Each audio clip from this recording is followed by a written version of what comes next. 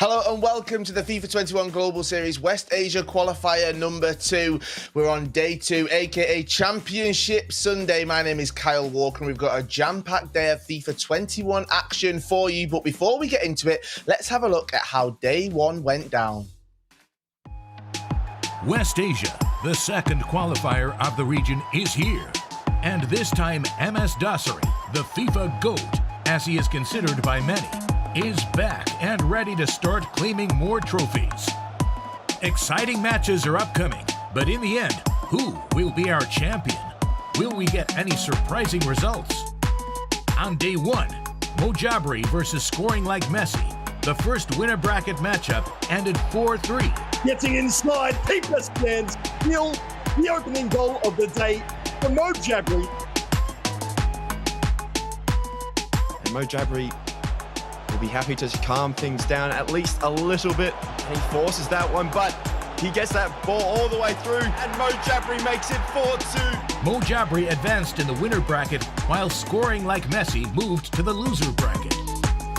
The second winner bracket matchup, Tundra MS Dossary versus Ajuven 9, unsurprisingly sent Dossary in the winner bracket final with a total score of 4-1.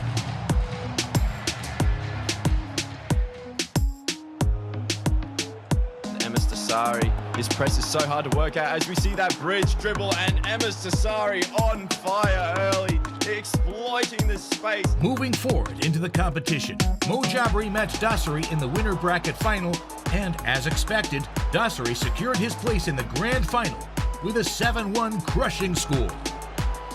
The fourth game of the day was an elimination game between Nawaf and Yasir.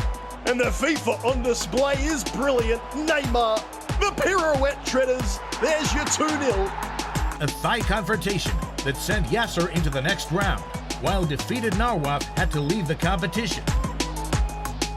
Another eliminatory encounter followed, Charanjot versus Amdron, the last match of the day that ended 4-3 for Charanjot, giving him another chance to advance in the grand final. There we have it, day 1 recapped, but it is on to Championship Sunday right here, the FIFA 21 Global Series West Asia Qualifier number 2, and joining me throughout the day to break it down, I'm not sure he's got his lab coat on, it's Dr. Mike LaBelle, aka not really a doctor, he's just the doctor of FIFA. Mike, how are you doing? I'm doing wonderful. I was going to say, I don't know if I can claim a doctor status. I feel like there's some sort of rules or guidelines or restrictions or maybe even breaking the law in terms of just being, yeah, I can operate. You can count on me. That's what I'm talking about. Did you add new things back there in the setup too? I see all these foot items. I got the Team of the Year joint back there, or did I just miss this? You missed it yesterday. I've actually got a Kevin De Bruyne Team of the Year foot item, a physical one, but I've sent it off to Kevin De Bruyne, who's going to sign it for me. So hopefully, in a few weeks' time, I'm going to add that in the background as well. A nice signed Kevin De Bruyne foot item. How's that sound? Sounds like a big flex, and I want to keep it moving. Let's keep it moving then. We'll get back to the action here. West Asia, MS Dossary, he's undefeated. Mike, we need to start the day talking a little bit about him. Is he going to win the whole thing, do you think? I struggle to see someone who's going to be able to beat him because it's not just one matchup or series. You have to beat him twice because he's sitting in the grand final. He's still undefeated. The way this works, if you come up through the loser's bracket, you have to force a reset. So in theory here, you'd have to beat MS Dossary in 2 consecutive series in order to become the champion. I think that's going to be very, very difficult, personally. I don't know that anybody can do it. I got to see some gameplay today, but you better be coming in with your premium on premium on premium. I mean, that's a lot of premiums if you want to beat MS Dossary twice in a row. We'll see how the action unfolds later on, though. If you want to get involved in the competitive action, well, you can do from the comfort of your own home. Yes, through the PS4 Tournaments Open Series. These are weekly competitions for all skill levels, competing against your friends and rivals for unique rewards. You compete online for prizes ranging from unique game-specific dynamic themes and avatars to in-game currency and cash prizes as well. Now, those of you who play EA Sports FIFA 21 will have a chance to show off your skills to friends and rivals in weekly broadcasts hosted by PlayStation, and all you've got to do is go to compete.playstation.com and sign in with your PSN ID. It's so easy. Mike, you can do it from your console. It's really your one-stop shop. Everything is integrated. It's a piece of cake. I've been using the Open Series method now for, I think it was a couple years. I've been into multiple tournaments. We played in the ESL events, and it's a great entryway into getting into competitive FIFA. Or if you just want to test where your skills are really at, you've got the tips, you've got the tricks, you've got the ins, you've got the outs, you have gameplay, you have community building, just a little bit of everything. You do indeed, so make sure you do get involved with that one right there. We also want to hear from you on this Championship Sunday, whether it's who you think's going to win the match, who you think's going to win the tournament, or what you think of Mike Labelle's breakdown analysis. Get in touch, let us know, all right? You can join the conversation online on Twitter. Make sure you use the @EA FIFA Esports and use that hashtag FGS21. And if you're on Twitch, well, obviously twitch.tv/EA Sports FIFA. Jump in the Twitch chat. We want to hear from you. Now, something else that we've got for you this time around, something new that is here. Well, it's called the FIFA Face-Off. Yes, it's an opportunity for members of the community to get involved and to participate in a FIFA-themed game show. I'm not going to tell you about it, but there's one man who's going to. Let's have a look what the FIFA Face-Off is all about.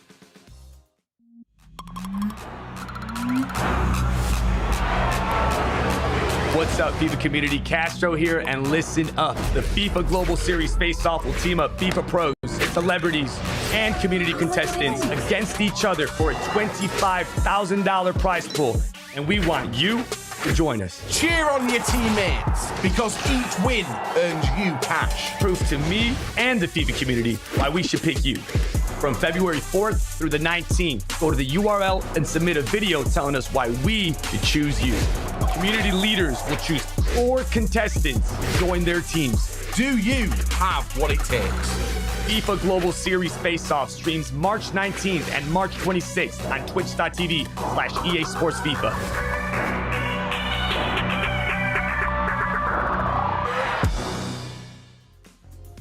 Do you have what it takes? Well, let us know. Make sure you do submit those videos by February the 19th. The community leaders will choose all of our finalists by March the 1st, which reminds me, I better get my video done ASAP. You can go to ea.com/FIFA Face-Off. And as I said, make sure you submit your videos by February 19th. Mike, it's just great to see that the community, that the viewers, that the creators, the pro gamers can all come together. Yeah, that's what I was going to say, is you get more opportunity for a collaboration here. Plus, you got some bankroll, you got some money, you got some cash flow. I don't know who wouldn't want their pockets to gain a little bit of weight. That's true. That is very, very true. So make sure you get those videos submitted very soon, and they'll be chosen by March the 1st. Now, if you are joining us and you were here yesterday, you were here today as well, well, we've got something special for you. Yes, we like to give you your own rewards, but this year, your own rewards, you're in complete control of them. For the first time, you'll receive guaranteed rewards for watching the best FIFA players in the world competing at the highest level. And all you've got to do is simply link your Twitch and EA accounts, watch at least an hour of FIFA 21 Global Series competitions live on Twitch on these select weekends, and you'll receive 1 FIFA Global Series swaps token per weekend. Reminder, these tokens may take up to 7 days to appear in your account, but they are redeemable in repeatable SBCs in FIFA Ultimate Team with some great pack rewards up for grabs. Now remember, the more tokens you earn by watching on the eligible weekends, the more flexibility you'll have to decide which rewards you get. So don't miss out. Link your accounts and watch the FIFA 21 Global Series and redeem your rewards. Get it done. I don't want to see you in the Twitch chat or on Twitter telling us you've not got your rewards. Link your accounts, watch it for an hour, and you'll be rewarded. Simple as that. Now, if you're joining us this weekend, we're going to go one further. We're going to give you something extra special as well. So yes, anyone who watches more than an hour of FIFA Global Series action this weekend on Twitch with a linked EA and Twitch account will also receive an NYC Chris Tifo. So make sure you get it done. Join us this weekend, and this Tifo could be yours right here. Right, Mike, let's jump into the action. Let's talk a little bit about it, because Day 1 was done and dusted. We had plenty of goals, no clean sheets, but here we are, Championship Sunday. More of the same? We could call this the prelude to Super Bowl Sunday. And I am on board with more goals, and I'm expecting more of the same. Even though when you get into the loser bracket and someone's facing a direct elimination, sometimes the games tighten up a little bit. It still makes for great competitive nature, and it's going to be kind of the battle of who's going to get that matchup again against MS Dossary. Now, it is double elimination, which means there's a winner's bracket, there's a loser's bracket as well. And MS Dossary made his way through after beating AUV9. He then took on Mo Jabri, and he has got himself a spot in that grand final. The other players have dropped down into the loser's bracket. Unfortunately, we did say goodbye to Ahmed Roy and also Nawaf. But next up, round number 2 in that loser's bracket, scoring like Messi and Yasir. And then Charanjot and AUV9 hoping to make their way through to round 3, then to face Mo Jabri in the final, then climb that mountain and make their way all the way through to that grand final spot where MS Dossary is sat patiently waiting for them. Mike, something we talked about, you get to the grand final, you've worked your way all the way up there, and then you've got to beat MS Dossary twice. That's difficult. Yeah, but you can't even look at it that way. You've got to just think matchup by matchup by matchup. And then once you get to the position where you're going up against MS Dossary, at least you've built momentum because you would have already won multiple games where he's just sitting, he's waiting, maybe he's a little bit cold, takes him longer to get into the game. You've got a chance. A lot of times players make that mistake. You put them on a pedestal and then you don't play your A game because you're going up against MS Dossary. And if you're brand new to the competitive scene, MS Dossary is one of the largest faces because of his constant success year in and year out, every single year. He's super consistent since he burst onto the scene in 2017. And by being a world champion for multiple years now, everybody expects him basically in the finals or to win finals. It just seems to be the direct expectation. It must be very hard actually for MS Dossary to a certain degree. You always want to put on for the culture, put on for the fans, put on for your legacy, but that is always going to be the expectation. Anytime he competes, we expect to talk about him on the final day, in the finals, winning those games, winning those matchups.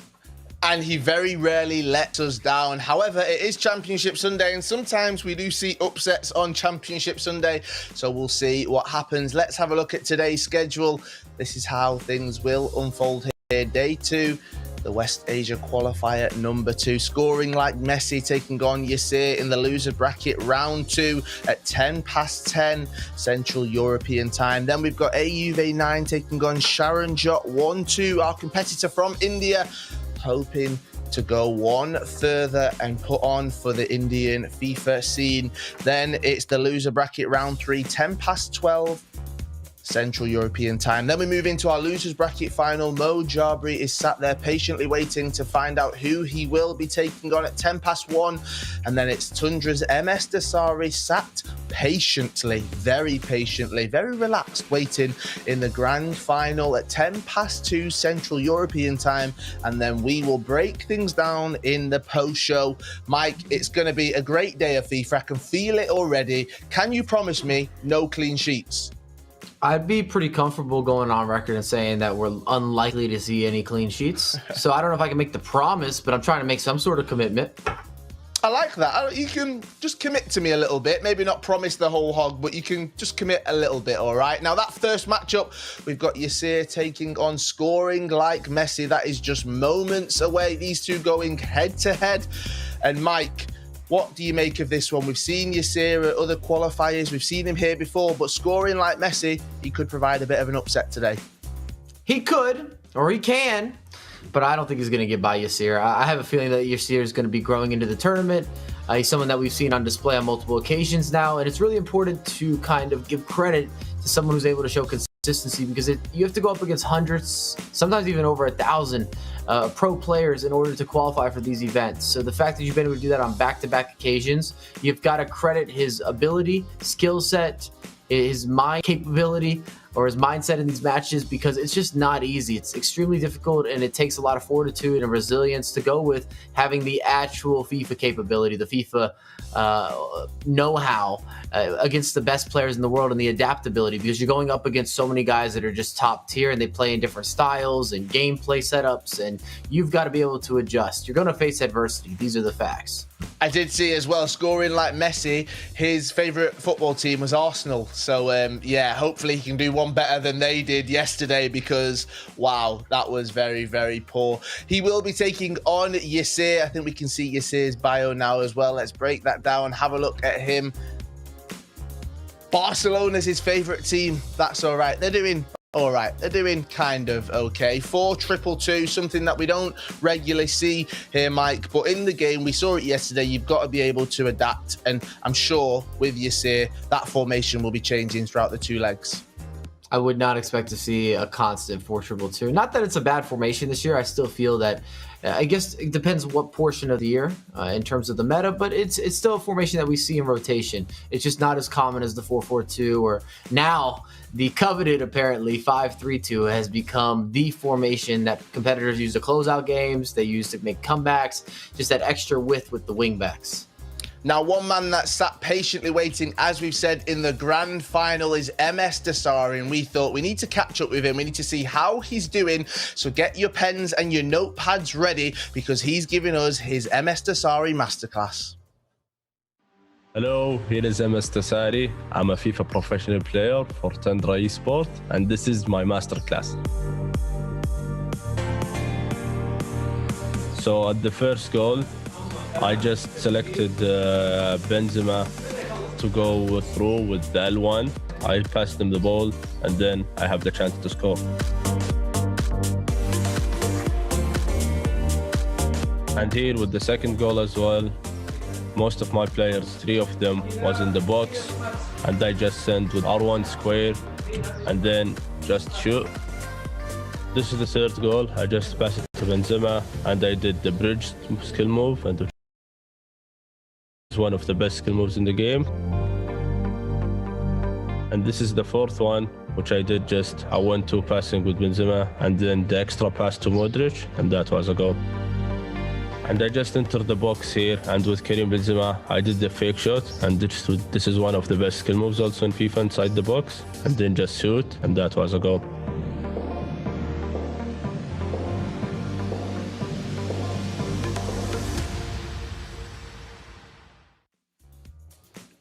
Right, let me just, sorry, I'm just writing that down. Oh, I've not even got a notepad or a pen, sorry. Anyway, MS dossary there giving us his masterclass right there. Mike LaBelle, let's kind of talk about that just very quickly, because three things I took from that. Patience, taking the extra pass sometimes can work in your favor. Also, the fake shot and the bridge that everyone can do, and here is one of the best in the game doing these moves right here. It just shows how effective they can be. Well, MS dossary is a master of the basics and the intangibles, and you can't build into more complications if you don't have all of that down packed, where you're reactive, you understand the structure of how to play defense, how to micromanage, how to attack, what works, what doesn't work. A lot of people want to jump the gun a little bit and start using a bunch of different skill move combinations, and they want to have the extra sauce, they want that extra oomph. And it doesn't matter if you don't have the mastery of how to complete passes, to play the triangles, the 1-2s, the tiki-taka, as you saw from MS dossary, crucial for your success. And it does just show, doesn't it, that you can be one of the GOATs, as we talked about so much over the past couple of years, especially with MS dossary. But you need to know the basics. You need to know when the right timing as well. And also, sometimes you just got to take the extra pass, and that can open up so many more opportunities for you. No doubt about it. One of the best ways to be innovative or creative is clever passing in the final third. People always ask, how do you unlock the space? How do you open up lanes? A lot of it starts with pass and move, pass and move, pass and move, which they teach you from a young age. If you've played a lot of football throughout your life, it was always play the way that you're facing, pass and move, give and go, correct spacing, create the triangles. That all applies to the virtual pitch as well. Right, let's bring in Nate and Treaders into the conversation right here. I mean, guys, have you got the basics done and dusted? Nate, are you a master at the bridge? Are you a master at the fake shot? Are you going to be on MS dossary's level next year? Yeah, I think I was about halfway through to Dossari's level about 15 years ago. The basics, you say, sure, I've got the basics down, and that's very much where I stayed. These competitors that we saw yesterday, and obviously the ones who have made it through to Championship Sunday, haven't just mastered the basics. They're going to show off a little bit, I feel. I mean, you're one step ahead of me. I've not even got the basics down, so, you know, you're doing better than me. Let's jump into the predictions. Treaders, I'm going to start with you. We've got scoring like Messi taking on Yasir. Who are you going for? I'm going to lock in Yasir. He was the most clinical of the competitors that we saw yesterday, the only player to outperform their expected goals, duly recorded by myself. So I think he'll continue to build into the competition and establish a really good run and probably end up being the one that takes on MS Dossary. Oh, all right. Yasir for Treaders. Also, a very nice shirt right there. Mike, who are you going for? I like how you skipped the brotherly love between the commentators.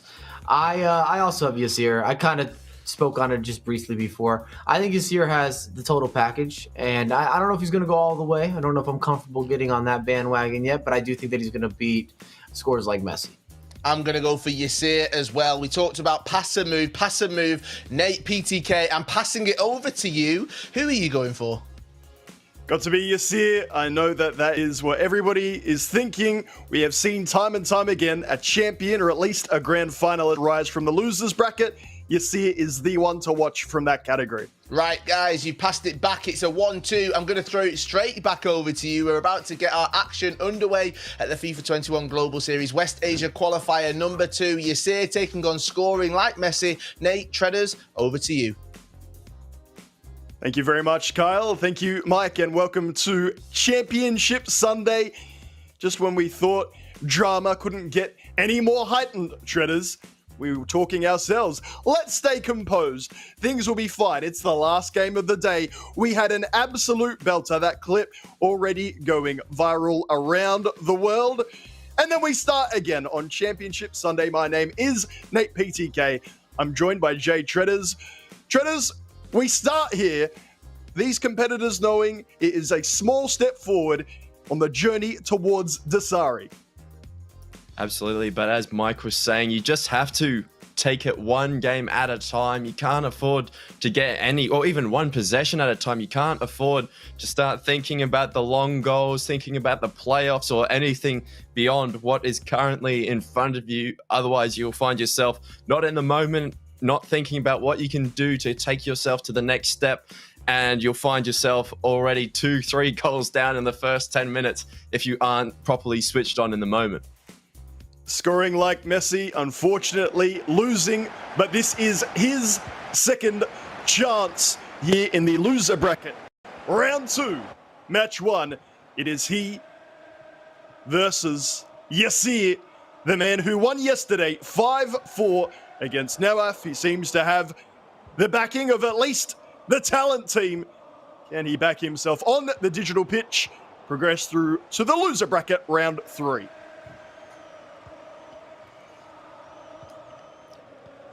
Yesterday, when browsing through Twitter post the event and seeing a lot of competitors going out on Twitter talking about the 5-3-2 with the European qualifiers also taking place, it'll be intriguing to see whether these competitors opt to use the 4-4-2 that we saw so prevalent yesterday instead of the 5 at the back, or will they adjust to the so-called meta that we see developing in the 5-3-2. Scoring like Messi, brought out the 5-3-2 and then promptly lost with it when he switched formation. Did look a little bit better just to show it's maybe not for everybody. The early attack is with Yasir, St. Maximin. One of those foot items used by a lot of competitors, rarely with a goal or an assist though, Treaders. He seems to be favored simply because of his 5-star skill moves, the variety that he possesses. And I think he's one of those items that will not particularly show up on the score sheet unless it's a simple clinical chance. But the variety and the threat that he imposes on your attack means that you have to be constantly guarding him. You have to be aware of him, and he draws players to him like a black hole. Lovely pass forward. Slightly heavy. Goalkeeper getting there. Gets the ball. And then the man. And Yasir holding on. A dangerous opportunity. Not coming to anything. early on for scoring like Messi. And both competitors getting their early shots in so far. A pretty standard game of competitive FIFA. Nothing out of the ordinary just yet. We're seeing Yasir doing the classic, work that ball out wide and then try and create some space in the middle. And that space indeed does open up. That Pele showing left, showing right. But it's well read by scoring like Messi, who has a chance to go on the counter-attack.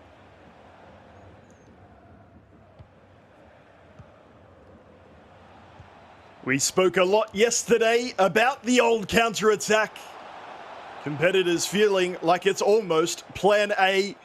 We've talked a lot about good passing patterns, good habits to get into developing your skills.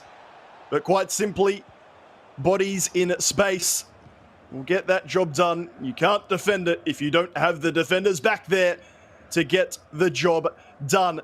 Overlapping run is made by Cancelo. Really good read, to be fair, from scoring like Messi. And this is a mini counter-attack of sorts. Walker stepping up, makes the challenge for Yasir, and he can start again. Always interesting, Treaders. Competitors favour the side nearest the screen for their attacking plays. It's just a comfort thing.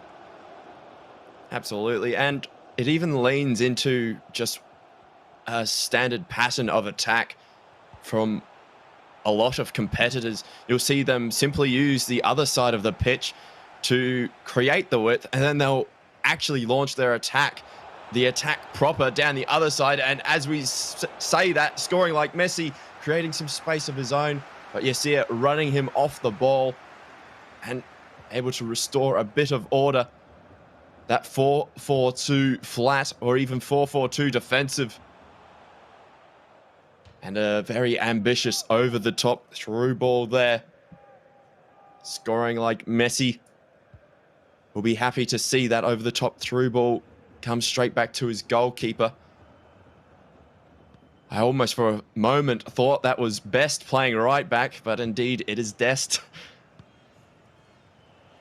Would love to see George Best play right back, or indeed used in any format. A couple of hit and hope through balls, just probing, attempting to create some space for the attack. Maybe just getting a little bit into the head of the opposition. Make them really focus on reading those passes.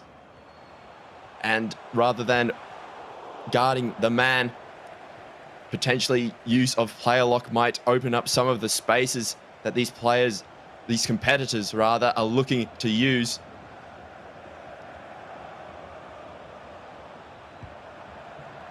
Only a few minutes for Treaders to embrace the player lock. He would have missed it deeply overnight. St. Max the bridge inside for scoring like Messi, but straight to the defender. Although it has been nerfed somewhat in the most recent patch, it is still reasonably effective, and if nothing else, the habit, the muscle memory of having that as your go-to to beat a defender will be ingrained in these competitors. I personally think it's in an okay state at the moment. It is quite defendable if you position your player in the right spot, as we see time and time again. Here comes Yasir though, space to bridge, and just over-bridging in that situation. And maybe a better option would have been to recycle that ball.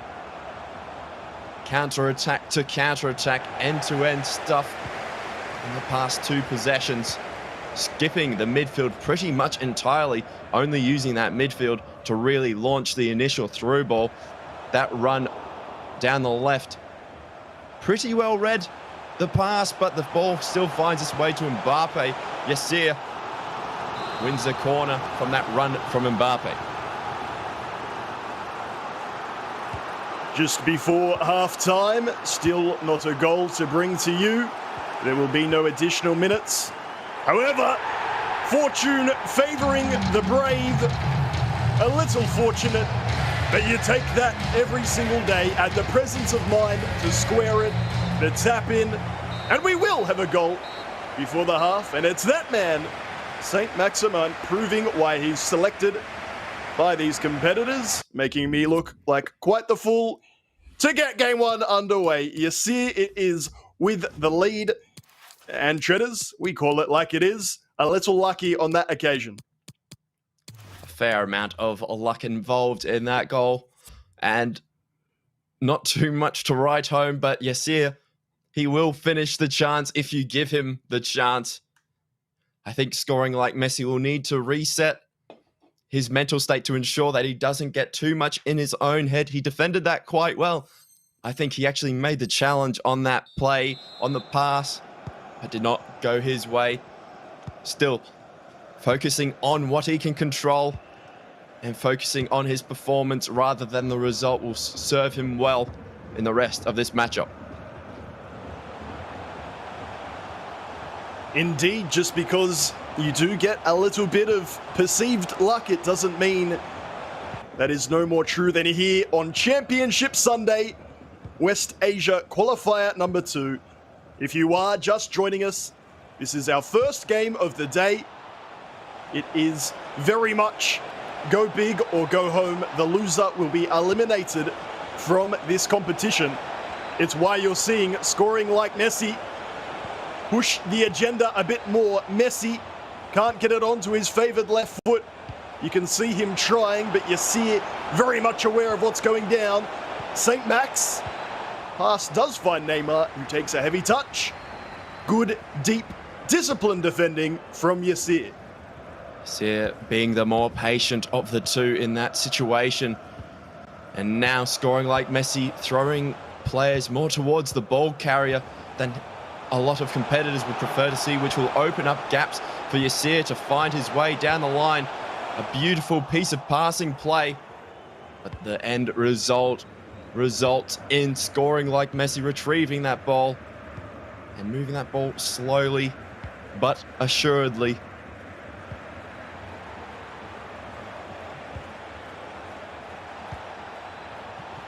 Messi again it is, met with close attention. You can't give that foot item any space or time. Scoring like Messi, it is of course a two-legged affair. Plenty of time to get back into it. The weird touch from St. Max actually helping him in that attack. He left it behind, but got it back. Yasir will be looking to form a counter-attack. You fear possession going to be harder to hold now that he is in the lead. Scoring like Messi won't give him that space and time he was earlier afforded. Good read in that passing lane. Yasir under pressure just a little bit, Treaders. Scoring like Messi has made a couple of those really good reads down the wing. And I think that's one thing that he seems to pride himself on, is the ability to make those reads as he finds a little bit of space in behind here. And once you get into that space, your options very rapidly deteriorate if you're unable to get that cutback to go for you. Once again, the ball outside the penalty area.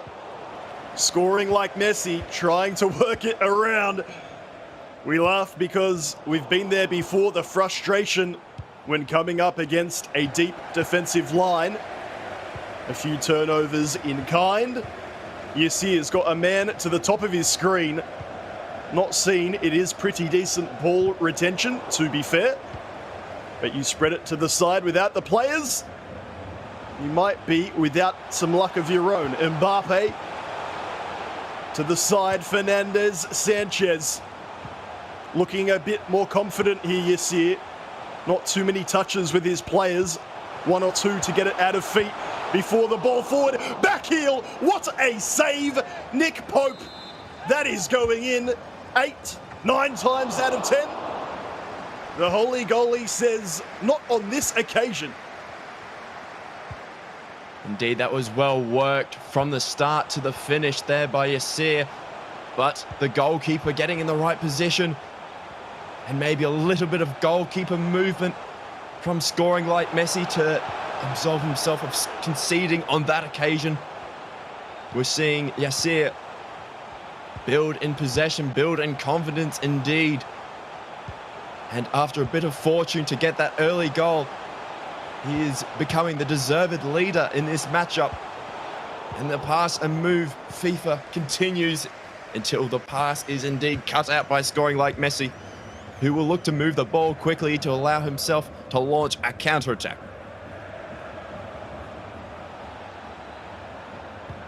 Looking ahead, there's not too many options. The ball roll from Messi buys a little bit of time. Neymar, likewise, isolated.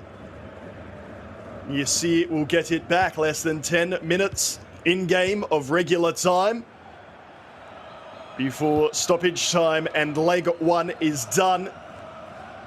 Good news, of course, for Scoring Like Messi. Plenty of time to put it right. Have a little quick review.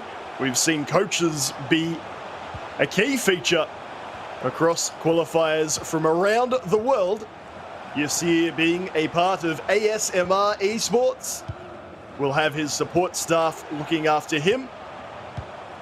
I think most of that chat in the break, Treaders, will be largely positive, particularly if he can grab a second. Laporte coming across to make the read. And particularly when one of the competitors' internet is not quite up to standard, as we're seeing pausing time and time again, just allowing the other competitor to make reads that he would not otherwise be able to make. Indeed, it's the equivalent of continual stop and pops, just allowing you to take stock of where your players are and then take advantage of that major advantage lying with Yasir at the moment. Potentially one of these competitors might have forgotten to turn off a download.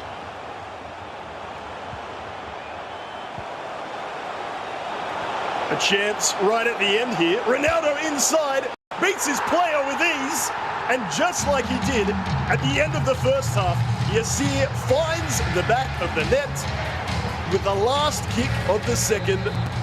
I said that team talk might be quite happy, Treaders. I think we can extend that to overjoyous, a 2-0 lead. With connection like that, with competitors being very tense, no doubt knowing that if they lose, they will be out of the competition. A 2-0 lead might not seem that big on paper. It will feel very important to Yasir. And you've got to say, Scoring Like Messi really didn't generate too much after the first half. Indeed, Yasir, the deserved two-goal with the two-goal advantage. A little bit unfortunate with that, but you see Scoring Like Messi taking a little bit of an unnecessary touch there. Potentially the old adage of when in doubt, get it out would have served him well there. And Yasir with that wonderful scoop turn, overrun by Scoring Like Messi, and the finish to that, the build-up, no doubt deserved. Lovely build-up. A wonder there, the pass before the assist looked almost like a bridge that just went straight through to Mbappe. I wouldn't mind watching that back one more time, or indeed speaking to Yasir and finding out himself. In big moments, Treaders, we can talk about the gameplay, the foot items, but it is, of course, the competitors who are the gentlemen behind the controllers. They need to stay composed. It feels like Yasir is entirely locked in. And it's showing up on my statistics over here. He's winning the expected goal battle with keeping Scoring Like Messi to only half an expected goal, just keeping him at bay totally. He's stopping him from getting into any real threatening areas. Scoring Like Messi heading to the byline, looking for cutbacks. It's simply just not coming off for him, whether that's a change in tactics, change in play style he needs to make, or an adjustment to playing that ball a little bit quicker. We see him not overly keen to strike on the counter-attack, playing that ball a little bit too slow, playing maybe 3-4 passes too many, whereas some of the best counter-attacks that we do see in FIFA esports have a maximum of absolutely 5 passes involved when the player runs are made correctly. It is a key of Dossari's play. Yes, he's excellent at holding possession when he needs to. But as soon as he gets a whiff of the counter-attack, 1, 2, I dare say, Treaders, a maximum of 3 passes before he's through. in on goal. It's why we're doing something a little bit different with this broadcast, not necessarily focusing on possession, the amount of passes, how the game feels. You can really analyze that data down, find out exactly how many goals you could expect. And for scoring like Messi, there's some wordplay in there somewhere, Treaders. He's simply not scoring like Messi, scoring with Messi. There was no scoring to speak of in that first leg. Funnily enough, scoring like Messi himself always outperforms his expected goal. Such a clinical finisher is he, the only player in world football to do so. He continually surprises us with the way he's able to create chances out of absolutely nothing, scoring absurd goals year on year. The only player over the past 10 years, I think it is, to continually do that. Scoring like Messi, will be hoping to channel that. Only half an expected goal in that first leg. That's probably the lowest from the first leg out of any of these competitors outside of the matches involving MS Dossary. I think Yasir continuing to show how clinical he can be when he gets into those threatening areas. He always seems to craft that golden chance, doesn't really waste too many chances either. When he gets half a chance, the only big moment that he really missed out on, which is probably the first of this tournament, was that huge save from Nick Pope. A little bit unfortunate, you have to say, that save was made. Credit to scoring like Messi. I think a little bit of goalkeeper movement involved. I just don't want to give full credit to Nick Pope. That's my job, yeah. I'm the one that goes on about Nick Pope all the time. Again, he'll watch it back, all these competitors watching their videos, the games that they have played. He might watch that and think maybe near post was the go there. The start of FIFA 21, every shot I scored, every goal I conceded was far post. As things have changed, the meta has developed, near post being opened up that little bit more. And some competitors, Shredders, utilizing their goalkeepers spectacularly well. In FIFA 20, can I say comical on occasion, the amount of goalkeeper movement. People found a new mechanic. They were loving life. Keepers were sprinting from side to side. Here in FIFA 21, it's been toned down to what I believe is a really good level. It can be effective on occasion, but if you move him out of position, you move your keeper out of the way. The wrong way, it's almost a guaranteed goal. And it's just a 50-50 battle, really. If you decide to commit to a direction, sometimes as a competitor, they'll see an attack building up and immediately in their muscle memory, they'll be like, oh, I'd be finishing this to the far post, and they'll move that goalkeeper. And that's where sometimes a little bit of overthinking comes into it from the attacker. They'll see the goalkeeper move take a little bit too long on the ball, and before they know it, they've lost that ball. I think one of the most, unfortunately, overpowered things that I've seen so far is the old moving the goalkeeper to one side and then shuffling a defender to the back post just for the block, especially off those threatening set piece plays or off a corner, indeed, when you just have to get bodies back on the line in order to essentially get a goal line block. What are you saying you don't like that for? As a goalkeeper, I'm always indebted to the defender willing to put his body on the line, help me out there in the goal. I love it when I play football. I love to see it in FIFA too. One of those realistic aspects of the game incorporated. If you are just joining us, we're waffling on a little bit. You get me talking about goalkeepers. I won't stop all broadcast. Mike and Kyle won't get a look in for the rest of the day. We are in between legs here for our first game of the day. It is Yasir with a 2-0 lead over scoring like Messi.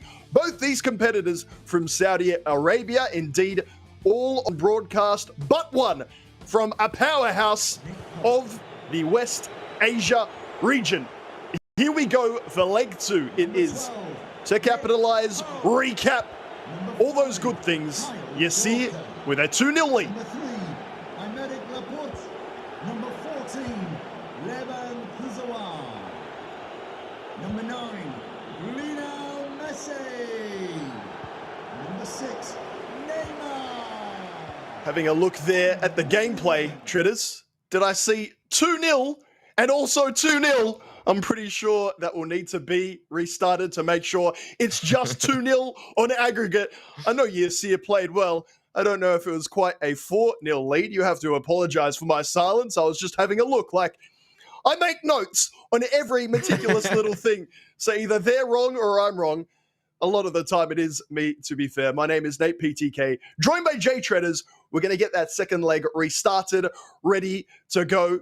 Treaders, again, we said right before we were about to launch in, both competitors from Saudi Arabia. They will have played each other time and time again.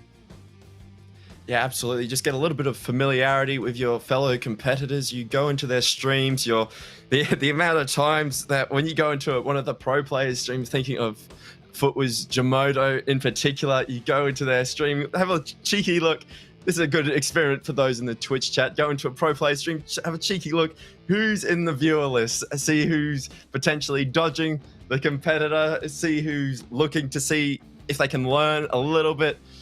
Obviously, it ends up being a bit of are they watching to support them? A lot of the times it is not as nefarious as I'm suggesting, but on some of those more important weekend leagues, especially earlier on in the cycle, I can assure you there was a number of people just waiting, watching. Oh, have they searched? Oh yeah, hang on. I'm safe to search now. I don't want to match Footwas Jamodo or any of these other competitors.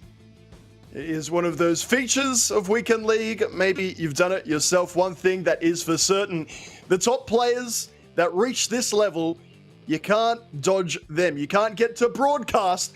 You can just be like, oh, I don't want to play this person. Next one, cheers. Fam, we are going to be back with you shortly. Maybe you can have a little think. Which type of person are you? One of those who's here to learn or here to get away with things again? You're going to hit this level. Play as many good competitors as you can. We're going to get this second leg underway in just a moment's time.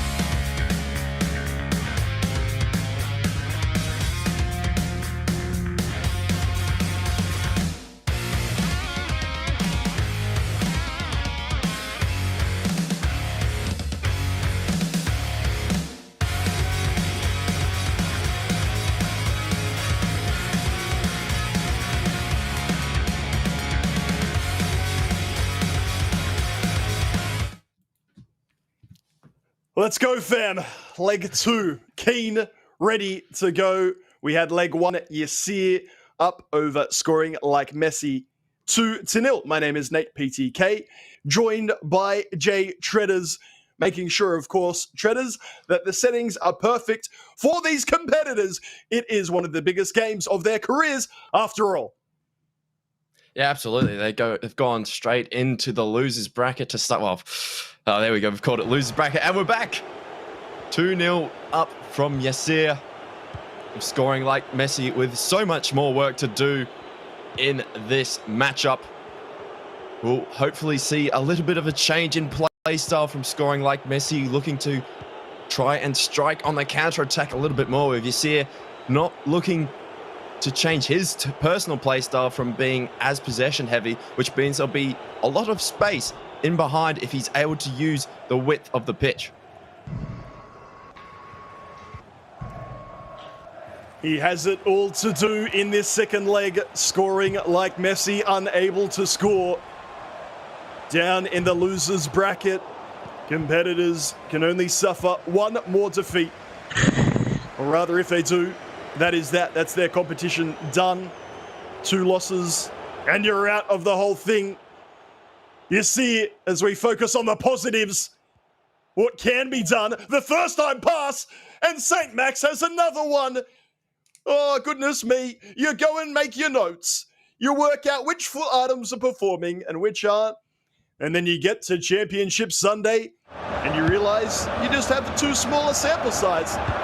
3-0 on aggregate, and you see it on the break, showing why transition is so important in FIFA 21. That was an absolute maximum of 4 passes involved in that attack. Yasir using the width of the pitch to full effect, and with numbers on the counter attack, outnumbering scoring like Messi, and scoring like Messi will need to take a leaf out of that book if he is to come back into this match with more space being left for Yasir to go to work. St. Max whips that ball in. Pele on his left. Great save from Nick Pope. A little bit unfortunate that Yasir was unable to finish that chance. Been so clinical up to this point. And scoring like Messi straight down the other end. A lot more direct than we're used to seeing, but it's well read. So complete is Yasir's ongoing play that he seems to be the favorite to go through to face off against the winner of the next loser bracket match.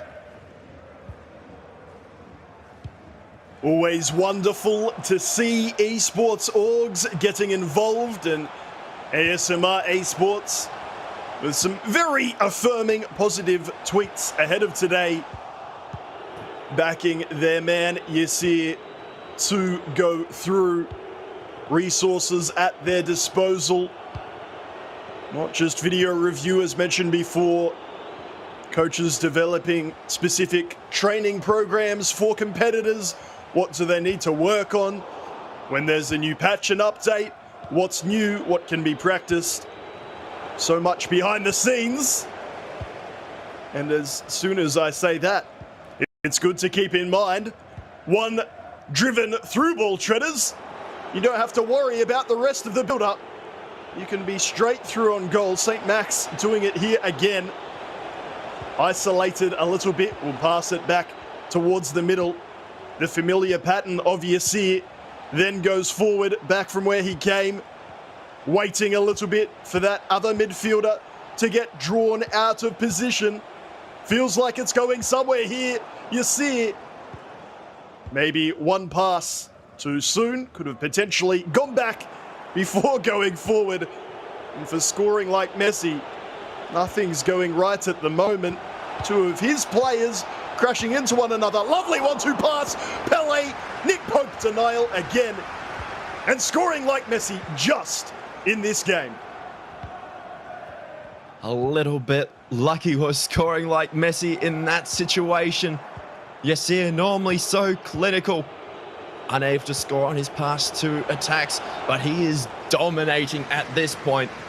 Plays that ball a little bit too early, maybe getting a little bit frustrated with the fact he hasn't scored since he scored that first one. a number of chances since he did score.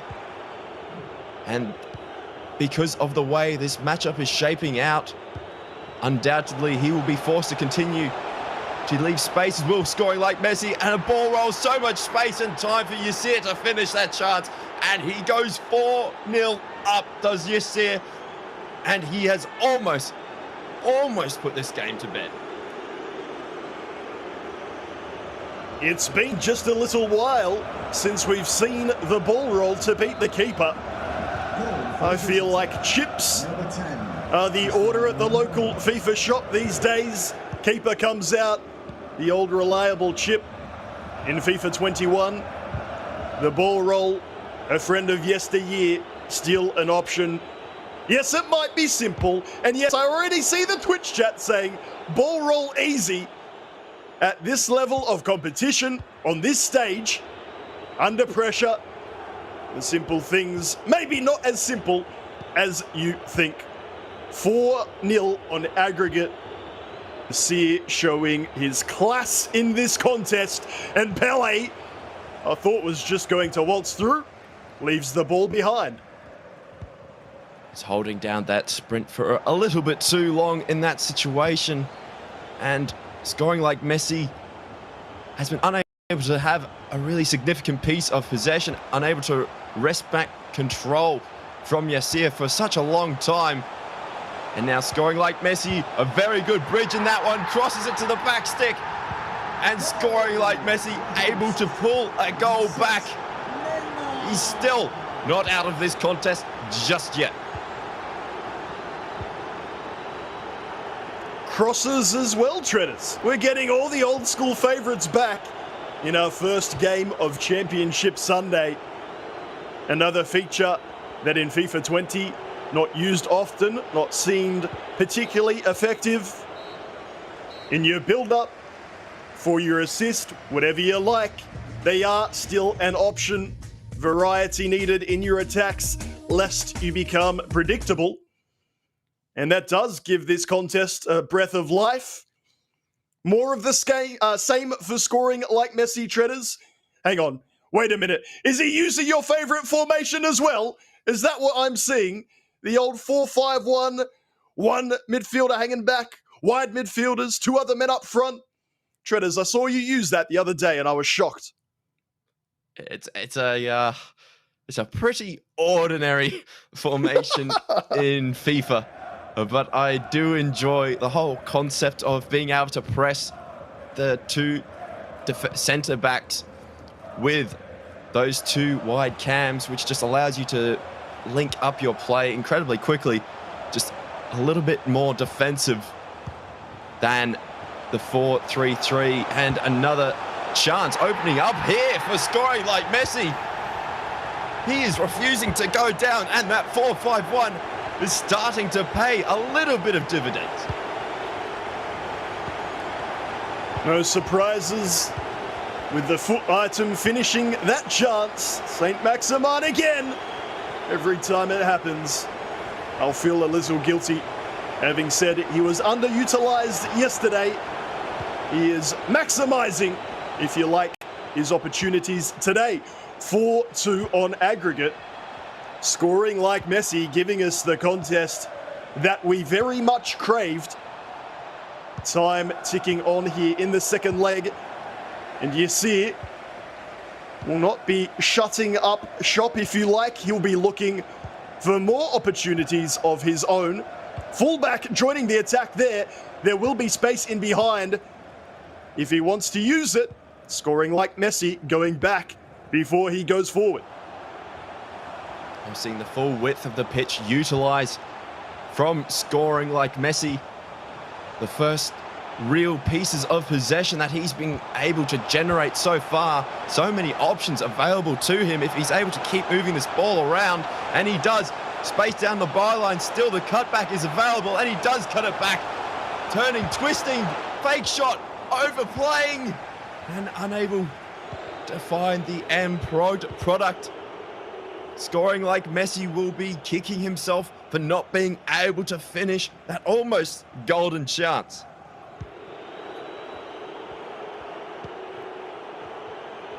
Scoring like Messi. Iril. Fares Salah. Such a good opportunity. I'm maybe a little glad for it. I thought Tritter's microphone might explode if he did. Getting excited with all the twists and turns. You see again, possession in a dangerous area, and Pele, the 1-2 pass, it worked before. It doesn't work here. Less than a third of this second leg to come. You see the offside trap being utilised, forcing the defensive lineup. Saint Maximin inside. Really good read. It's a little desperate from scoring like Messi, but desperation is his friend at 2-4 down. This has been a really good run in this second leg from scoring like Messi. Starting to show why he's able to get to this point in the competition and continually getting options in the box. Unable to work that back across, but the press is smothering from scoring like Messi, able to win that ball back. And options available to him. An overload out wide. Still scoring like Messi goes on. Still working left to right. The through ball. And it goes in. Scoring like Messi brings it back to 4-3. This man does not want to go out just yet. We've seen that cheeky smile from Yasir on a few occasions.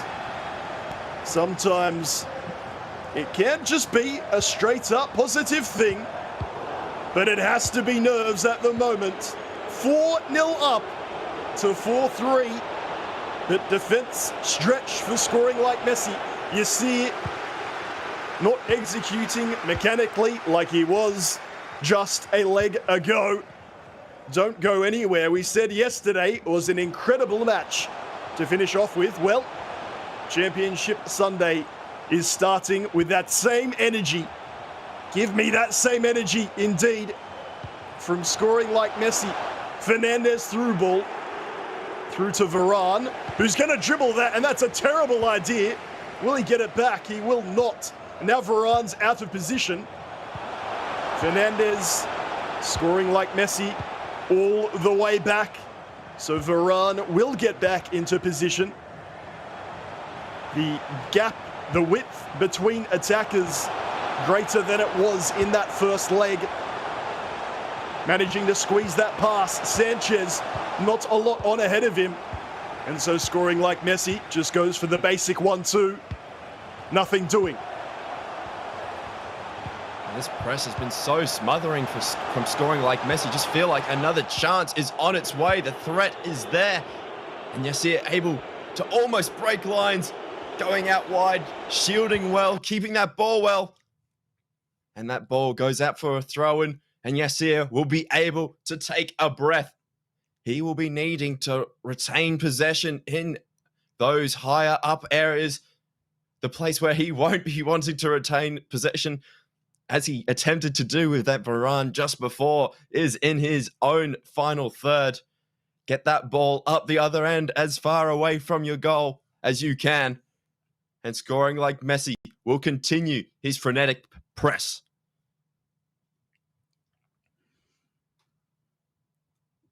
Competitors making their final changes. Yasir having a chat with his coach from ASMR Esports. We'll stick with this 4-2-2, or maybe the variant with the left and right mid rather than the cams. It's really a defensive 4-4-2, called different things, interestingly, by different regions. All that matters really for him is ball retention. He'll keep looking for the extra goal. There was the extra pass to make. Surprisingly not made. And scoring like Messi on the break. This will be his opportunity. Can he make it? 4-4 on aggregate. Quite an incredible comeback it would be. Instead, it's Yasir with Pele. Ball roll. What a challenge. Laporte sliding in. Look at Yasir. He was already celebrating. But the job's not done just yet. out of nowhere. Laporte flying in and makes the huge save. However, ball still with Yasir and only a minute left. 30 seconds left. He says anywhere will do. How's your touch, keeper? Nick Pope calmly brings it down. And calm restored to the commentators. Credit to scoring like Messi treaders, but Yasir just showing enough where it counted. A major scare there at the very end for Yasir. Does well, though, to hold out. Does the smart thing. Takes that time off the clock at the death. And unfortunately, for scoring like Messi, that's the end of his run. Yasir coming up trumps. Yes, here it is. That does advance through. Maybe we'll be looking at some changes to hold on to possession for his next game coming up soon. To break that one down for you, though, it's back to Kyle and Mike. Nate and Treaders, thank you for so much for that one. Wow, Mike LaBelle, Yasir 4 goals up, but scoring like Messi, he managed to find his shooting boots. He very, very nearly brought it back. I was going to say, I know we all went with Yasir. We started to look like a genius as that game was getting underway until the comeback was on. Goal on goal on goal. It might have been the largest deficit I've seen this year recovered from if he was able to complete it with scoring like Messi. But you see the goals here. Yasir got a couple fortunate bounces, but it's still what you do with those bounces. Took advantage of them. Very clinical. Gets off to a great start. Sets the tone. But as we know in FIFA, that can shift very quickly. It takes one goal. You start some momentum. A little bit of the game changing speeds, adjusting. And then it comes down to, well, who's in a better free flow? Who's got that rhythm? But it was all Yasir to start, and even to get it underway in the second leg, the beginning of the second leg, still Yasir. We're saying, okay, cool. We all made an easy prediction here. The favorite's going through, but I don't know if being down triggered scoring like Messi, but he definitely looked more dangerous, more deadly, more composed as the game got a little more aggressive because he had to go for it. There was no more sitting back as you see that lovely bridge and the whip cross. You can't miss from there. Yasir disagrees with everything that was getting put together, but it's a pretty classic goal that we're seeing in FIFA 21. It was a nervy ending as scoring like Messi continued to pile on the pressure, making it 4-2 on aggregate. And he did manage to find another goal as well. Close. So close between the offside and the deflection. But it was Yasir who managed to hold on. And in the final few moments, nearly made it 5-3. Celebrating before it went in. Great deflection, though. Completely unlucky there for scoring like Messi. He fought so hard to bring it back, but it just wasn't meant to be. 3 shots, 3 goals right there for scoring like Messi, but it was Yasir with 9 shots, 9 on target, scoring 4 of those. That does progress through its double elimination, so Yasir keeps hold of his place in the competition, and unfortunately we say goodbye to scoring like Messi. We can jump into the losers bracket right here. Let's see how things look currently at the FIFA 21 Global Series West Asia qualifier number 2, double elimination, as I said. So what that means is, well, if you win in the losers bracket, you stay in the competition. If you lose in the losers bracket, that's it. You go home, you turn your console off. And Mike, scoring like Messi, he's going to be a little bit frustrated with that he very nearly brought it back. He's got to be slightly disappointed because even in the winners bracket as well is a similar story where he wasn't able to get the job done, and he comes into the bracket play or the broadcast portion of the live stream, and he goes from being undefeated to losing 2 games and now being eliminated. Now we can see Yasir goes through to that losers bracket round 3. And next up, we've got our next match, Juve taking on Charanjot 1-2, who we did get to speak to yesterday. The first time India have been involved in the FIFA scene. He's hoping to cause an upset. He's hoping to showcase what he is capable of, and that matchup is coming up very, very soon. Yes, Juve 9, who we've seen at qualifiers before, taking on Charanjot 1-2. These two going head-to-head in our losers bracket round number 2, second match. Mike, First thoughts on this one? Confident for Charanjot after speaking to him yesterday? He's got to be confident, but against the run of play, I don't think that we should disregard Juve at all. I think this is going to be a much closer game, and it's definitely not going to be one-sided. I don't see that happening. I think Juve could even force. I don't want to say it's an upset, but I think there's some hype brewing around Charanjot because he got the first result being from India, being the first time that we're seeing this representation in FGS. As you get that new ambiance, that new scent of success, everybody's saying, "I want to ride that. Let me get on this train here. I want to take a ticket on the Charanjot." But I don't think we should take away. Juve's been there multiple times now. It's not accidental. It's not by coincidence, and I don't think that he should be somebody that slept on it at all.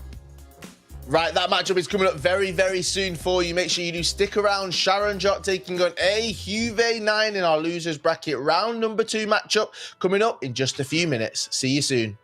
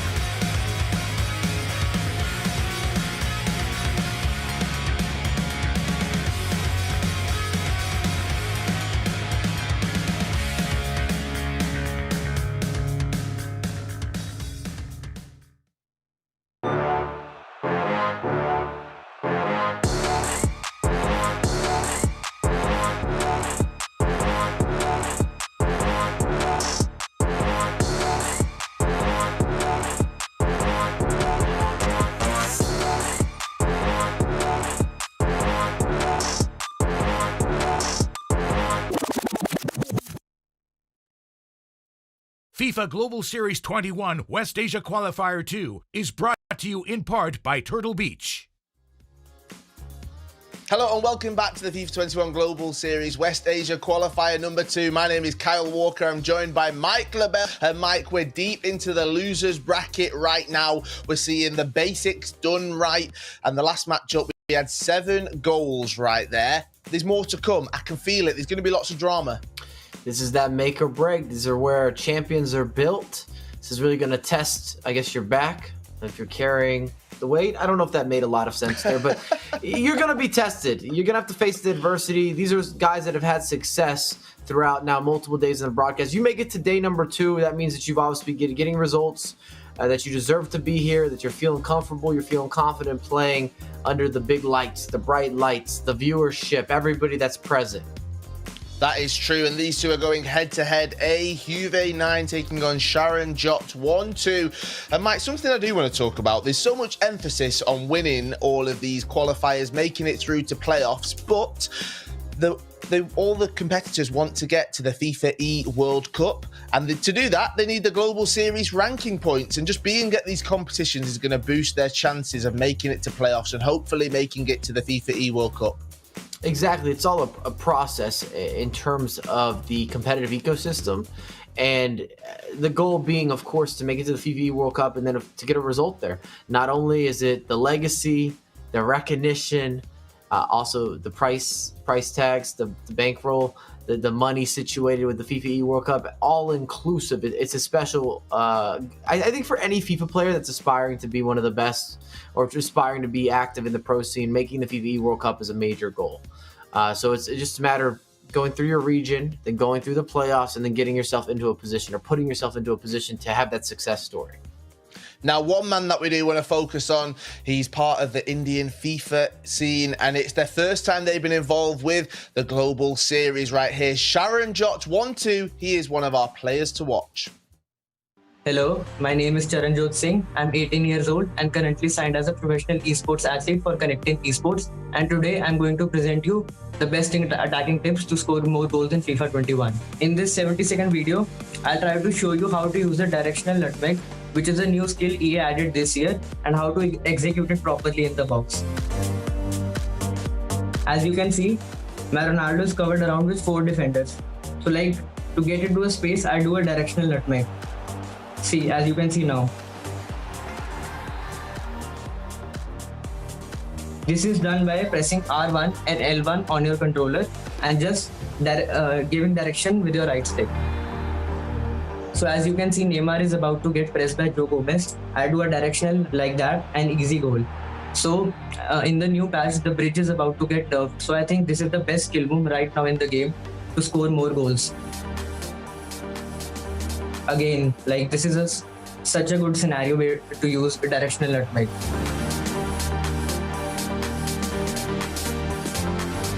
As you can see, I get past his walker easily.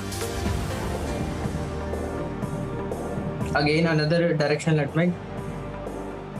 And I pass it to Ronaldo, then it's an easy goal.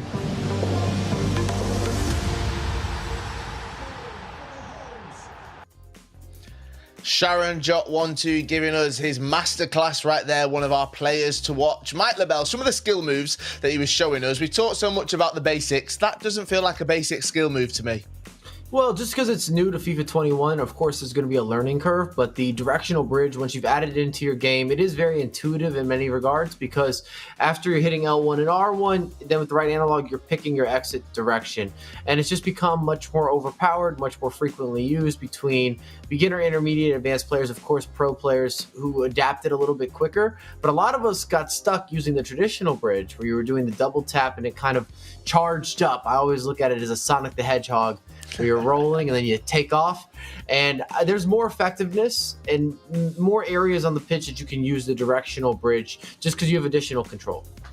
Right, let's have a look at Charanjot 1-2's bio right here. A little bit more about the player coming all the way from India. 18 years old, favourite club Chelsea, and first FIFA title FIFA 17. We did get to speak to him yesterday. 8 national titles in nearly 2 years. I'm not sure how long their season is, Mike, but it can't be that long if you're winning 8 in 2 years. Sounds like we're doing quarterly events then. I'm not sure how it works internally or domestically in India. I don't think many people are. We can be very transparent. They're just coming into FGS, and what's happening there on a local side, I have no idea. It's just as if there's certain events happening in the US. I might know about them, but maybe you don't, especially if they don't receive maybe the broadcast love or appreciation, or you don't see it all hidden your traditional FIFA outlets and so forth and so on. There's so many events happening, but it was really enjoyable speaking with Charanjot as well. When we had our interview and he was saying there's 20, 30, 40 players going 30-0. So many guys are motivated, they're dedicated, and they're ready to make a name for themselves in the SGS. Right, let's have a look at his competitor, the person he's going head-to-head up against in this next matchup right here. We can see a Juve 9. 4-4-2 is his favourite formation. Then also Ahmed.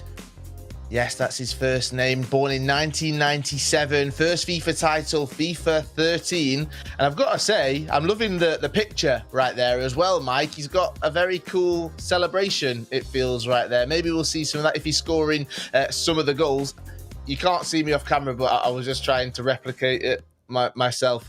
I'm not as cool. I've not got the biceps for him as well. It's similar to Volta, isn't it? Anyway, let's move on. Okay, these two going head to head, these two facing off against each other. And Juve 9, he's got the experience, and that could prove to be something that's different between these two competitors.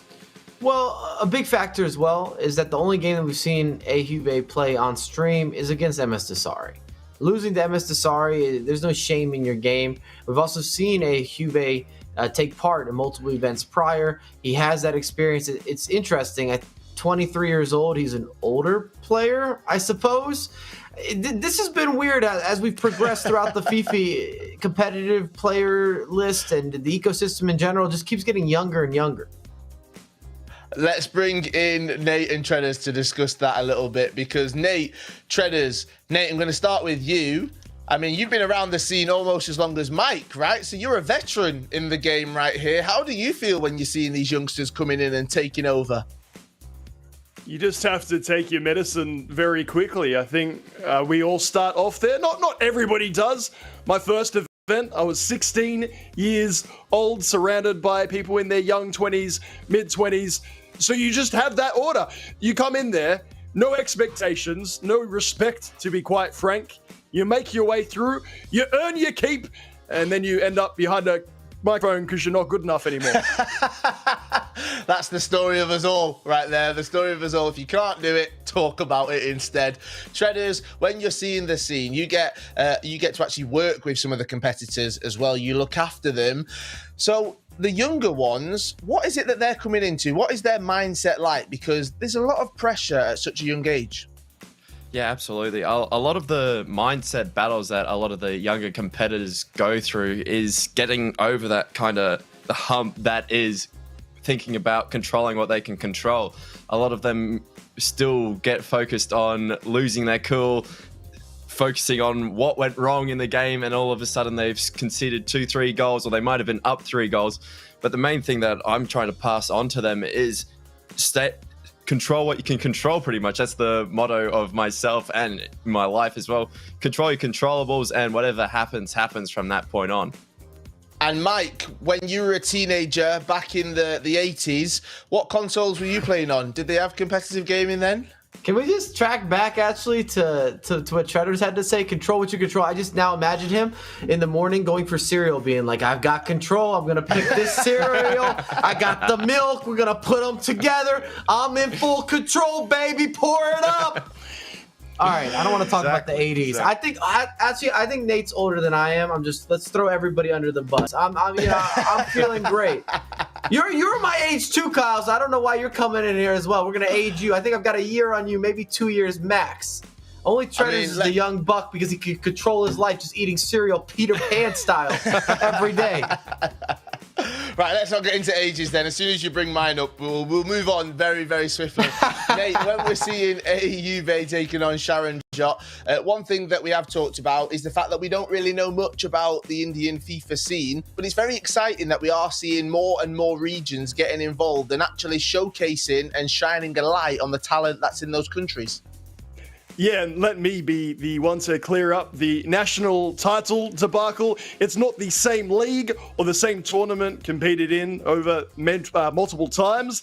They are separate events, and that's the reality of the Indian FIFA esports scene. I've been chatting even more overnight with Connecting Esports, the organization he represents. There's an event to compete in more or less every month. The scene there is exploding and now entering the FIFA Global Series. Wow, it's so exciting, Treaders, to see all these different regions, as we've said, coming together. But also, when they finally get back to live events, we're going to be seeing more and more people being able to travel, more and more people being able to meet and connect. And the community is just growing and growing. And I think in some ways, the coronavirus has just opened up so many avenues for us to see the lesser competitors, and has opened up avenues that we wouldn't normally see. Again, having these qualifiers, these events would just normally happen, and all of a sudden we just see, oh, yep, there's MS dossary again at the live event. It is what it is. He's just the best player in the region. But now we're seeing these competitors come through from different regions, and we're getting to know them, getting to know their stories. And I think it's just so powerful, such a good opportunity from these, I guess, lesser regions that are still developing in their FIFA scene. Right, it's time to jump into the predictions. I'm going to kick off these ones right here. I'm going to go with the 8-time national champ over different competitions, as Nate is cleared up. Charanjot 1-2. Mike, who are you going for? We're going to split on this, actually. I think A. Juve is actually going to get the job done. I feel that we've kind of put him under the radar to a certain degree just because his matchup earlier was against MS dossary, and we like riding this wave of Charanjot, who has been extremely impressive, good with the skills, has a lot of the intricacies, definitely belongs to be on the big stage. But I think that A. Juve, who has more of a structured approach, is going to cause some problems and disrupt the game. Mike, thank you so much for that. That's mine and Mike's predictions. Nate and Treaders, I'm going to hand the ball over to you, and you can tell us who your predictions are. Thank you very much, Kyle. Thank you, Mike. We're looking forward to this contest. My name is Nate Patrick, Nate PTK, whatever it is. I'm here for you alongside Jay Treaders. And they're quite right, of course, Treaders. Just because he matched dossary, A. Juve has flown a little bit under the radar. Yeah, I mean, unsurprisingly as well, when you come off the back of a loss as brutal as it was, MS dossary just makes any competitor just look substandard, and that's where we get the people in the Twitch chat going on about, oh, I could take this guy on. He just makes you look silly as a competitor, and I think A. Juve still has that little bit of competitive pedigree. I think he'll manage to restore order for himself. He won't be too worried about that. He will have learned even a little bit from that matchup against MS dossary, even in the short turnaround, and being able to watch that gameplay and using it as a matchup leading up to today, I think that puts him in really good stead for the matchup right now. I take it that means, and if not, Treaders, I'm making the call for you, that A. Juve is your call. I'll stick with Charanjot into our loser bracket. Round 2, match 2. The loser will be eliminated. The winner advancing through to round 3. A. Juve 9 versus Charanjot, who enjoyed the red-coloured kit yesterday and will do so again in this encounter. Always interesting to see the formations, the shapes, and of course the foot items on the pitch. Two very defensively minded central midfielders. They start this attack for Charanjot, and it's almost finished by Ronaldo. A sensational save by Hugo Lloris.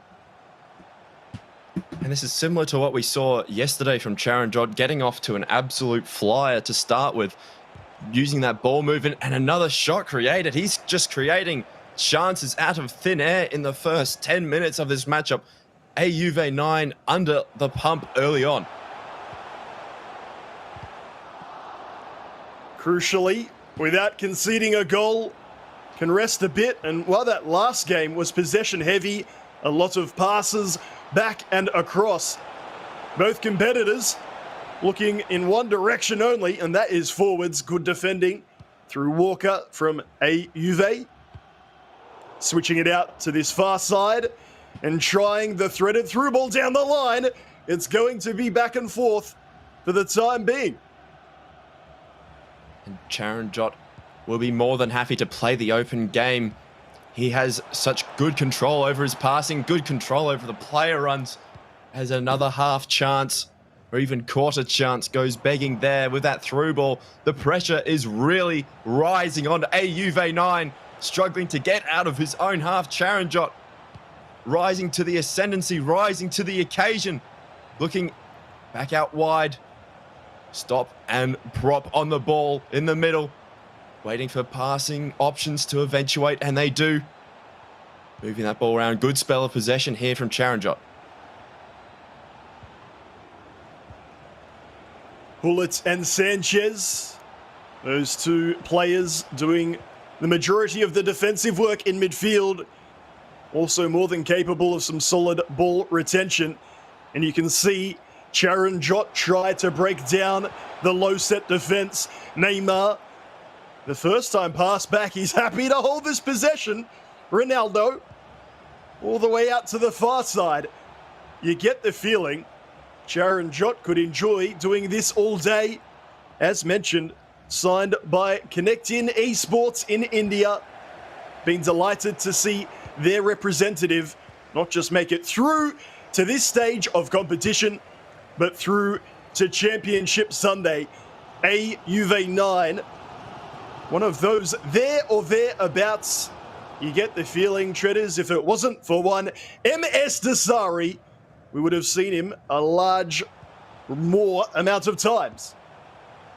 Absolutely, and Juve 9 now enjoying a spell of possession of his own. Charanjot rushing in to intercept that ball, and the old running fake shot, not quite as effective as it used to be, but still puts a little bit of threat on the mind. A lovely counter-attack nearly coming to be for Charanjot, just forcing the passes, and Juve 9 restoring a little bit more of a conservative play style, a conservative outlook, rather than the end-to-end chaos that we've seen to start this match.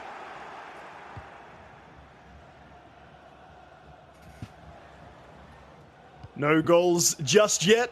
Charanjot with two early excellent opportunities. This could be the third. He wants that ball across the face. Juve with brilliant defending makes the read to block that pass. And Charanjot will recycle from the short corner and go again. Welcome back.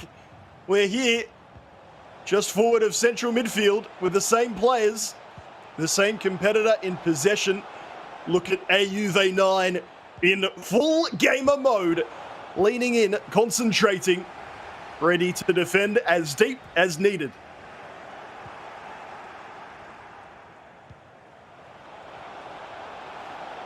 Well, he makes the tackle. Charanjot gets it back. That shot never really looking like it was destined for the back of the net, but draws the save out of Larry, who claims it again. This time the corner taken directly. Juve 9 defending well, but would like at least one or two attacks of his own before half-time. He can't even find the outlet ball. Charanjot will need to be a little bit more clinical if he is to gain the lead in this match. It's all well and good to create the amount of chances that he is creating, but if you don't have that end product, you'll find yourself down a goal in no time at all. And Charanjot looking to create some space. A lovely through ball, cuts it back onto his left foot, and he does finish that chance. This time, you felt the goal was coming as Charanjot makes Juve pay for letting Charanjot have that much of the ball. Cristiano Ronaldo. One of the few times this tournament where I wouldn't mind actually seeing those possession stats. So one-sided has it been. If you don't score the goal at the end of it, it's all for naught. Charanjot will feel he's capitalized at least a little bit as we tick on towards stoppage time, of which there will be approximately 0 minutes. One last kick of the ball for Juve 9. And with that late goal, he takes the 1-0 lead. Did I see 70% possession, Treaders? And that is indeed reflected in the expected goals. I would have expected Charanjot to have, as a minimum, 2 goals so far. And it sums up Juve's performance that he's sitting at a lowly 0.1 so far. Such has been the lack of attacking threat from the competitor. Thinking back to West Asia Qualifier 1 with AUV9, he lost, I believe, second round to Yasir, and he made so many mistakes in possession, and he was struggling against Yasir's quick ball movement, which is something that Charanjot seems to be so incredibly good at, as we see him bringing out the one-touch football as soon as I mentioned quick ball movement.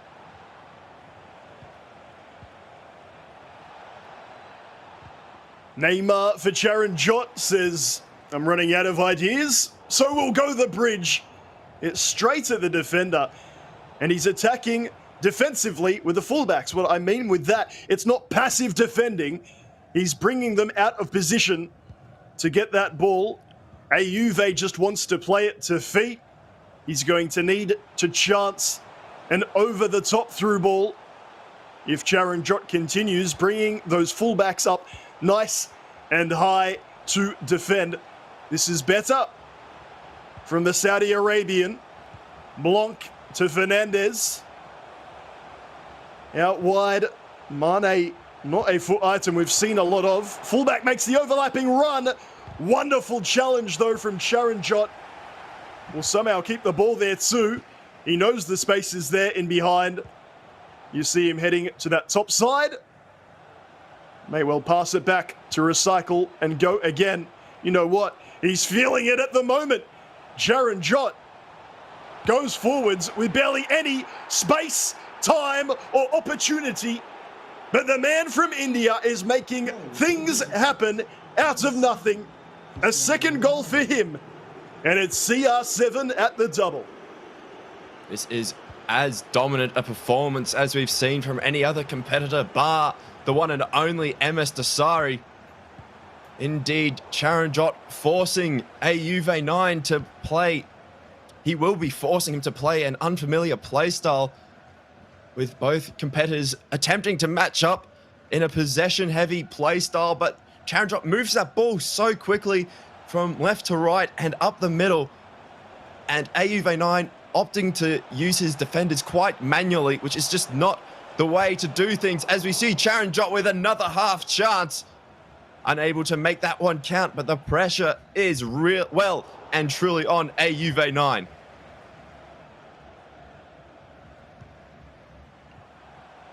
It's almost at that stage. He might not be concerned about scoring in this first leg. He may well just take a 2-0 deficit. Referee running over with some interest, but just to calm things down. Late sliding challenge from the hullet of Charanjot. And Charan says, that's just the way I like to defend. The game is there to be played manually.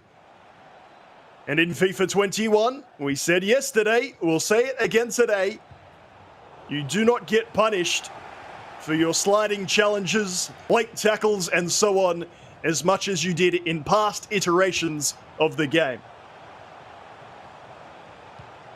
The spell of possession from Ayuve will prove to be a little bit more helpful if he's able to use those wide men, but he refuses. And again, Charanjot so effective in his possession in getting that ball into dangerous areas. Here's his first player lock, and he's using it to absolute perfection. Unfortunately, a heavy touch allows that ball to get away from him. But Charanjot's combining the tracking of player runs with a lot of manual possession, which just means Ayuve is continually under the pump, and Charanjot working that ball back into the middle. Pretty much a 4-on-4. So many numbers forward for Charanjot. And he chips that ball up, pull it out wide again. And he's continuing to recycle that ball, not liking his options, but Charanjot's so composed still. This is quite a complete performance in this first leg. AUV9 takes the direct approach, through ball down the line, gets it to Mbappe. And then I believe the last touch off the attacker indeed. Even when AUV9 has forayed forward, it has been some excellently timed challenges from Charan to stop any potential shot He really is mastering the timing of the tackle. And this has been incredibly dominant. Again, AUV9 really struggling to win that ball back unless Charanjot tries to force the play. He's simply playing around with his defense. And here comes Charanjot once again, ball roll, looking for the cutback, and the pressure still on. AUV9 has not escaped the goal punishment just yet, and Charanjot makes him pay, taking the 3-0 ascendancy in leg one. Number 7, Cristiano Ronaldo. A casual CR7 hat-trick, if you don't mind. I actually thought the chance might have gone. There was a simple sweat pass across the face, as it's called. However, not used, went for the ball roll, recycled it, and used it very well. And that's a lovely move. The bridge from Neymar. AUV9 late in this game. That could be a crucial goal over these two legs. Goal for the host, number 10. And AUV9 showing his attacking wares finally at the back end of this first leg, giving himself a little bit of hope as we head in towards the second leg. He'll need to look to play nice and direct, seeing as Charanjot opts to drag his players out, opts to press. Terrible giveaway there, though.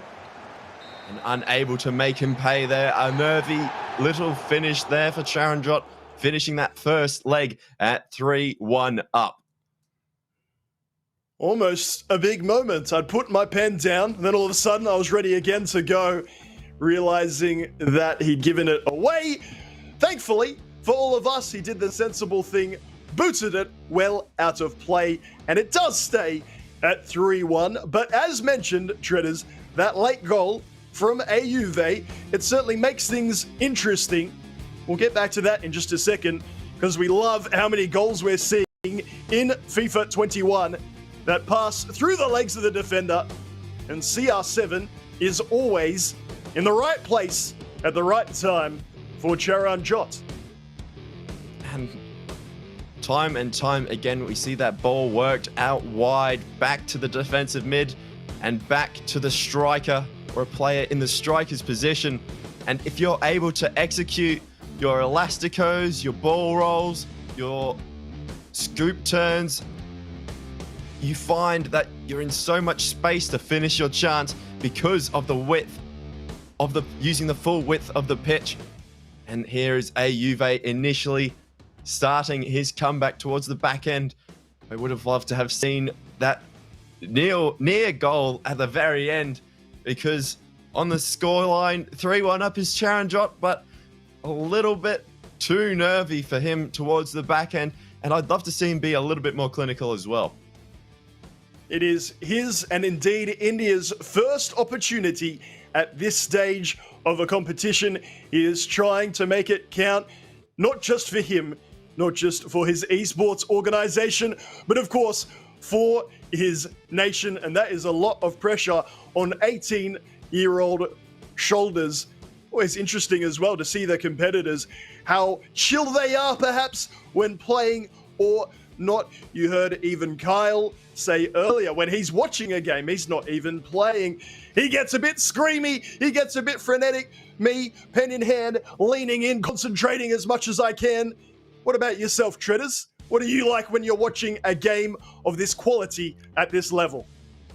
Well, a lot of the time I'm trying to figure out how much of the threat is in this current attack, whether the competitor is working that ball from left to right and using the width of the pitch, just trying to keep myself from going into full tunnel vision mode and staring directly at the ball carrier, because that's the last thing you want to do. You want to see what's happening off the ball.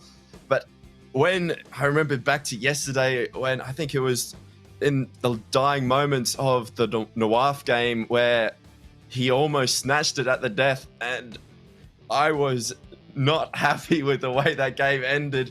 Just simply fuming that he didn't take the chance, throwing my hand on the desk, trying to remain composed and as professional as possible, but still a little bit of passion involved, especially when there is mistakes made that you can just tell in any other format, in any other moment, they would not be making those mistakes as we get back underway here. Charanjot looking to hold onto his 3-1 advantage.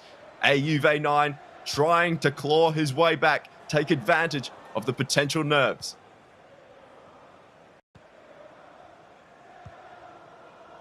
He does often seem nice and relaxed. Charanjot, I mentioned at the first leg, at the start of that, AUV9 leaning in. We call that gamer mode. When things get that little bit more intense, does it actually help? I'm not sure, but I find myself doing the same thing. We hope you watching along from all around the world are just as into it as we are, on your phones, on your monitors, leaning in, trying to learn a thing or two perhaps, or just enjoying the quality on display. This is the second leg of the loser bracket round 2, match 2. AUV9 will be hoping for a better second leg. That goal giving him a bit of hope. He's on the attack now through Mbappe. As mentioned, Charan does not mind bringing out defenders. Nice and aggressive with his defending.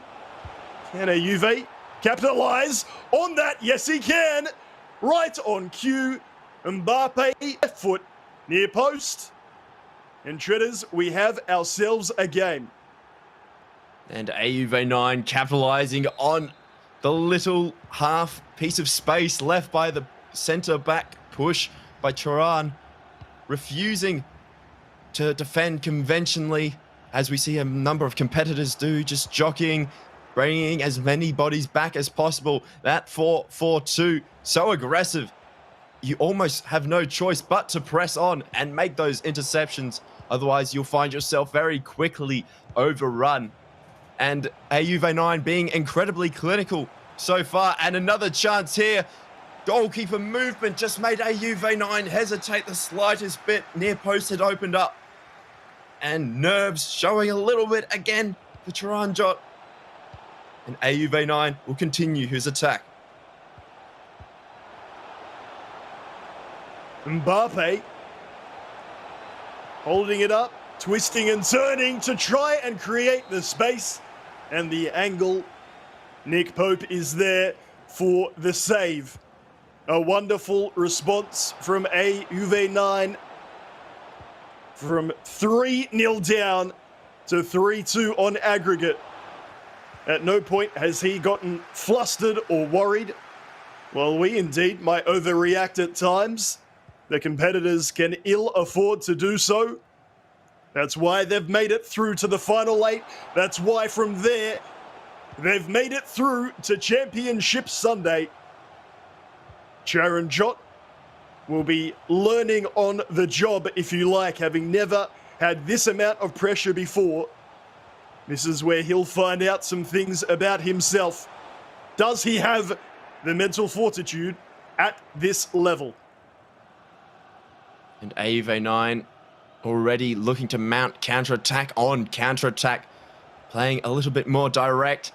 Charanjot just not moving that ball nearly as quickly as we saw him in that first leg, attempting to turn his way through the defense of AUV9. Not a recommended strategy, especially in FIFA 21. And here we'll see an opportunity for him to move that ball quickly and with purpose.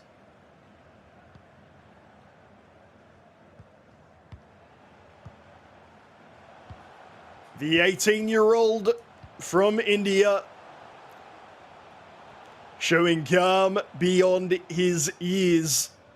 Just like in leg 1, was happy to hold possession, make AUV9 bring his defenders out of position, and then crucially could capitalize on the gaps at the back.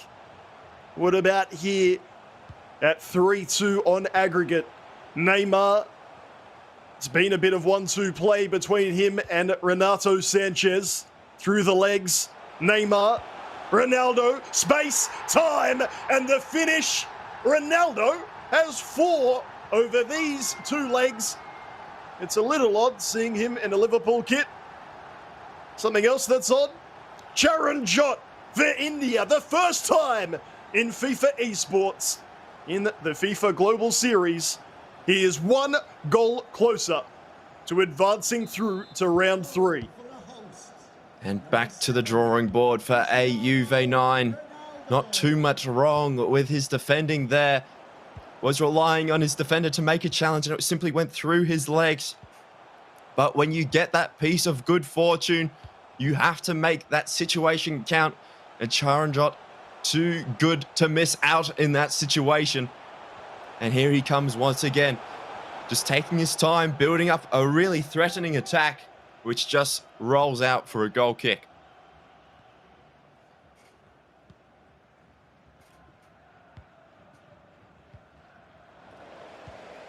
Lovely, aggressive defending. I've used that term 1 or 2 times, but he gets Neymar, one of his attacking players, to track back and make the challenge. Neymar for Juve with the bridge, retains the ball. Bullet tracking back. We've talked about differences in attacking patterns, Shredders. Charanjot is mixing it up defensively as well. Sometimes he'll jockey, sometimes he'll push up with his fullbacks, centre backs, and then sometimes he tracks back and then makes manual challenges with his attackers too. And if I can just quickly speak on what just happened there, that was Charanjot just rushing his play the slightest bit. Juve just baiting him into playing that pass and Charanjot just falling for it in that situation. And Juve forcing that pass, seeing the clock running down, might get one more attack, does not. 45 in-game minutes left for AUV9 to score 2 goals to level this one up. And it's certainly not beyond him as we have a look at changes, maybe just getting players to switch flanks, changing, if not the width, then the depth of his defensive line. I don't think, Treaders, he has too much to be unhappy about. And in FIFA 21, a 2-goal comeback, not that unrealistic at all. And we saw him come out firing between leg 1 and 2, basically an in-game 30-minute period where he amassed chance after chance and put Charanjot under the pump. He'll be hoping to recreate the success he had in that little spell that he had.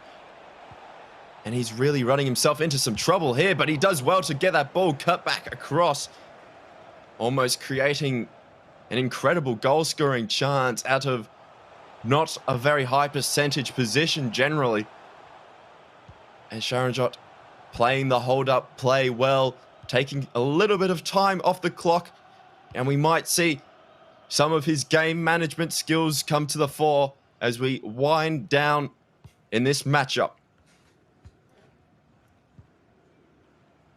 AUV9 will need to be alert very quickly.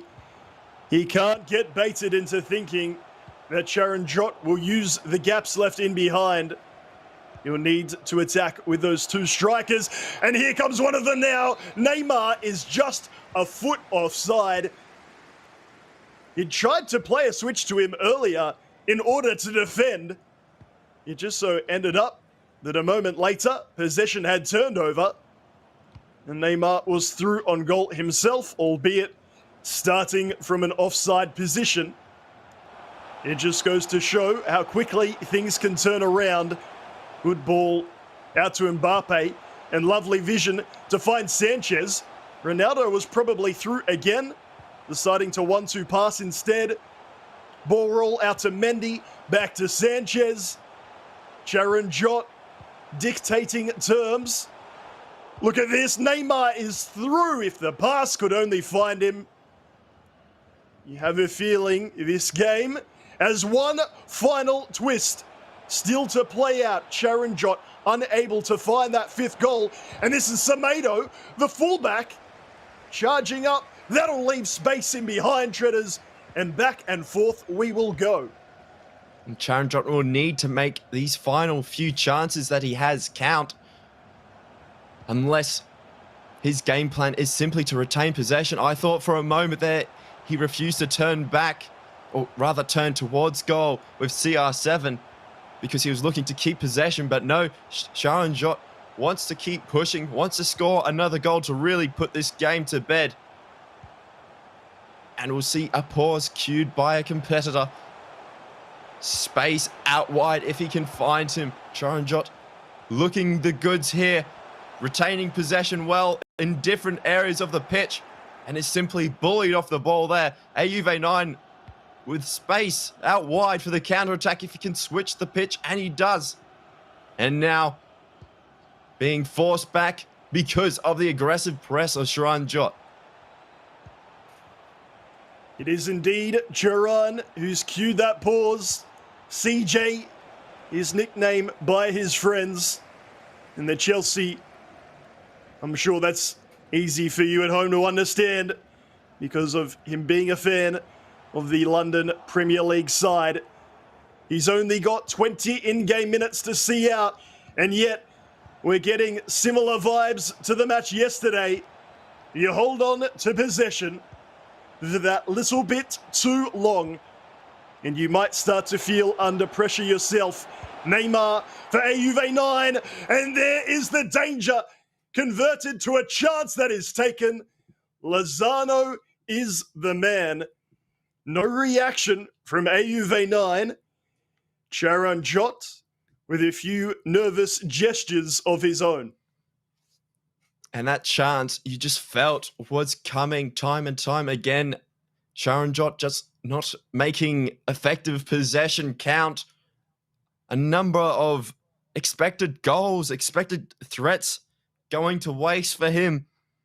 And he'll need to be a little bit more clinical with his possession if he is to hold out and secure this victory.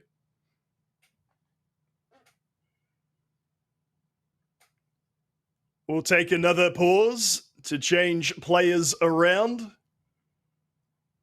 Atal brought on something we've seen throughout the start, really, of competitive FIFA 21. There is the 5-3-2. It's all over your Twitter timelines. It's all over your FIFA 21 matches. Like it or hate it, it is here. It is going to be used often. And for Charanjot, he'll be hoping it can be used to the utmost of its defensive capabilities. And AUV9 will look to activate his team press, look to overrun Charan. And Charan will be hoping, praying that he can just hold out. And a chance here out wide, running full steam ahead towards the goalkeeper. Turns back towards the byline. A beautiful cutback there. Chance still not gone away just yet. Didn't like what he saw, basically. So he goes again. This time it's Cancelo. Running out of options. Goalkeeper brought out well by AUV.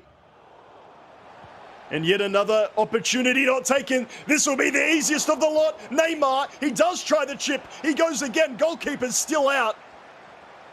But Charanjot treasuring possession as much as the fifth goal. Once again, it's the overlapping wingback. Atal met face to face by Mane. And then the pass in from the corner. Neymar. Look at the manual dribbling on display. It's sensational by Charan. He's still inside, you know. Decides this would make for a pretty special goal. I guess I'll go for the impossible angle shot. Nothing doing, and time ticking down with an AUV9 ball. He needed to make that attack count. Over one expected goal across the 2 or 3 chances he created there. And AUV9 can be so clinical if he gets that ball into the right area. And he does right here. Attempts the fake shot turn. The press still on. AUV9 with a turn himself. Still going. And Charanjot heaves that ball out wide. will breathe a sigh of relief and send it straight up the other end. Player in the middle would have received that early, should he have wished to do so rather. But as mentioned, he's no longer looking for the fifth. He is going to that corner flag and hoping time runs out for Juve in this game, and indeed in this competition. He gets it back to the keeper, and Pope says anywhere will do. Juve 9 cannot find the equaliser. He drops his head in disappointment. But for Charanjot, the debutante, India's debutante, absolutely incredible, holding on all the way until the end. Treaders, the youngster, showing calm and composure beyond his years. Absolutely, a number of chances really went begging towards the back end, but Charanjot backed his aggressive style of defense until the very last minute. He had the weight of chance. He had over 2 expected goals advantage. So in the end, the better player, the better performance got the victory. By the numbers, dare I say, by the comments in the Twitch chat, seemingly all of India absolutely loving what they've seen. He advances through to round 3. Juve heads home, switches off the console. To break down that intriguing battle, we'll send it back to Kyle and Mike.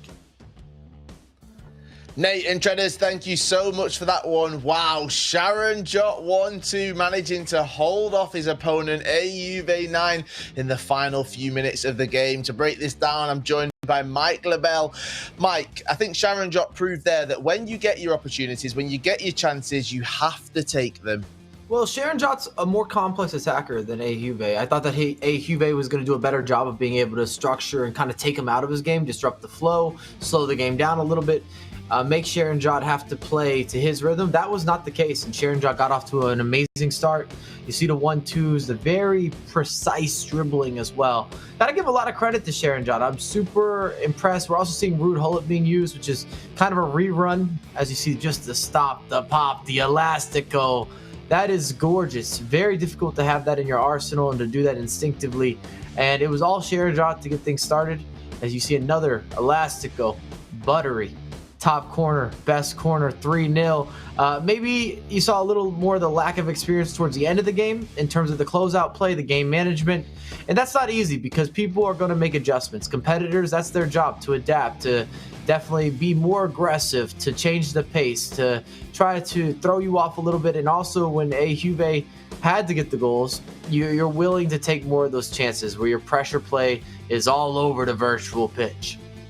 Juve did manage to bring it back 3-2 on aggregate. He was pushing for another goal, but Charanjot managed to find an inch of space, place the ball at the back of the net, extending his lead to 4-2 right there. However, in the dying moments of the game, getting towards the 74th minute, Juve did manage to score, but Charanjot managed to keep him away and made sure that he got the victory, winning the game 4-3. We can see right here 6 shots with 6 on target for Juve, 10 shots and 10 on target for Charanjot, and he does come away with that win, progressing through to the losers bracket round 3, where he will meet Yasir.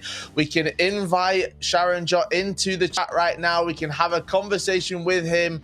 Congratulations, Charanjot. It's nice to have you here in the stream. I've got to say, great performance, but what did you do specifically to keep Juve out in those last 15 minutes? Yeah, so I saw him moving his fullbacks up and he went into a 4-3-1-2 narrow. So I know he'll try to attack through my wings. So I switched my formation to a 5-2-3 and called my strikers back, called my midfielders back, and put stay back on my fullbacks.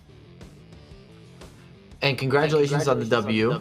Big win. Obviously still progressing through the losers bracket. What have you noticed most since really getting involved in the competitive scene? Because We talked about how it's been sort of new for you over the last couple of years. You have all these different online challenges. You're now in the FGS. You have to pivot or adapt to different opponents. What has been the most difficult portion or the biggest challenge in terms of getting into this competitive world and the ecosystem in general? Yeah, right now I think the biggest challenge is like adapting to the delay, as like we are playing all of our matches are online, so it's difficult to adapt to the delay, especially versus the Saudis. I'm from India. Like there's a huge distance between us, so it's mainly adapting to the delay, like versus some people who have like decent connection versus others who have delayed connection. So I think mainly it's adapting to the connection, I think. What have you COVID, I think. Right. What have you learned about all the different competitors that you have come up against so far? Because based in India, first time here in the FIFA Global Series, you're playing against people across the world. What have you learned about this series?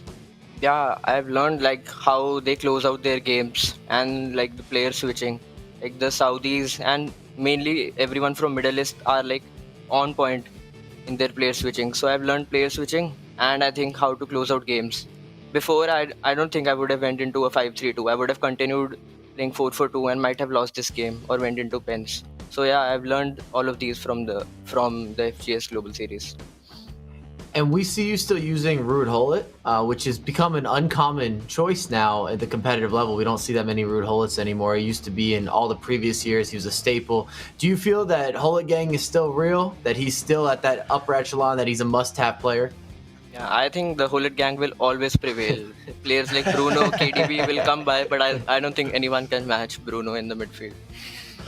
And just a quick one on your choice of kit in the game. I saw that you were playing with a Liverpool kit. Is that correct? Yeah, I played with the Liverpool kit, but I'm not a Liverpool fan. I'm a Chelsea fan. But last year I saw Tex, from 1920. He won all his tournaments wearing the Liverpool kit. So I thought, why not? Why not, indeed? I mean, they are playing against Manchester City today in the Premier League. It's a huge game, all right? So, I just thought that you were thinking that Liverpool were going to win that matchup. I want them to win so that like City don't get away with an easy title win. To win tonight. Wow, Charanjot, this is it. I was backing you until this very moment right here. Oh, you don't want Manchester City to win? No, I want City to win the title, but like I want a good title race. I'm a Chelsea fan. I know like Chelsea wouldn't compete this year in the title race. So I want a good title race. That's all. Right, I'll give you that. You want Manchester City to win the title, just not today to make it more exciting. Yeah. Exactly. I get it. All right. Good luck for your next matchup. I'm looking forward to seeing you come up against Yasir in the losers bracket round number 3. We'll see you soon. See you. Bye-bye. That was Charanjot 1-2, who just overcame a Juve 9 4-3 in our losers bracket round number 2. He does move on. He does progress to the next round of the tournament. And Mike, something he said there, he's adapting, he's learning from the different competitors from the different regions. Do you think that players from different regions have different playing styles? Absolutely. We've seen this with North America, South America, Europe, and of course going into Asia as well. It's a matter of who you go up against, and you're going to naturally adapt and add in and include some of the positives that you see from some of the best competitors from your region. That's inevitable. It's almost as if your friend group, you're hanging out with all these guys, right? You're going to pick up some of their lingo, some of their slang, maybe the way they move, they walk, they talk, or mindset, etc., because that's where you're spending your time. It's the same sort of investment you're making in your region. That's where you're playing the majority of your matches, unless you're at a big international. Therefore, this is the style that you're starting to get used to seeing. And I thought he answered the questions really mature in terms of being able to make these adjustments and trying to take and piece together some of the positives he's noticed from a lot of the Saudi players, because Saudi really runs this region. We don't have to sugarcoat it. It's the reality.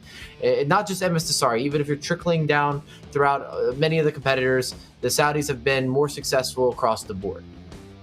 Right, let's have a look at our losers bracket right now. This is how things have unfolded here on the losers side of things.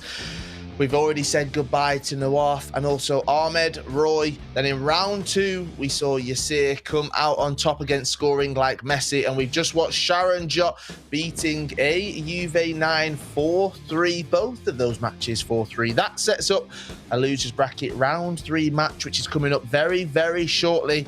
Yasir taking on Charanjot 1-2. And Mike, I think that these two competitors, it's fully deserved that they're here in round number 3. No doubt about it. Very deserving. They've earned it. The matches they've had. They've also given us entertaining games in all of their matchups. Very attacking players that I don't want to say they've lacked the game management, but they definitely have allowed their opponents to make it close. We have the moment where you're saying this is going to be a blowout. This looks very dominant. Both of them, in this case, got off to very strong early beginnings. They got a big lead, but then you saw their opposition start to inch their way back in. I don't know if you're just taking your foot off the gas pedal or if it's a matter of the adjustments made from your opposition or maybe trying to slow down a game and you're not used to doing that. It is what it is. The pressure play, as we know in FIFA, can be very sporadic, extremely aggressive, and it's almost organized havoc, if you want to say it's even organized. That match is coming up for you very, very shortly. Yes, Yasir taking on Charanjot. 1-2 losers bracket round number 3 coming up on the FIFA 21 Global Series West Asia qualifier number 2. We'll see you in a couple of minutes.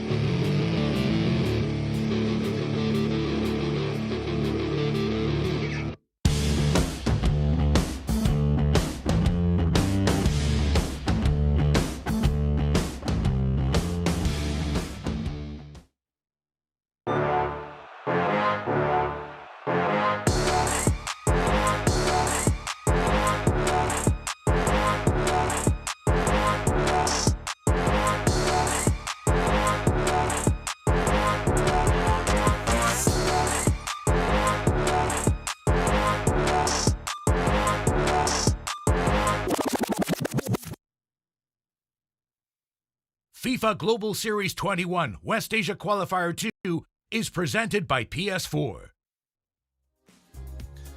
Welcome back to the FIFA 21 Global Series West Asia Qualifier number 2. It is Championship Sunday and we're deep into the losers bracket right here, hoping to find who will progress through and who will face MS Dossary in the grand final a little bit later on. My name is Kyle Walker. I'm joined by Mike LaBelle to break down all things FIFA 21 here in the Global Series. Mike, an interesting point. Charanjot, who we spoke to earlier, he's talking about taking influences from the other players. He's adapting to the other players. Even his kit choice. He's been watching a lot of Tex.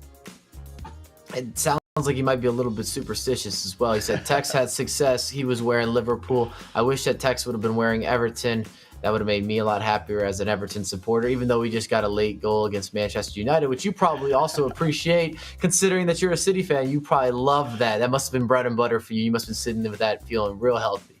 Oh, I was indeed. Now, if Charanjot brings on Steven Gerrard at some point during a game, then I know he's fully taken influence from Tex.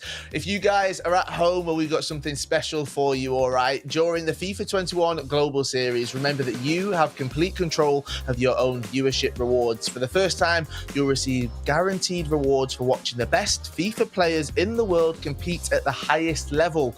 All you've got to do is simply link your Twitch and EA accounts, watch at least an hour of FIFA 21 Global Series competitions live on Twitch on select weekends, the ones you can see right here, and you'll receive one FIFA Global Series swaps token per weekend. Now, do remember, tokens may take up to 7 days to appear in your account, but these tokens are redeemable in repeatable SBCs in FIFA Ultimate Team with some great pack rewards up for grabs. And remember, the more tokens you earn by watching on the more eligible weekends, the more flexibility you'll have to decide which rewards to get. So don't miss out. Link your account and watch the FIFA 21 Global Series and redeem your rewards. Something else that we have for you just this weekend, and only this weekend, it's a little special gift from me to you. Anyone who watches more than an hour of FIFA Global Series action this weekend on Twitch with those linked Twitch and EA accounts will also receive an NYC Chris Tifo. So make sure you're watching, make sure the accounts are linked, and not only will you get that FIFA Global Series swaps token this weekend, you'll also get an NYC Chris Tifo to have in game. Now, Mike, I like that we're part of this community. We get to interact with the community at times. We get to see the best FIFA players, the content creators like yourself, and then me who loves it, who gets to talk about it on a daily basis. We're all a nice big community, right? It depends who you ask if you're all together or not. But yeah, everybody's very focused and dedicated to building out, I guess, their role, their branding within the FIFA world, because the FIFA world is so big between the content creators, the pro players, the live streamers who are almost separate from some of the YouTubers, the social media guys with influence, the hosts, the presenters, the commentators. Have we gone through enough roles within the FIFA world? I think we have, and we're all trying to bring them together, and one way that we're doing that is the FIFA Face-Off. Yes, an opportunity for members of the community to get the chance to participate in a FIFA-themed game show, and here's more about it.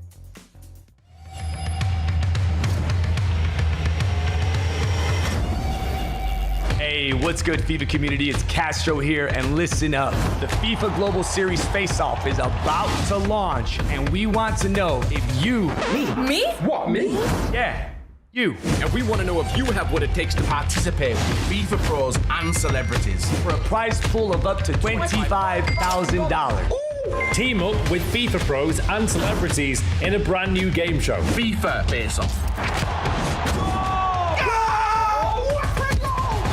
Teammates, because they're playing to win you money. Really? What are you waiting for? I'm bringing all the smoke. You ain't ready for this? Nah, come on. It's about to go down. Ready?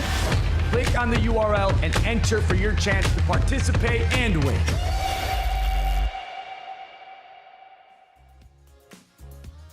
Yes, make sure you submit your videos for a chance to become a contestant on the FIFA Face-Off, and do it by February 19th, all right? That will come around very, very soon, so make sure you get them done as soon as possible. You can do that at ea.com/FIFA Face-Off.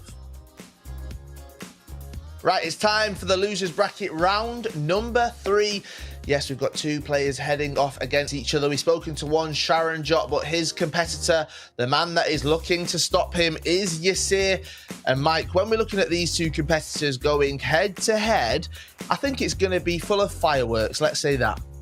I was going to say it's the battle of the shush animation, or the shush.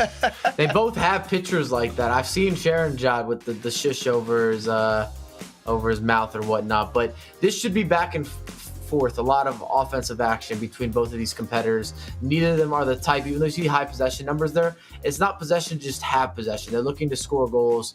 They don't play low scoring games. If there's an opportunity to go forward, they go forward. They're going to progress, and both of them have proven that they don't close out games in a simplistic way either. So because if you're gonna allow comebacks, I could just see one team press versus the other team press, and I'm here for it. Let's bring in Nate and Treaders into the conversation right here to discuss what they think is going to happen in this matchup. Treaders, that shirt, I keep on, my eyes are just drawn to it. I'm looking away from the camera because you look so suave, so cool. We're talking about Charanjot learning from the other players. You're obviously taking an influence from me with the coolness right there. Oh, yeah, absolutely. But just bring it back to FIFA for a moment rather than my fashion sense. I think Yasir has been so clinical so far. I think he's been arguably the most clinical of all the competitors that we've seen so far, not besides anyone. He's standing out there on his own. Charanjot, not quite as clinical as he would have liked to be. It's just something that I think we'll see get better and better as we head towards the back end of the FIFA cycle. Now, one man that is making waves is Charanjot, and I'm making waves in the predictions as well. Let's jump into those. I'm going to go with him from India. Charanjot 1-2 is my prediction. Mike LaBelle, who are you going for? I'm joining you. I'm back on the Charanjot wave or the bandwagon or the train or whatever device. I'll share the passenger or the seat or the back seat. I don't know. I'm back. I'm back with his Charanjot. Hop in. It's all right. There's room for you right there. Nate, Treaders, I'm going to throw it over to you guys. There's 2 more spaces left in the car. Let me know if you're ready. Thank you, Kyle. Thank you very much, Mike. I'm ready and good to go. Yes, it's Charanjot for me too. However, Treaders, a big obstacle in his way in the form of Yasir. My name is Nate PTK alongside Jay Treaders. Yasir, I think he needs a bit more respect here. Treaders signed by an esports org and has been very solid, if not spectacular, all tournament long. And for those reasons, and as well as I mentioned his ability to finish his chances, that's why I'm going to be predicting him. I'm not jumping in the Charanjot car, train, whatever it may be. I'm not accepting my seat, but I think Yasir has got that extra little bit of crucial clinicality that we don't particularly see until the back end of the back end of a FIFA cycle. He creates so many chances anyway. He does concede a number of chances, but when he does create a chance, 9 times out of 10, he outperforms his XG and his expected goals. So I think I'm going to be backing the statistics that I've got written down. This will be a good test for them, and we'll see how this one pans out. Really putting the XG to the test. Whose prediction will be right? Who will advance through to the loser bracket final against Mojabri? One thing is for certain, it'll be one of these 2 gentlemen. You see it from Saudi Arabia or Charanjot 12 from India. And Charanjot 12, being the man that he is, he gets straight onto that aggressive pressing front foot. That's our first cricket analogy as we see Charanjot coming down to that byline. When you get into that position, unless you're able to drive that ball back into the penalty spot, you'll find that there isn't too much joy to be had.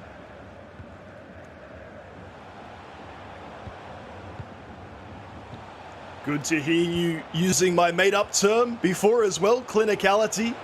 It'll catch on, just you watch. This is Mendy showing immense strength to then find Ronaldo inside, decides to take the rather ambitious shot at goal. Nothing doing on that occasion. Both competitors exchanging early chances rather than waiting and holding possession to feel each other out. I think we'll see Charanjot just look to play his pass and move style, get that ball moving quickly, attempt to take on the defenders and beat them as he does right there. So straightforward is that chance, creating it with the directional nutmeg and the finish with Charanjot's best player, CR7. He just makes it look so good.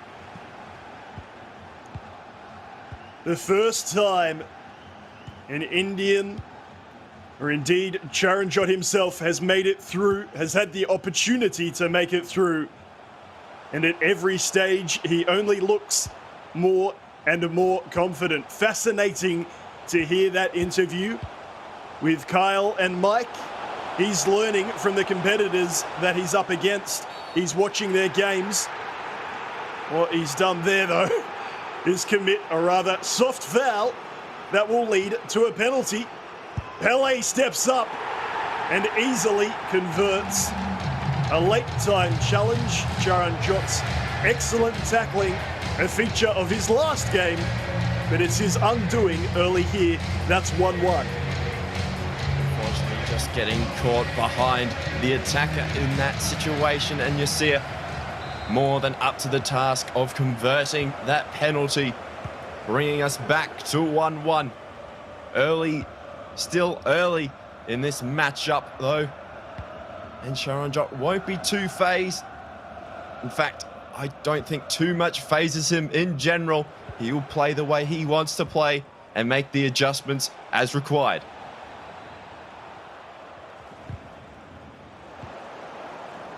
Straight away looking to hold possession to steady the nerves, but he's not being allowed to do so. Yasir would have been watching on, all these competitors studying one another and learning Charanjot's strategies and general approach. Charanjot, in kind, will need to adapt and be a little bit more fluent in transition. He'll be unable to hold that ball in midfield with Yasir catching on, which could well lead us to a bit more of an open encounter. And I think, looking at my expected goals statistics once again, both of these competitors concede on average 4 expected goals a game, as we see a chance now for Yasir, composed as always, and finishes that chance brilliantly. He does not miss when you give him the space.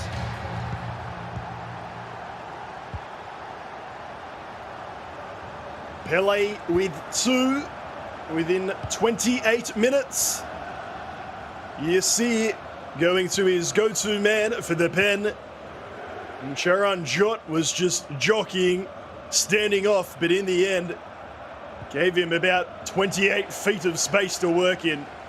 Yasir with the confidence and composure to wait for the defender to make his move, and an unnerving finish resultant. He takes a 2-1 lead. He's scored 5 over Nawaf. He's looking to score his 3rd in this first leg. Yes, it is again a best of 2 affair, this being the first leg. He then won 4-3 over scoring like Messi. Charanjot, well, it's been 2 4-3 victories for himself. So maybe he's thinking, if Yasir doesn't score more than 3, I'll be fine. And that is a task in of itself. Attempting to stop the attacks, the probing passes that and runs that Yasir makes, as we see him once again coming down that wing. And will we see the traditional FIFA 21 style goal here? Cutting it back to the defensive mid, and it's well read, well cut out. As we see time and time again, Charanjot, so good is he at reading those chances as they develop. A little bit unfortunate there, though, to turn over possession out wide.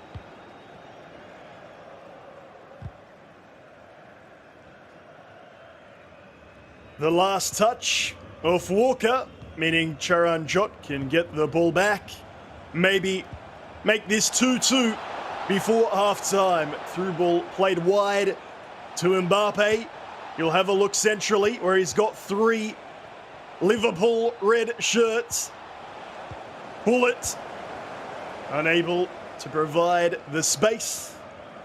Interesting to hear him be Hullet gang for life. Hullet will need to track back here because Yasir standing up his man, trying to cut back. Walker in the way. And the Tex-inspired Liverpudlians getting it done. However, Yasir, we started off, Treaders, by saying underrate him at your peril. He's had more shots, more possession, and leads 2-1. Indeed, he is outperforming Charanjot to this point. But that's not to say Charanjot has played badly. It's just been a matter of Yasir taking his chances incredibly well. His composure when he gets into the box is of such a high standard as we get underway once again here. Charanjot not out of this contest yet. Indeed, he's only if he gets that ball into the good positions that he does and moves it quickly, he'll find a little bit of joy and indeed, hopefully for his sake, some goals.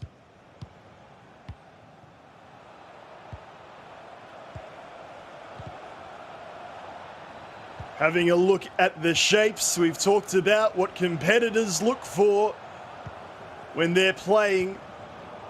And I guess it's an easy novice mistake to make. If you're new to FIFA esports, it is very tempting to just have your eyes transfixed upon the ball carrier. You need to be looking, if you've got the ball, for your teammates, where they're at, looking at your opponent's bodies in defense. Where are the gaps? And then almost use a little bit of peripheral vision for your actual ball carrier. Something that I guess you learn with time, and then the youngsters coming onto the scene, probably doing it second nature. Such is the evolution of FIFA esports over the years. Here in 2021 in West Asia, it is Yasir of Saudi Arabia playing the ball through, and Bruno Fernandes overcooking that one. Too much power on the shot from Yasir. That is as bad a miss as I think we'll see Yasir make. He will be fuming that he's made that mistake of overpowering it. Just either needs a finesse on that chance. Potentially that's what he wanted to do.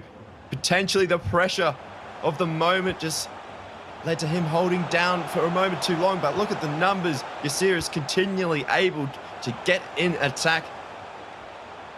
It looks like, and I want to say this off a hunch, I think he's playing in the 3-5-2, using the full width of the pitch. And there's space for the man at the top of the box, works it back in, and the player there is offside. Charanjot holding out once again, but the attacks from Yasir are so threatening that you cannot afford to kick the ball out in that position and give the ball straight back to Yasir. Even there, committed the foul in order to try and win it back. It's free kick time. We know how these work. Lay off. Bruno Fernandes. On the left, Nick Pope is there again. And that's really well kept in play, to be fair, from Charan. He's got Mendy with space and green grass ahead of him. Wants a runner. And as we've so often seen, he is happy to try and keep possession. The difference being the higher defensive line and the presser from Yasir. It's a 2-on-1. He's got Ronaldo. He goes very, very wide indeed and then takes the shot. He almost can't believe what he's done there. Midfielders were coming into the area. He had a pass on early and instead looked like me playing weekend league. Hold down sprint and take the shot. Another large opportunity going begging after that earlier Bruno Skyer. At the other end, does Ronaldo have the strength? He did initially, not the second time. It comes off him and out of play. And Yasir really racking up the potential chances and indeed the expected goals. Has a full-on body slam there, out wide, allows Charanjot to recover the possession and reset the tempo, take control, and control what he can in this matchup, forcing Yasir to adjust to his shape. Always passing options on when you're on the ball, if you're able to create the little bit of space between you and the defender. But Yasir winning that ball back and able to start the counter-attack. That's really good hold-up play there. And Charanjot tackling, winning the ball back, and just taking some time to compose himself before starting the possession-based attack. And then gives it all away. The through ball down the line. It is Hullet Gang running onto it. Still a very good foot item, of course. Maybe not as strong as in years past, as Mike LaBelle rightly pointed out. Got a little tired of seeing Hullet and Vieira in midfield myself. But thankfully, things change. Times change. And we see a variety of foot items being used. The squad rules in place with these competitors using their own accounts. We've got admins looking after proceedings as well, making sure everything's the way it should be. Here at this level, you've got to take your opportunities, and it's a lovely early move. Ronaldo just a bit off balance. And interestingly enough, from that shot, it's Yasir with the big reaction. I think he thought he'd just conceded. Indeed deserving to concede in that situation, but Charanjot not up to his usual standard of finishing those chances as the clock starts to tick down in this first leg.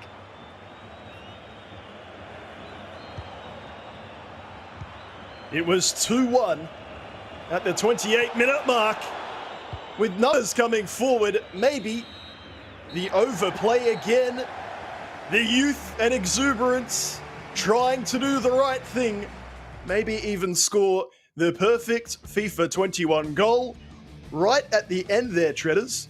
Running through, was it Mbappe? I was ready to talk about what was coming up perhaps in the second leg. Tried the pass inside when it wasn't really on. And the challenge that Charanjot has, as we take a look at the goals from this first leg, is he's a player who really thrives when he's able to make a lot of chances. Not the most clinical of the competitors so far, but he was clinical in that occasion. He creates a lot of chances, catches you off guard, and it will eventually punish you. When he's coming up Yasir, up against Yasir rather, you'll find that he's not able to create the chances, the volume of chances that he would like to make. And as such, he needs to be capitalizing on every single chance.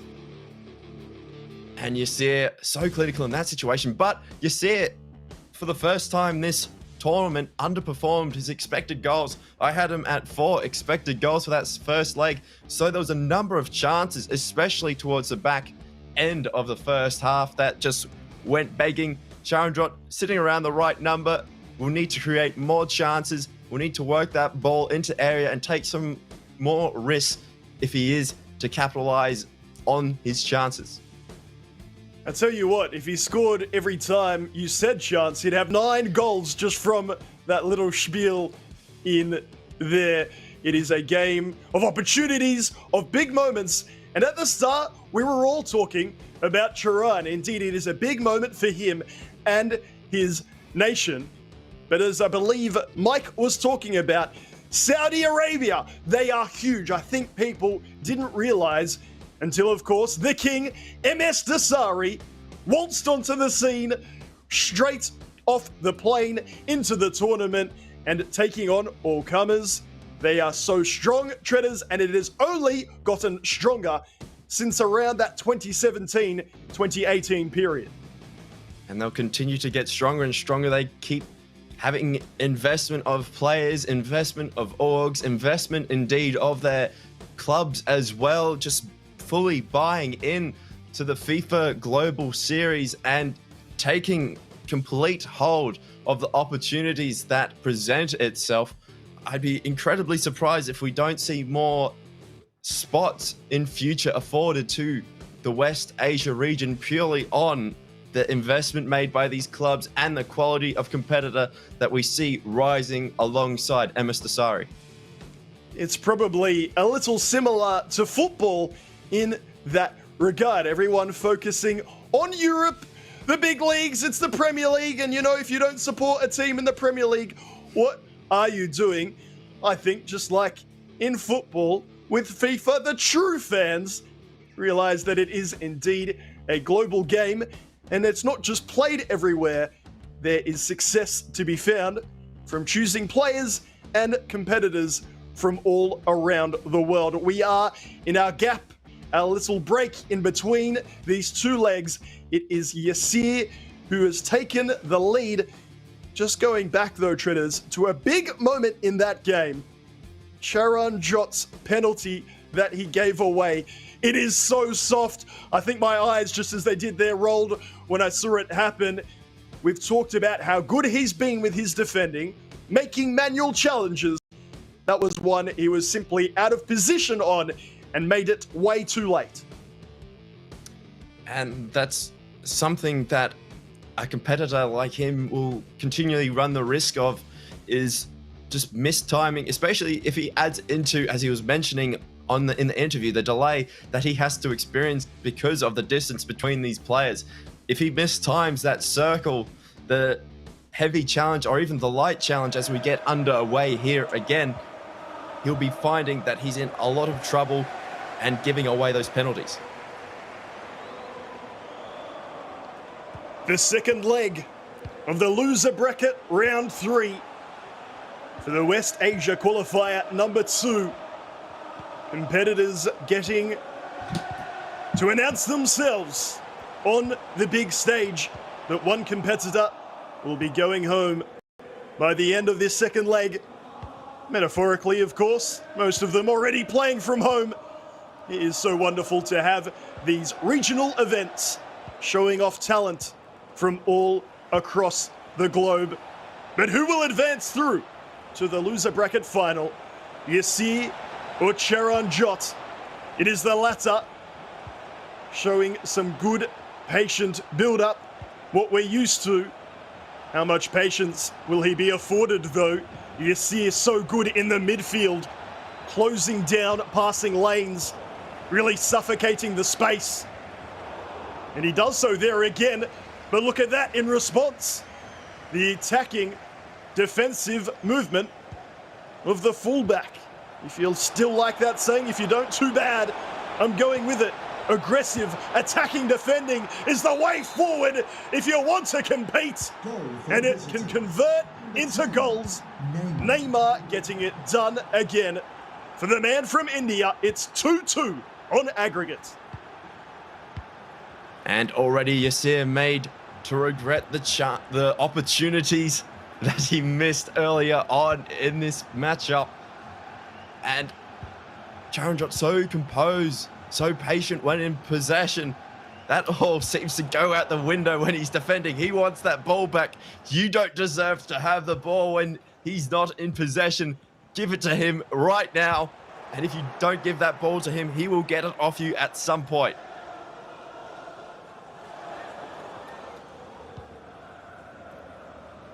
Just exactly how he would have wanted this second leg to start. Charanjot, such a wise head on young shoulders, straight past the man with Hoot Gang that he talked about during his interview. Still going, almost finding the cutback as well. Goodness me. Ruud Gullit himself, I'm sure, would have been proud with that effort. And then Uncharacteristic, sloppy turnover from Yasir. Look at the space. Lozano, fake shot. It goes wide off of Bruno. And we've seen from Charan, he does not mind taking those corners quickly, believing it stops his opponent from setting, getting in their defensive shape. Ball bobbling around a little bit. CR7, lovely pass to the top. Sanchez, very ambitious ball. Not enough space for the attacker. And Nick Pope claims it. Yasir will start an attack of his own. And a healthy piece of possession there from Charan. But Yasir, so potent is he when he gets underway. Looking to play nice and direct in that situation. Trying to take advantage of the spaces left by Charan's attacking defensive play style. And we're seeing Charan building into a pattern, using that hullet to full effect so far. Able to turn, but only to pass backwards. That time can find the forward pass. Hullet being asked to run into the area. Will that leave a gap in midfield for Yasir to capitalise on? Mbappe doesn't lose many foot races, you know. Up against Cancelo. Gets past him eventually. Nick Pope gets down. Makes the save. And these are all little moments, soon to be punctured by a big one. You feel goalkeepers won't always help you there. Nick Pope got down well, but crucially pushed it away from goal as well. Yasir, another terrible turnover. Ronaldo, he's got another man. He doesn't find him. Charan, CJ does not see, or if he did not use that man, Lozano, who would have had the easiest shot you could ask for a game at this level.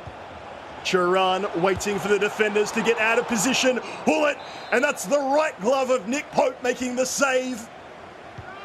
The long, dangly goalkeeper, worth his weight in Burnley gold at the moment. I hardly doubt there's any gold in Burnley. If there is, he's made of all of it. Play on after that foul. Neymar, good little move. However, the shot lacking any real venom. And this is the Charan that we're used to seeing in the previous games. Wonderful, aggressive defending, flying in with a rather rash sliding challenge, missing everything. And Yasir unable to capitalize on the spaces left. Must be so frustrating to play against. But for us to watch, it is incredibly enjoyable. And that Hullet proving his worth. Unable to make his run directly through the defender. And weight of opportunities, weight of openings with Charanjot in that one. And also 67% possession. We saw him with 70% by half-time of an earlier game. Here at 2-2, 2-1 after that first leg. It was Pele at the double in the 28th minute. So Yasir really has gone a full game of FIFA and then some without scoring himself. Always fascinating to see the tactical battles, the tactical changes, all resultant in this final half of action. Unless, of course, Stredders, we stay at 2-2. And then we head, of course, to extra time. And if necessary, a penalty shootout. Charanjot will be doing everything in his power to avoid going to that point. He'll be feeling that he can get the job done now, but not if Yasir has anything to say about that. Running himself into trouble once you get past that 6-yard box. There really isn't too much on besides a shot. Corner for Yasir though. Interesting, but good defending from Charan. I say interesting because it must look a little funny to those unfamiliar with FIFA 21. He grabbed a player and more or less made him do loop-de-loops towards the center. It was all to say, you're not cutting this back either with your player or with a pass. You can go wider, sir. And wider was not where Yasir wanted to go. 10 minutes into this second half. Charan with the 1 goal in this second leg. Mendy versus Cancelo. Mendy gets past the man. Passes it to a player. Now look at this press though. Charan. In Yasir's face. There is the press. There's a ball across the area not used. And we'll always preface this by saying we have the easiest job in the world. The oversight. Sit back, Nate PTK, and say what should have happened. But for a second time in this game, a square ball was on. Charan again, either not seeing it or deciding not to play it.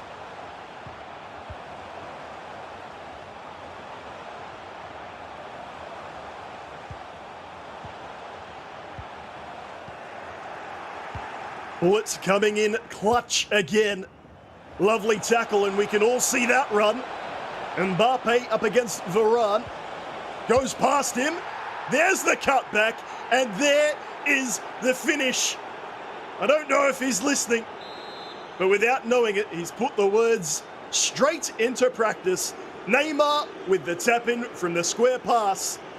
Yasir a little frustrated with his defending. And Charan, one crucial goal closer to getting into that loser bracket final.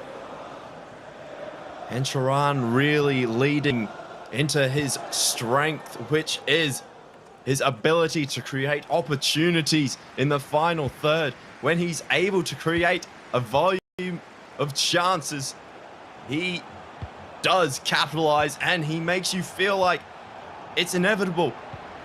The goal is going to come eventually, even if he doesn't capitalize on the opportunity initially. Is it Team America? It is inevitable. I feel like I remember that line from somewhere. It does feel that way here too in this game. In FIFA 21, a lovely turn. Mbappe, Charan doing the right thing, taking it away from the central area, trying to go wide, but it is even better defending from Yasir. And maybe it is the latter who will look to make some changes, change the formation, bring on some fresh legs. He does enjoy the flat 4-4-2, the 4-2-2. We've seen him with the 5 at the back earlier on. But Treaders, this is probably one of the few times you can keep the 5 at the back well away. He needs a goal to at least take this to extra time. And Charanjot has just got used to the way that Yasir is playing, with Yasir really only having half an expected goal in this second leg, dropping down from 4 in that first leg. So something will need to be adjusted for Yasir, whether that's more aggressive fullbacks or more direct play style. As we see him just dribbling directly into the centre backs of Charanjot, who again playing aggressive defense and loving that narrow attacking formation. Doesn't mind a flare or fancy pass either, does Charan. Will he learn the lessons his competitors have offered up to him? He said he's been watching. The early cross was a great idea. A little too close to Nick Pope, and straight up the other end we go. A foot race. And Kyle Walker beats out Pele. You can see there, no out ball. Yasir has every man covered on that pitch. Pele trying to pass past Walker, who wins that duel again. Mbappe, luckily, fortuitously, off the defender. But passing options, an absolute rarity at the moment, Treaders. And Yasir still running out of ideas at the moment. Will need to press on to try and steal a goal at the death here. Does win that ball back in an incredibly helpful position.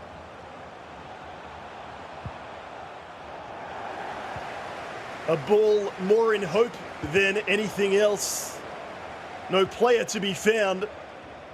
Charan can't get past the halfway line. That'll do it though. Lovely chest and control.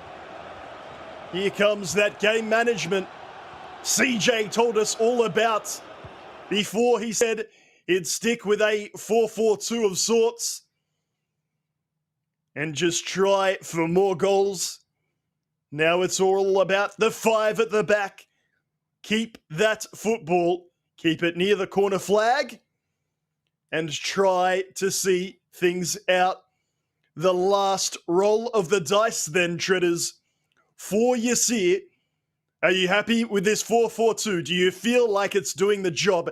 Is it his best chance to find that equalizer? I think he would be much better served going back to a narrow to really take advantage of Charan's ability to press out wide. I think if he moves that ball quickly through the midfield, he'll find a bit of joy. But at the moment, in the 4-4-2, he's finding that Charan just reads pretty much every possession as we see some classical time management, game management. And Yasir winning that goal kick. Not long left though. We'll need to move that ball quickly and with purpose if he is to steal a goal here. Charan will be hoping to hold out. And indeed, what a ball, Yasir. Straight away, the chance opens up. Nick Pope rushes out to make the save. It might still be alive. It's still Ronaldo. He turns away. Charan cannot hold out. The game management does not pay off. A lovely turn, some close dribbling from Yasir. And it feels like, for all money, we're going to extra time. And just the finish there, the scoop turn. And we're seeing an opportunity for Charan to go all the way here. Taking Rashford, beats one. Scoop turn, directional. And he gets that ball away, does Yasir. And we are off to extra time. Straight from the kickoff. Charan saying, I might as well give this one more crack. And Yasir, as I said, had not scored since the 28th minute of the first leg. He mixes it up. He changes things up. He does not give up. And he scores right in that last minute. And we get some bonus FIFA. The night is young on Championship Sunday. We are no closer to finding out who is about to advance to that loser bracket final and meet Mojabri. In this game, I just feel that you'll be needing to score 5 to really put this game to bed. Otherwise, you leave yourself at risk. Neither of these competitors, the best game managers, so their number one option will be to score that 4th and 5th goal as we see Charan snatch the 4th goal, going up 4-3 early into extra time. This man continues to create chances and continues to score them.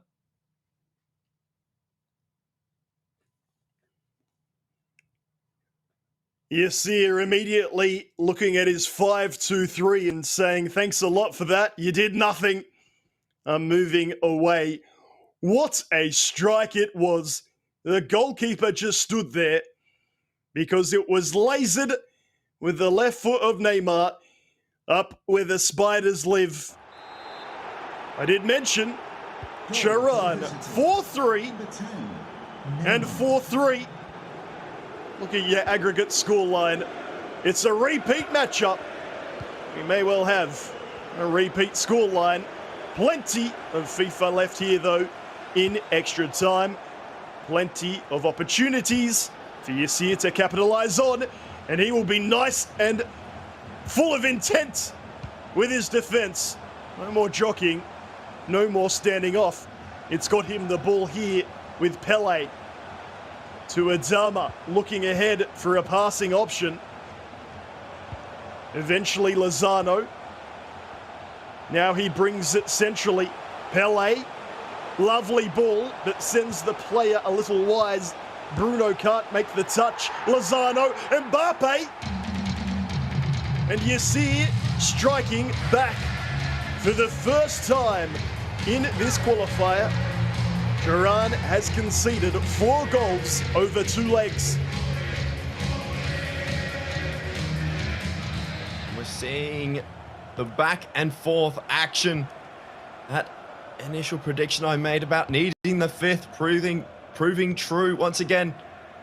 Both competitors, not game management, not really a word they are yet to fully master. And indeed, Charan will be taking these lessons that he's learning about game management to heart, really looking for the final chance as the first portion of extra time winds down. A quite terrible ball out of play. You probably got away with that in FIFA 20, not so in 21. Yasir will go backwards. Just enough time for one more, perhaps. Nick Pope with another crucial save for Charan. Please, he says, get that out of play. Let me try and get my composure and a bit of momentum back for these final 15 in-game minutes of extra time.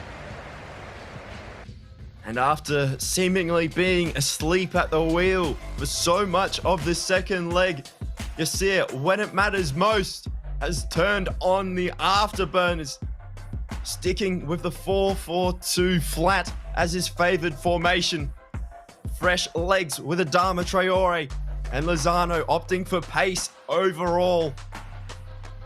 And Charanjot strangely trying to keep possession and almost conceding a goal, which would have made him have to come back for the first time in this matchup.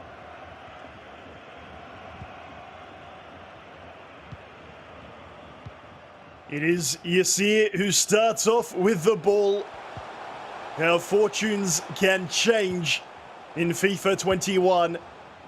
The goal drought ended, and now equalising yet again. Yasir using the flat 4-4-2. Pele, decent looking ball for a time. And you can expect some helter-skelter FIFA esports here with 10 in-game minutes left. Their end-to-end action guaranteed. And an option out wide for Charanjot, looking for the cut back inside. Rashford still going for Charanjot and is unable to create that space that he required. And now Yasir with the opportunity to strike on a counter-attack with numbers flowing forward for him, overwhelmingly over the top of Charanjot's defense. It's a 2-on-2, cuts inside, Yasir is tackled, and Charanjot does well. And Yasir watches that opportunity go begging. Wonderful tackle. In response, though, it is Adama, the substitute. One of the quickest foot items you can get. Mbappe, time ticking down. Charan needs to put the missed opportunities, the poor defending behind him, and score that 5th goal Treaders is talking about. Tries to soak up every last second to make sure Yasir does not get the opportunity. And here we go. It will go forward now. Hullet, his go-to foot item. What's he got for us? Hullet inside, a cutback, Mbappe, the ball looping up in the air, the ball staying in there. Hullet brings it down. And the competitors unable to be separated. We head to penalties. Traore going the right way, making it 1-0 to Yasir. In reply, Lema has the tonic 1-1. Penalty, something these competitors will have practiced so often. Very different. Playing them here. No indicator. You need to trust your mechanical ability. 2-2. Nick Pope is flying around everywhere for both sides. And that one goes wide. Charan missing the target. And again, Nick Pope flying, the ball going centrally. If this is saved, it's all over. Just past the gloves. However, Yasir to advance through to the next stage. He's done it. The comeback king from ASMR Esports from Saudi Arabia eliminates the last remaining Indian competitor. What spirit, what courage, and what ability, Treaders, to stay composed, execute mechanically, and be near perfect in that penalty shootout. That's one of the best penalty shootouts we've seen so far. Everyone but that one crucial penalty from Charan. Condolences to him. He's put on a display and he can be proud of the way he has represented India as a nation in their first FIFA Global Series event. What a debut for the 18-year-old, but to the victors go the spoils, and in this case, a lot more FIFA needed before you even see dossary. To break down that game for you, we throw it back to Kyle and Mike. Nate and Treaders, thank you so much for that one there. Wow, penalties is what was needed to separate Yasir and Charanjot 1-2, breaking it down for us. Mike LaBelle, let's jump into it because it was back and forth, 4-4 it ended after 2 legs of FIFA. It went to penalties. What did you make of it? Well, first off, that matchup lived up to the hype. We had goals, we had back and forth, we said it would be close. I also said before we got into it that neither of these players were great at closing out games, but they haven't shown that they have good game management. That also proved to be true, as we saw the discomfort when it got to the last 10 minutes, as you see the scoop turn into the near post. A lot of offensive technical skill set from both parties, which is always an enjoyable, visually pleasing FIFA, I guess, production, so to speak. In terms of some of the skills, the passing, the ins and out, I thought that Charanjot was going to be good after that big save from Pope, but unfortunately, another block, bounces back to Ronaldo, 90th minute. Just didn't seem confident in the last 10 minutes, and that's where that experience really comes into play. Even in extra time, Charanjot got on the board again, and you're saying, is this going to be enough? Are you going to get it done? Are the Liverpool kids going to carry you through? Said he was trying to replicate some of that text display from a couple years back, but you see the scoop turn. He says, how does that go in? Yasir, top corner, best corner. Neymar, weak foot, not an issue, 5-star, but you once again have another rebuttal working the end line. Bruno with the extra pass, Lozano, Mbappe. Love seeing Chucky, and then penalty kicks. Yasir was perfecto, very deserving here. If Charanjot can't make a save, and he might talk to himself a little bit later on, just because the only penalty he missed wasn't saved. He actually missed a goal. And we should bring up, and it was touched on from both Treaders and Nate, in penalty kicks at the pro level, there is no indicator, no assistance, no helpline. And because of that, it makes it much more difficult, even more so when you're feeling the pressure.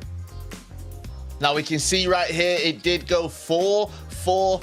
Yes, 4 apiece, but it ended up 5-3 on penalties right there. Yasir with 5 perfect penalties throughout the games, 12 shots, 9 on target, with 49% of the possession. For Charanjot, 10 shots, 8 of those on target.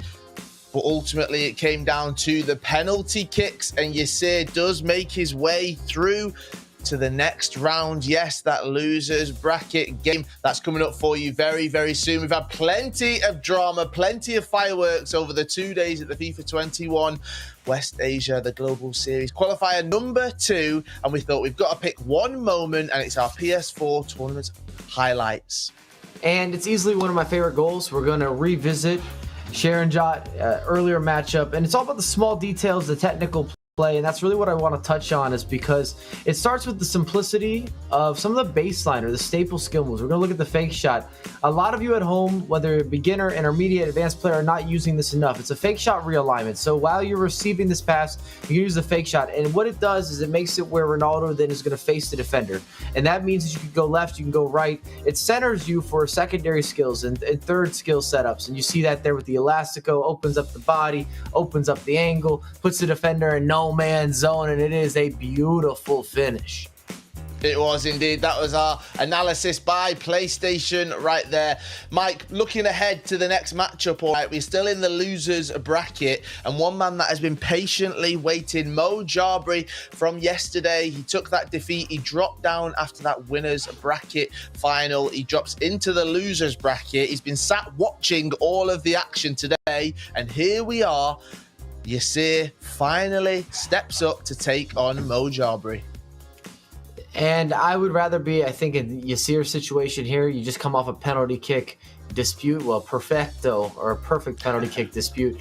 And I don't know about you guys at home, I don't know about you, Kyle, but when I win a game in penalties, it boosts my confidence. I feel better. I feel as if I almost lost that one. It could have gone either way. I got the W, and it propels me. And I believe that's going to play a big factor for Yasir and his confidence. It will indeed. I can't relate though. I very, very, very rarely win.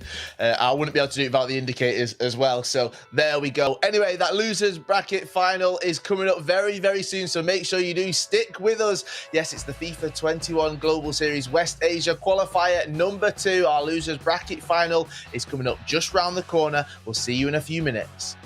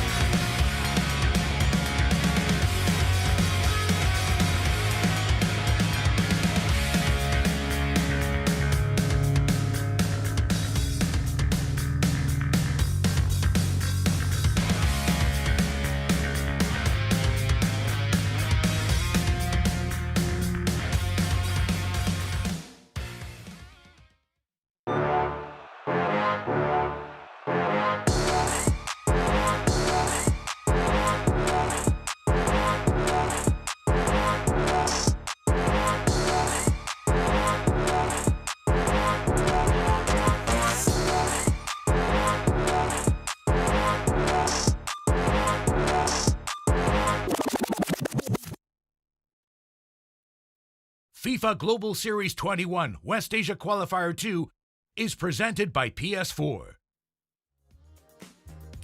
Hello and welcome back to the FIFA 21 Global Series West Asia Qualifier number 2. There's only 2 matchups left here on Championship Sunday, and we jump into that losers bracket final. Yes, Mo Jarby's been sat patiently waiting, and he found out just earlier that it will be Yasir who is taking him on after he beat Charanjot 1-2 from India on penalties. Now joining me is Mike Labelle, and Mike, we're looking at a losers bracket final right now. These two players going head-to-head against each other. Would you rather have got your hands warm on the sticks on stream or had time to prepare off stream? All day, every day, I would rather have my hands warm on the sticks. I'm focused up. I'm dialed in. I just came off a penalty kick W. My confidence is growing. I'm feeling good. I'm self-assured. I'm getting wins. If you can't tell, I'm really building up Yasir. Yes, indeed. He will be feeling sky high, full of confidence going into that next matchup. If you guys are at home and your juices are flowing for some competitive action, you want to be involved in some of that, well, you can do with the PS4 Tournaments Open Series. These are weekly competitions for all skill levels, competing against your friends and rivals for unique rewards. You compete online for prizes ranging from unique game-specific dynamic themes and avatars to in-game currency and cash prizes as well. Now, those of you who play in EA Sports FIFA 21 will have a chance to show off your skills to friends and rivals in weekly broadcasts hosted by PlayStation. And all you've got to do is go to compete.playstation.com and sign in with your PSN ID. Mike Labelle, it's easy as that.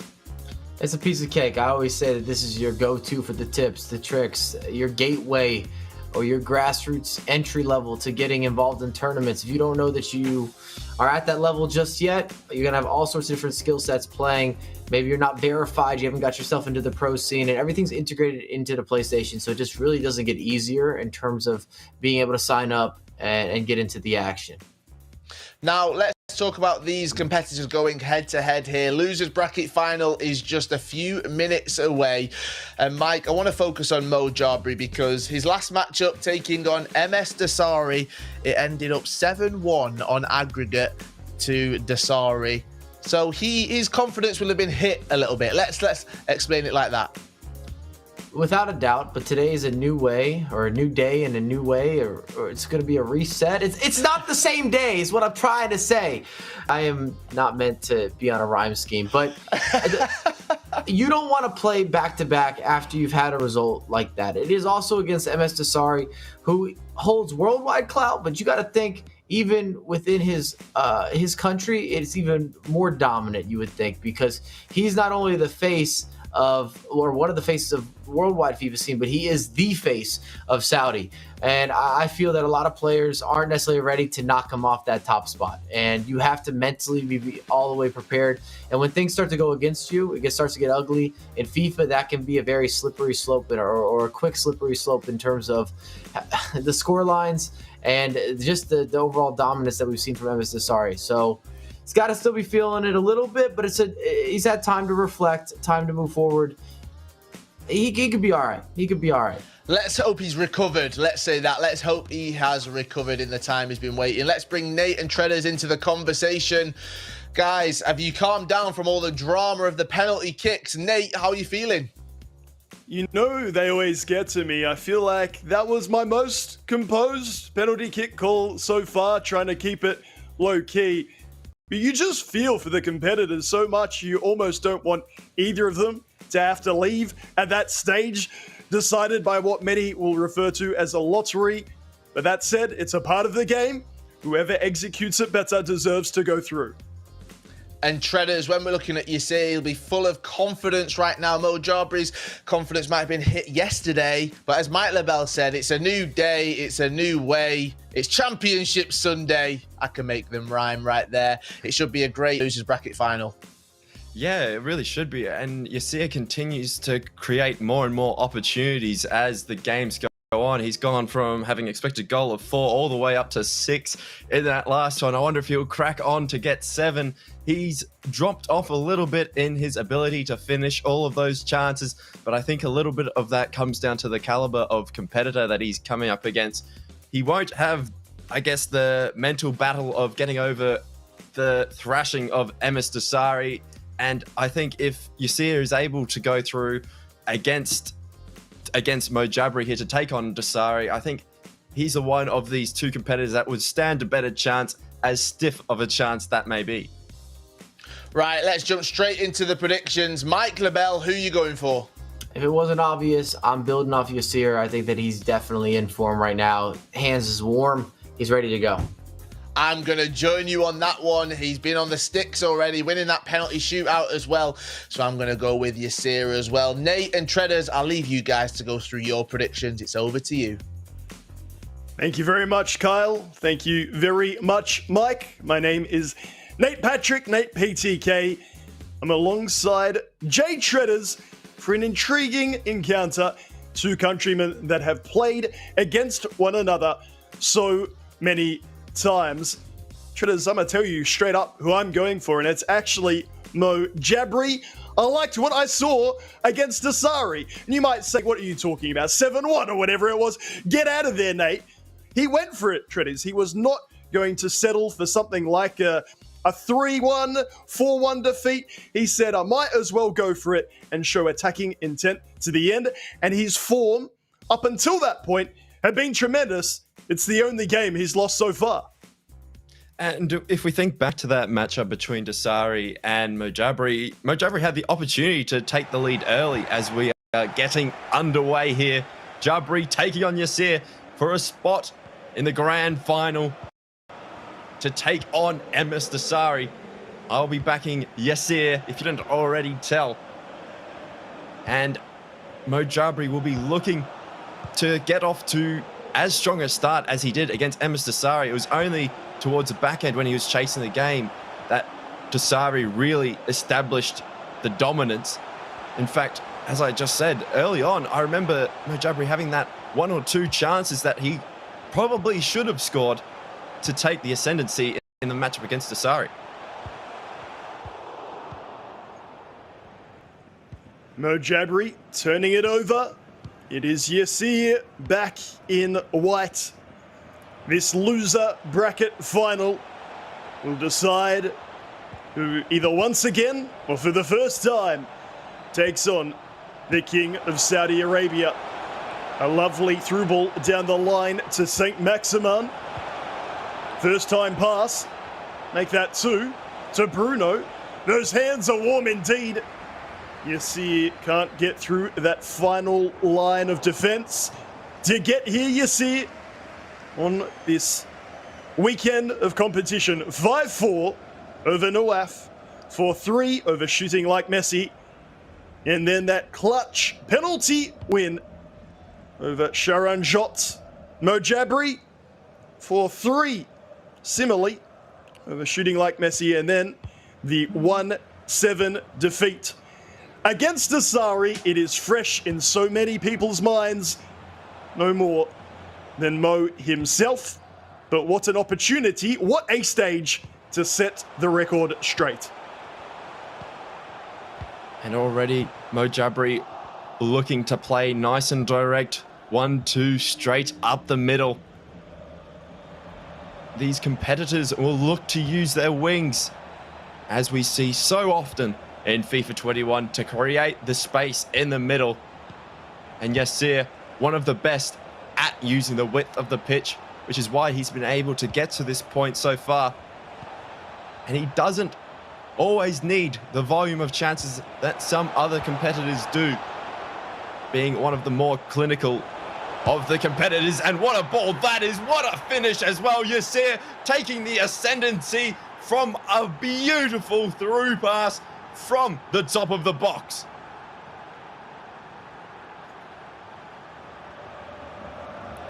We're just going to let that one be enjoyed.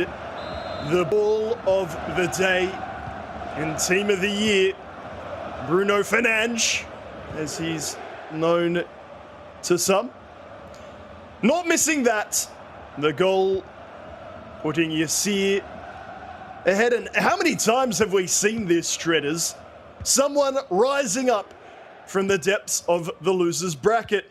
They start off the day, and it's back-to-back-to-back-to-back games if you want to be in that grand final. Poor Mojabri must be thinking, I'd also like to get myself prepared. No better way to be prepared, though, than matches at this level. And Yasir doesn't let the competitor settle that he's playing against. Indeed, almost a through ball opportunity there. And Mojabri looking a little bit rattled early on, being run off the ball a number of times. He'll be looking to move that ball quickly. Use the full width as always. But in that situation, Yasir quicker on the read. And indeed, looking to counter-attack straight away. But Mojabri simply baiting him into playing that through pass.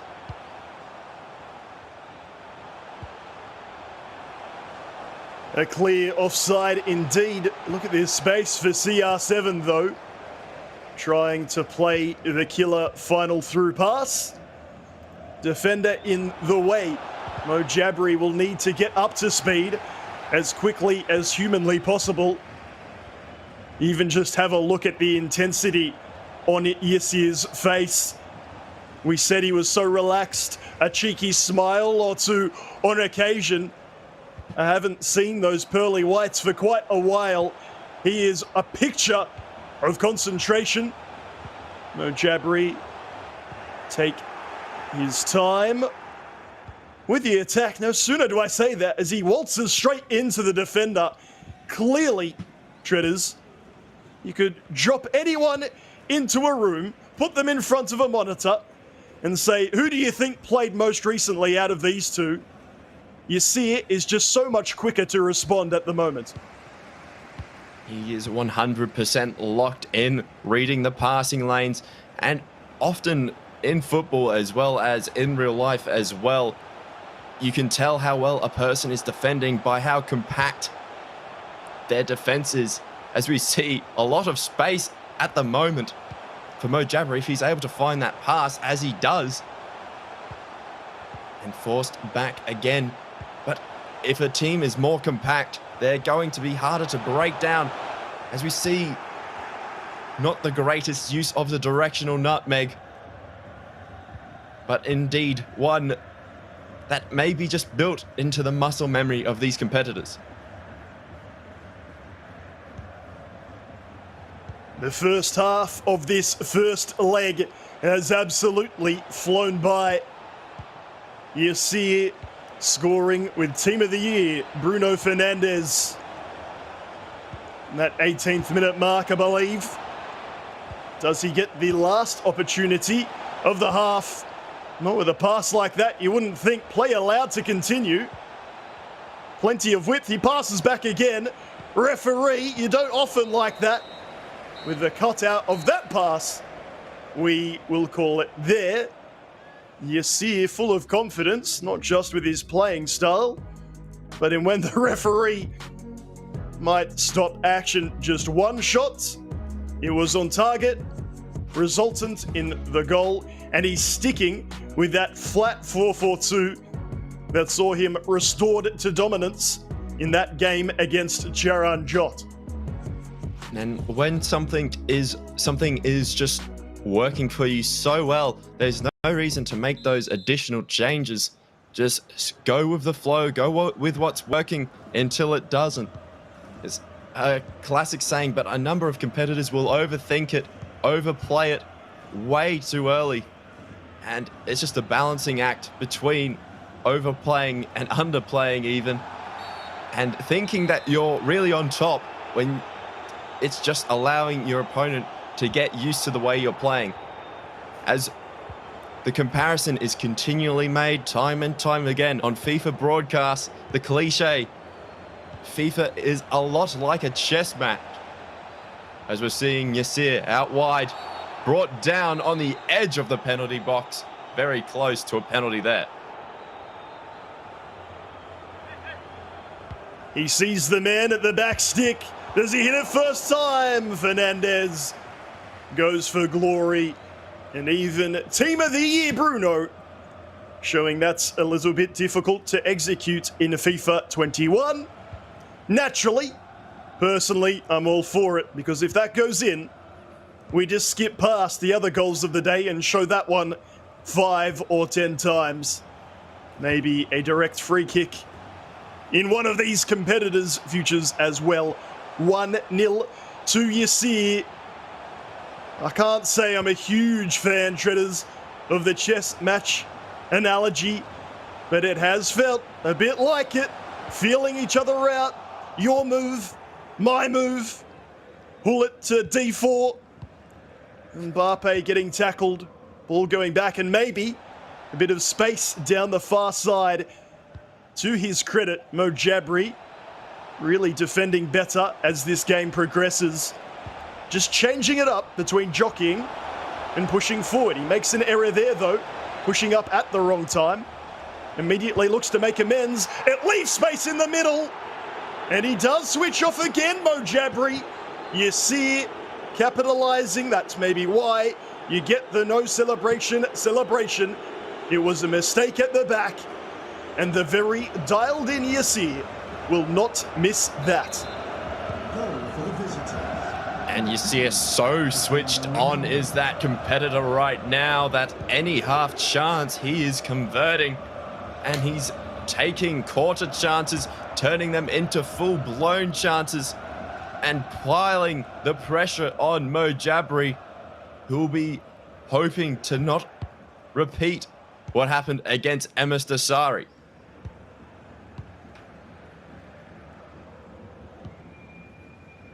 No need to take too many risks just at the minute. 2-0, maybe in FIFA 20, you dare say was the sealer. A much more possession-heavy game. A little harder to score goals in FIFA 21. We've already had it today. A 3-goal deficit brought back to parity. And with a second leg to come, Mo Jabri has time to get back into the contest. Does he have the inclination? It all feels a little bit formulaic with his attack. I gave him the credit where it was due in defense until he switched off right on cue. What about here? The reverse mock-up. Does it work? Mo Jabri inside. Neymar gets taken down. Play on.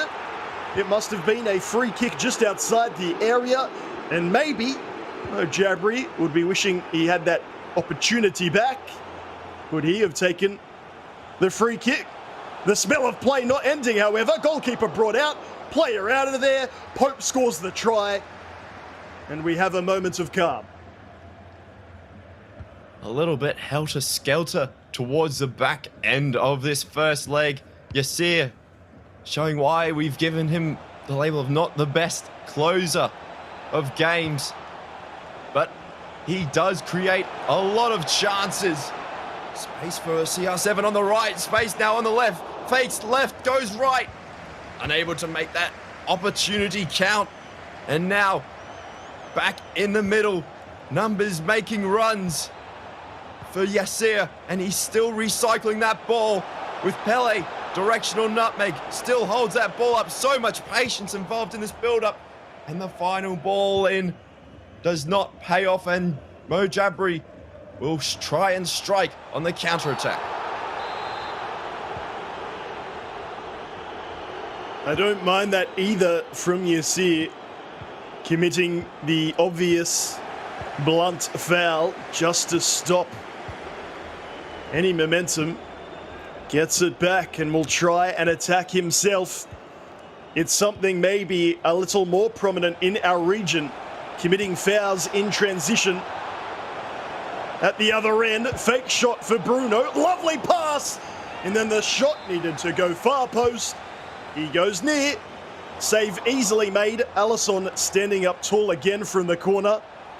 Ball still there. Yasir.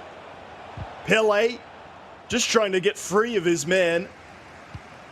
Do I dare credit Mo Jabri's defending again, lest we risk another centre-back wandering up the pitch? For now, it's all good. Mo Jabri giving that ball away in midfield. Can he stay resolute? Maybe it is similar to the last game. Keep it at 2-0, Treaders. And I'll try to go again in leg 2. He'd be hoping to try and keep it at 2-0.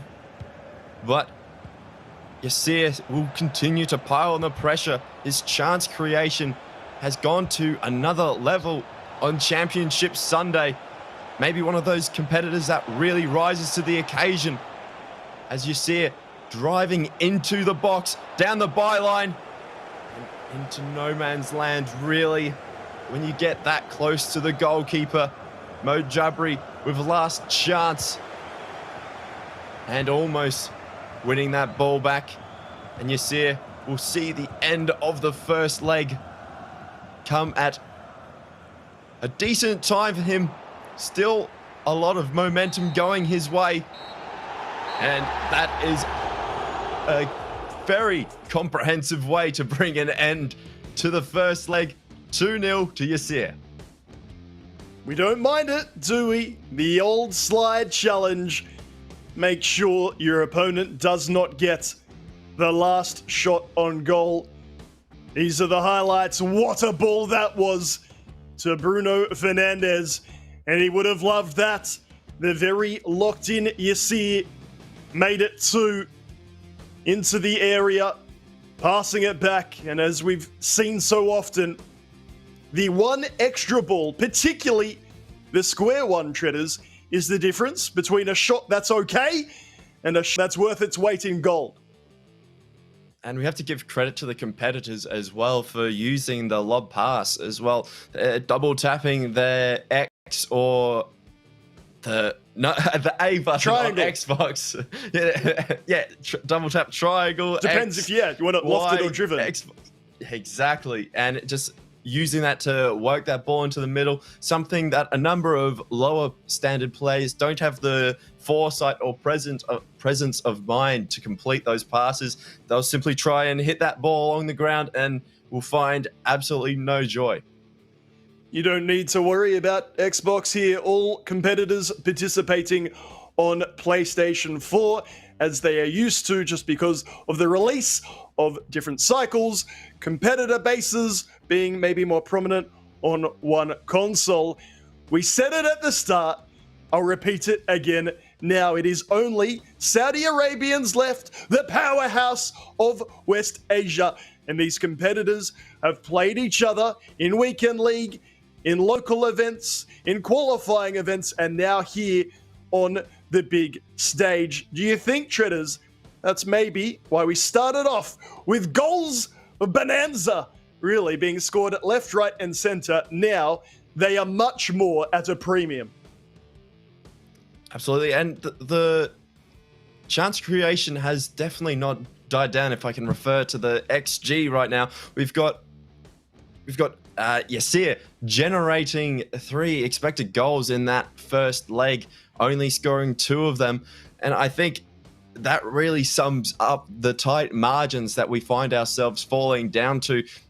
Early on in the contest, when he was in the loser bracket, he outperformed his expected goals, but as the legs have gone forward, he has created more chances. The bracket has gone forward, he has created more chances, but he's found that he's still scoring the same amount of goals as he started with. It's amazing how as the competition progresses, some things stay the same, but others do change. Naturally, it gets harder as it goes on. The winner will be taking on dossary in the grand final. But Yasir, it was brought up by Kyle, brought up by Mike, and once again, we'll say it here, has been playing all day. He started off relaxed, sitting back with a smile. He is now lent in to full gamer mode. And when somebody's like that, Treaders, dare I say, even someone like dossary has got to be a little afraid of that. Maybe a little bit. dossary is the kind of competitor who, no matter who he plays against, he's going to take it as seriously as he would have at the start of the tournament.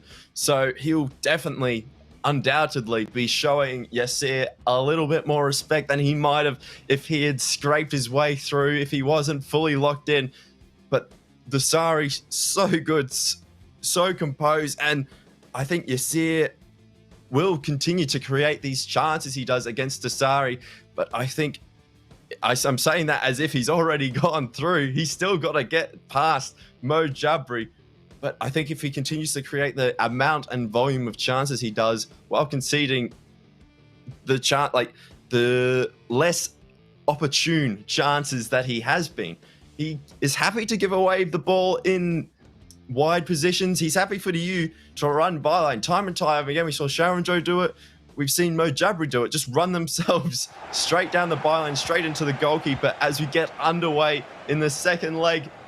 2-goal advantage to Yasir. 19 minutes away or remain between these competitors and their matchup with the king of the jungle in MS dossary. Who will it be, Yasir or Mo Jabri?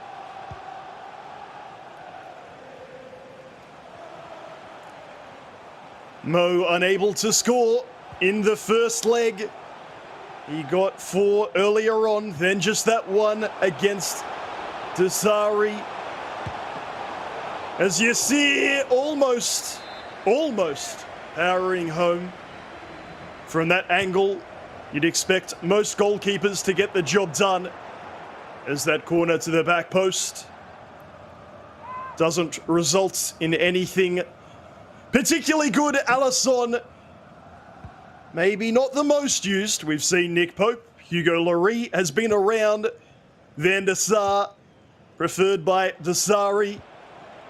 Now Alisson, at least on paper, looks good. And Mo Jabri does get his opportunity, skips past the keeper, and then rushes, really, the follow-up. I know it wasn't the most opportune touch, but needed to show a bit more composure there.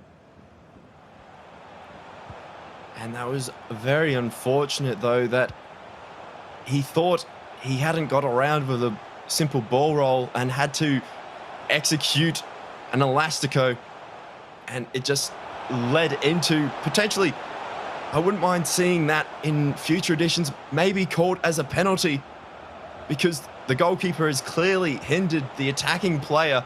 Just go down, take the contact. And we're seeing Yasir not as confident as he started the previous leg, with potentially some changes from Mo Jabri to start, but that is not a good giveaway in the slightest. But Mo Jabri wins it back, recovers, and will look to launch the counter-attack straight up the other end, playing a little bit more direct this time. Wonderful hold-up play just there, though.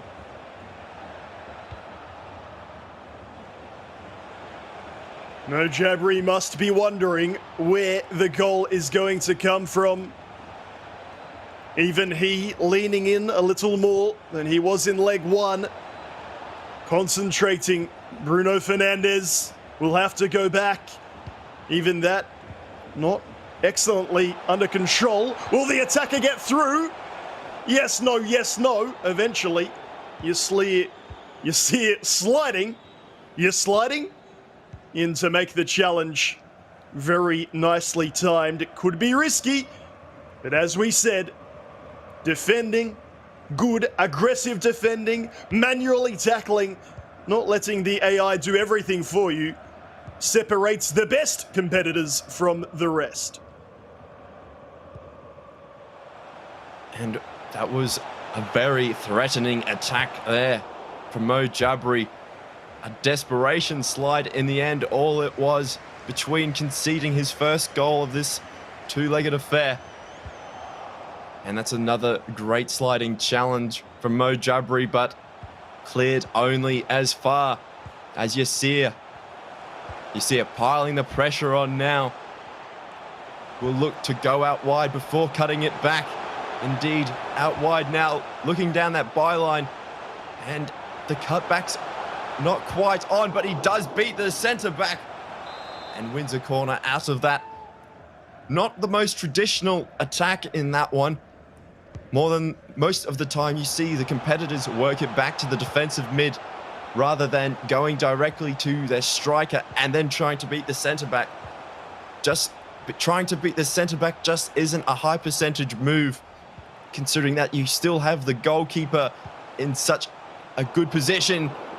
As a through ball goes straight into the grateful arms of Mo Jabri's Allison.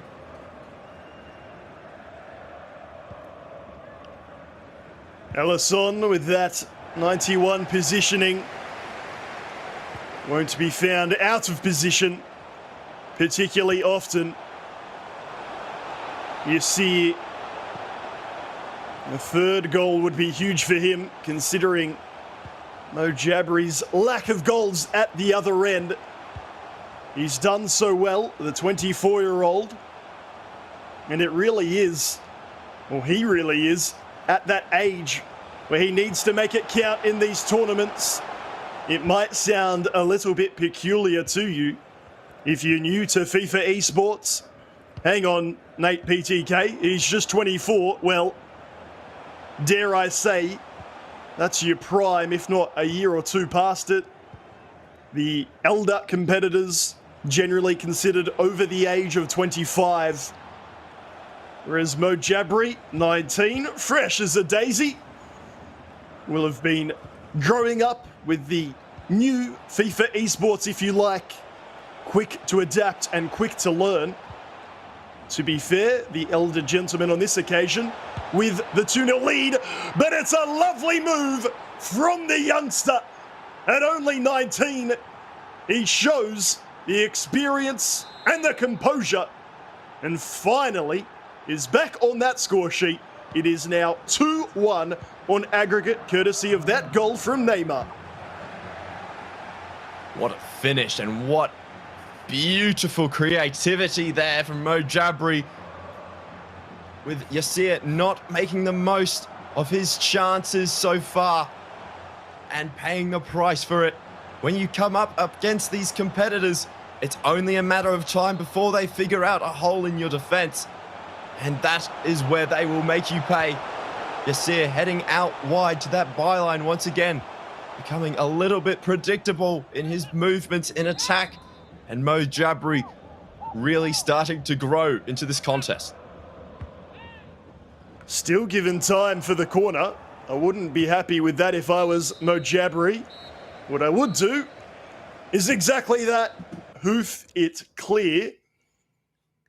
And while Yasir has had the lion's share of possession, if you can work that pun with the Hull City Tiger, it's probably a bit of a reach.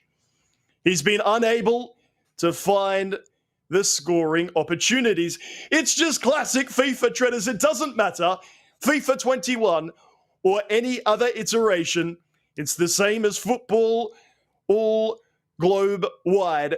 When you have a lead, your mentality starts to shift and you start to try just to hold that ball as opposed to looking for more goals. Absolutely. And we saw Yasir getting stuck in the same attacking patterns, which is a very dangerous trap to fall into, particularly when your advantage is still only 2 goals.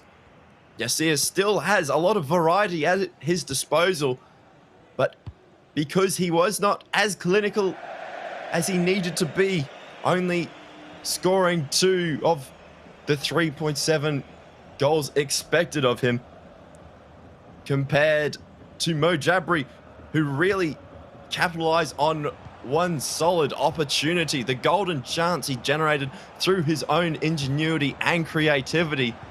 It's led to Yasir having to fight, having to scrap, and having to go back to the drawing board to hopefully hang on to this lead.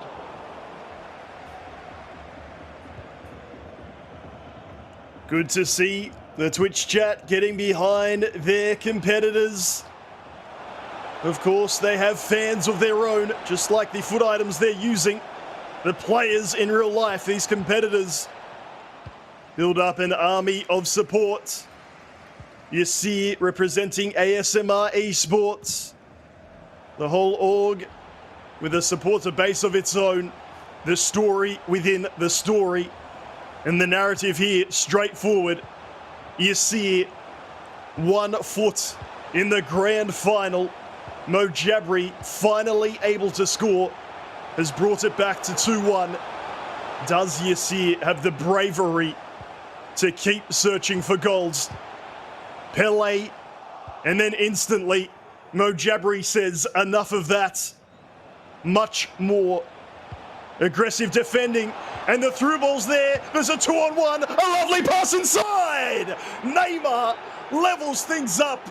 Mo Jabri, calmer than I am, a sip of water. He knows there's a job still to be done, but he does have things back to 2-2.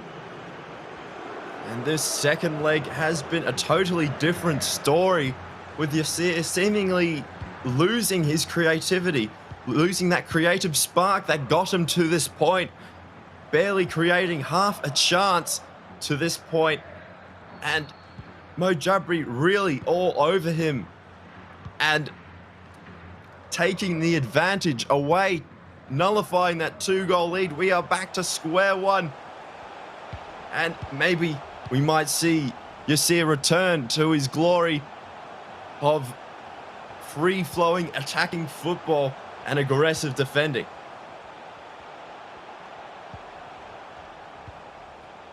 He has greatly enjoyed the attacking options of the flat 4-4-2.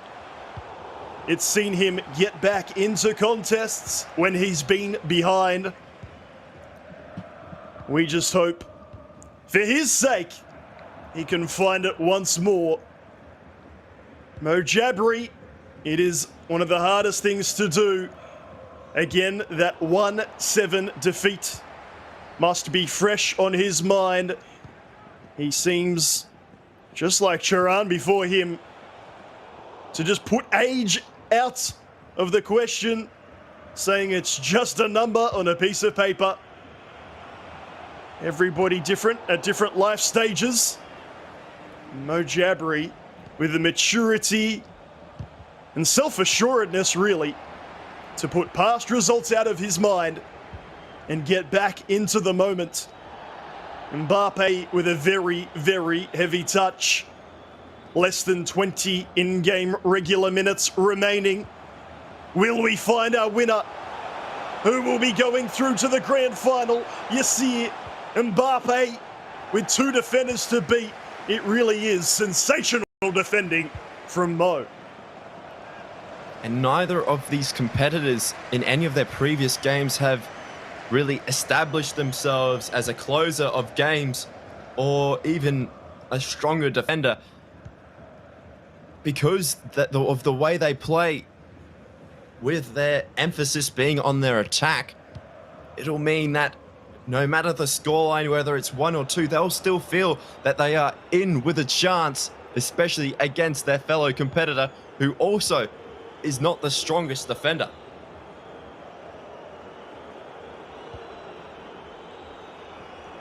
Mo through Neymar. A lovely pass. Ronaldo, what a turn and what a finish. Are you kidding me? From 2-0 down, Mo Jabri, against the odds, takes the lead for the very first time, and there's only 10 minutes left to play. And unfortunately for Yasir, he's just not looked the same since he took that 2-goal advantage, or even since the start of the second leg. Mo Jabri, on the other hand, has come out firing, has defended aggressively, has attacked with numbers and with purpose, and now we should see, more than likely, Mo Jabri drop back into a 5 at the back, get numbers behind the ball to limit Yasir's attacking play.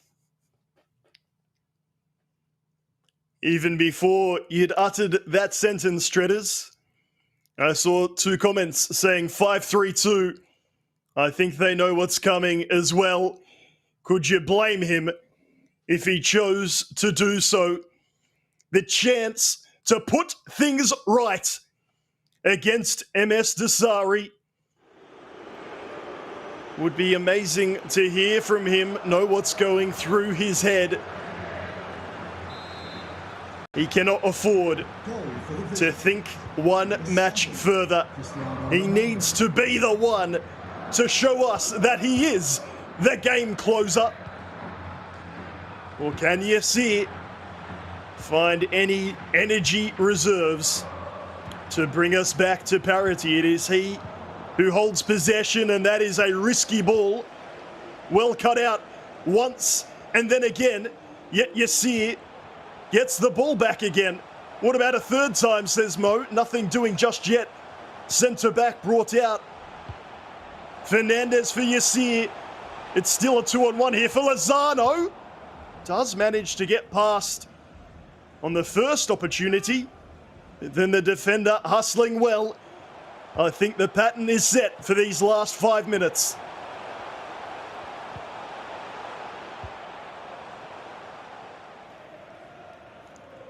Anywhere will do for Mohamed. 3 in-game minutes left. Look at the pressure still being applied. Every single player currently behind the ball. Sliding challenge, crucially timed.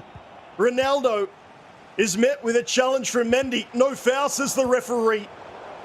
It is going to be like this until the end. Pele, the shortest of passes to Bruno, who is hacked down. 1 minute left. Free kick taken quickly.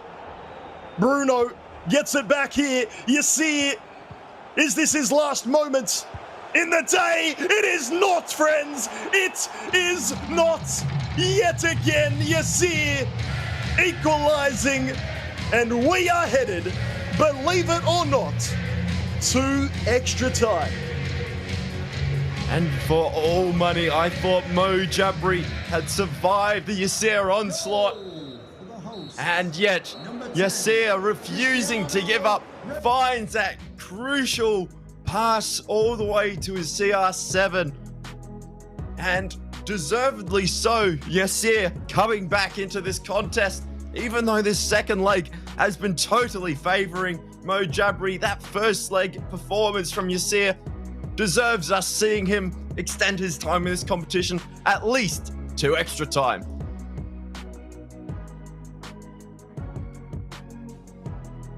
Maybe the biggest goal of Yasir's career so far. I would say none more important. We're not yet even in the grand final.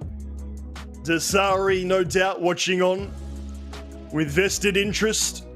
But here in the loser bracket final, there can only be one. It looks like it would be Mo Jabri. It still may well be Mo Jabri. But that is yet to be confirmed. With his last kick of regular time, Yasir through CR7 sends us to extra time. Can he find the fourth? Or is he ready, Treaders, for another penalty shootout? It was easy before. Get 5 pens, score 5 pens. Based on that previous shootout, you'd be having to favour Yasir, considering he didn't miss a single penalty, if my memory serves me correctly. But Mo Jabri, both competitors at the moment, looking like they're happy to sit on possession, wait for the perfect pass to really present itself before going forward. And now Mo Jabri does indeed go forward, but forced back by some excellent jockeying from Yasir.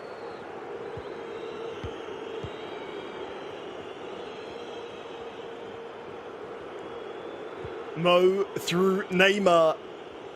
Held the ball for an eternity. He's just trying to get Yasir to bring the midfielders out of position. Wouldn't mind a defender either, but first things first. Here he goes, Neymar. Skill move not paying off. Player switch back for Yasir.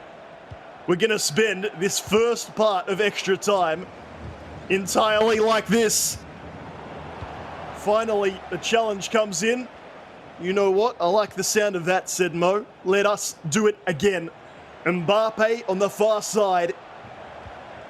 Competitors abiding by squad rules, finding the foot items that are right for them.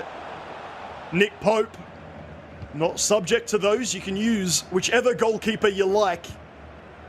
But the big man who plays for Burnley, maybe not the most recognised, he is one of the most used. Lozano almost taken out. And in a blink of an eye, Treaders, half of extra time is already done. And the weight of possession in that first portion of extra time and weight of opportunities fully on top was Mo Jabri.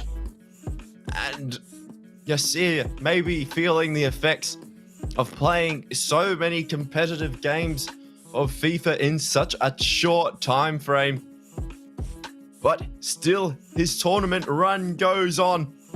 And still, he has the opportunity to go through to the top 2 to take on MS Dossary.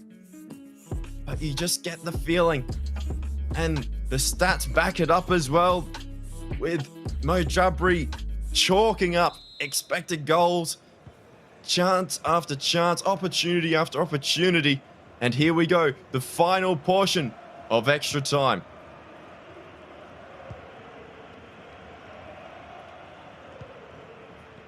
A quite incredible comeback it was from Mo Jabri. Easy to forget the way that things played out. So let me bring it to you. It was 2-0 to Yasir, and Mo seemingly lost at sea.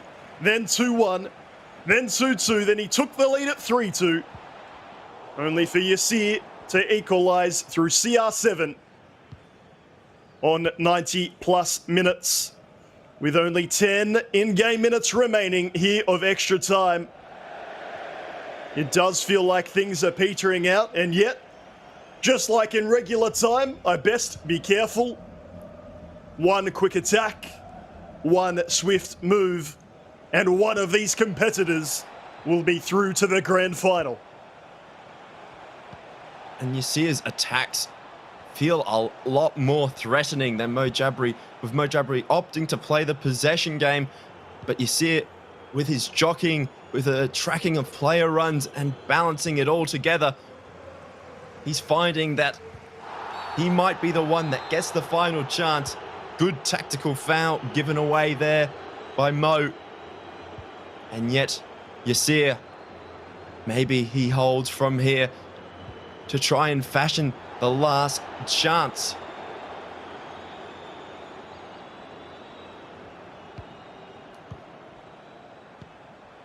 Three minutes remaining.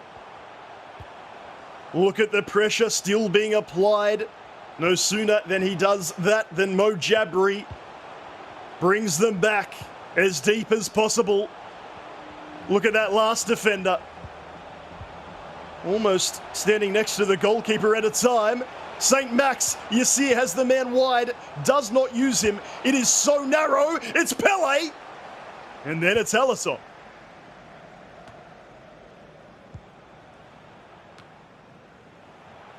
Is this the last opportunity? Sliding challenge, Mo Jabri gets away with it. And it is he that settles for penalties.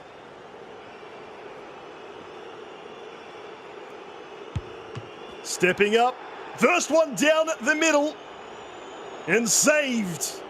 The first one he's missed today.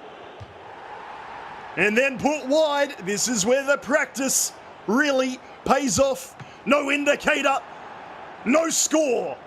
Still scoreless as we head to the fourth. Dear oh dear, finally one is put home.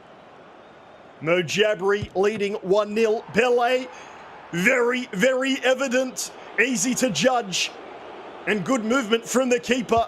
A big one now. Goalkeeper stays still, and so Yasir, after scoring all 5, manages to score 1, but now he needs the big save, and it's Neymar. Mo Jabri for a place in the grand final. He gets it. Mo Jabri has come from behind, then seen a late equaliser against him. And as he settled for penalties, it was clear to me, Treaders, that although Yasir showed his class in that regard before, there's someone else that's been practicing their penalties off stream and off broadcast. A little bit of nerves playing a role, it seemed, for Yasir all the way at the end. That was a really good run from him to this point, but it just felt like fatigue started to set in all the way at the end, getting very predictable with his attacks, and Mo Jabri probably deserving the result that he got. And what a game we have coming up, the rematch between Mo Jabri and MS Dossary. We do say farewell to Yasir. What a journey. He truly gave it his very all until the end. But the grand final, the rematch, awaits in only a moment's time. We'll be back to bring that to you very shortly. But to analyze a thrilling loser bracket final, it's back to Kyle and Mike. Nate, Treaders, thank you so much for that. Yes, Mike LaBelle, let's break this one down. First of all, what did you make of it? End to end, that's what I can say. Gameplay-wise, it was good. We saw late goals, as has been a trend all of today. I was a little bit disappointed in the penalty kicks. I wasn't really impressed with either of them. With Mo, I was calling him over here saying he's going to go down the middle. After he put one wide, and then Yasir, who looked great in penalties before, looked very shaky the second time around. So that was the quick hit to the penalty kick recap. Gameplay-wise, though, I very much so enjoyed it. Same situation has been going on, though. All of these competitors, outside of maybe the likes of MS Dossary from this region, have really struggled with closing out games. They don't look comfortable in those last 10 minutes, the last 15 minutes. And granted, FIFA allows you to do a lot with pressure play and formations and overload, you name it. But at the same time, if you're a pro player, you're competing at the highest level, you've got to be able to kill off games. You've got to handle the game management. You've got to be able to see out these matches. We're seeing so many late goals that I don't necessarily feel have been as earned, more so as the guy that was trying to hold on to the lead was literally holding on to the lead. He wasn't going for it with any confidence. He wasn't moving the ball forward decisively, and it almost looks as you're doing more of those FIFA hidden hope or just waiting. You're praying to the FIFA god saying, please let this game be over. I just want one clearance. Let me wrap this up. But offensively, games have been gifted. Gameplay's been there. And I'd much rather have quality offense than people understand how to close out a game, hold the ball, possession play, sit in the corner, you name it. There's the mistake. You're never going to miss from there. 90th minute, you can't make that kind of mistake. No, and we can see what it means to Yasir right there. He was holding on to the victory in that first leg, but Mo Jabri made his way back 3-2. Yasir got the 90th minute winner. However, it went all the way to penalties and Mo Jabri came out on top. Yasir scored 5 out of 5 penalties in the matchup before. He missed the first 3. He scored his 4th, but it just wasn't enough. Mo Jabri winning that game 3-1 on penalties after it finished 3 apiece in the regular time. These two going head to head now. Mike, Mo Jabri gets another shot. He gets a chance of revenge taking on MS Dossary. The big question is, though, have you seen enough which convinces you that he can beat MS Dossary twice? Not at all. Nothing in that game told me that he's going to be able to beat MS Dossary once, yet alone having to do this job twice. Even if MS Dossary has the cold fingertips, I just can't see it happening. It's the package that's being brought isn't complete enough unless he's going to improve drastically from that match to really compete against MS Dossary, in my opinion. Right, let's have a look at our bracket right here. This is how things have unfolded over the past couple of days in the West Asia qualifier number 2. We can see the losers side of things right at the very top. Mo Jabri, after he dropped down from the winners bracket, he took on Yasir. Yasir's journey, winning 5-4 in the first matchup, 4-3 in the second matchup, 9-7 in that third matchup right there after the penalties that was as well. And then in the final, after the penalties, 3-1 it was, and he goes through as our winner, a losers bracket finalist, all the way to that grand final where he will match up against MS Dossary, who has been waiting very, very patiently. Mike, these two going head-to-head. We've briefly talked about it. We're going to be getting in-depth with it a little bit later on as well. But dossary must be watching this, already analysing Mo Jabri and thinking, I know where I can exploit this player. Well, in the earlier matchup, he was so dominant. I definitely think Mo Jabri will give a better performance. I think it'll be a much closer game. I'm just, I guess, playing devil's advocate here and maybe being a little bit of a skeptic in terms of having enough offense to really generate the types of situations that you're going to be necessary if you want to beat MS Dossary. MS Dossary is one of the greatest defensive players we've ever seen. We often describe him as a balanced player because he still scores so many goals, but a lot of his goals come from his defensive pressure, his offside trap, his reading of the game, his micromanaging. It's all on the defensive side. You have to be such a good quality attacker to really put any pressure on MS Dossary defensively because of how he reads the game and how he adapts on the fly. We've seen MS Dossary make so many amazing, spectacular players look average, bang average, and it's because he takes away space. He eliminates you. He suffocates you on where you're trying to move and how you're trying to move. He interrupts everything. He's great. You're never going to have a full conversation. He's just interrupting constantly.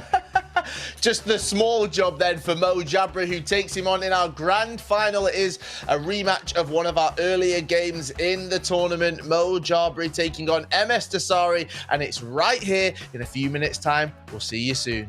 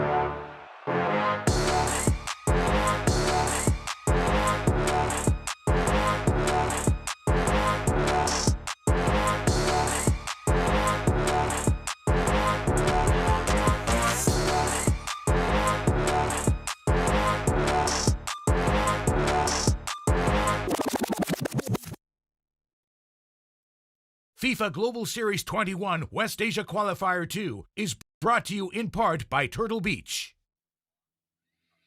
Hello and welcome back to the FIFA 21 Global Series West Asia Qualifier number 2. We've had day 1. We've nearly completed day 2, but it is Championship Sunday, and to top it off, we've got our grand final. Yes, Mo Jabari's made his way back from the losers bracket, hoping for revenge, taking on MS Dossary in the grand final right now. Breaking things down, Mike Labelle is joining me right here. And Mike, we've not had to talk much about MS Dossary today because we've not seen him, because he's actually been completing his weekend league. He's been getting on with everything, keeping the fingers warm, and here he is in the grand final.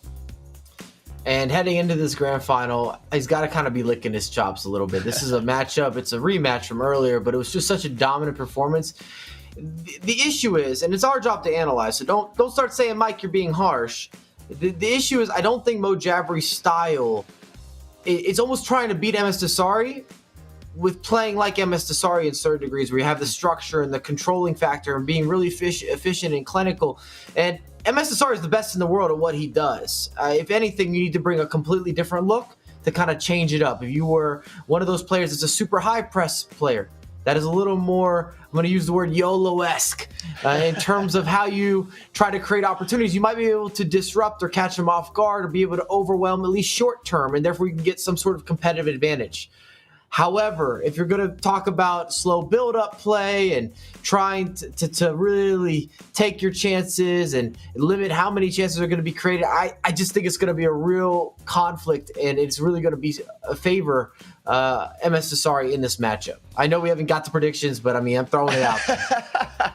Don't worry, we will get to that. We will get to that. Everyone at home, not only do we have a grand final that is going to blow your socks off, that's a UK saying, sorry, right there. It's going to be very exciting, let's just say that. We've also got some rewards for you as well this weekend. And during the FIFA 21 Global Series, you have complete control of your viewership rewards. Yes, for the first time, you'll receive guaranteed rewards for watching the best FIFA players in the world compete at the highest level.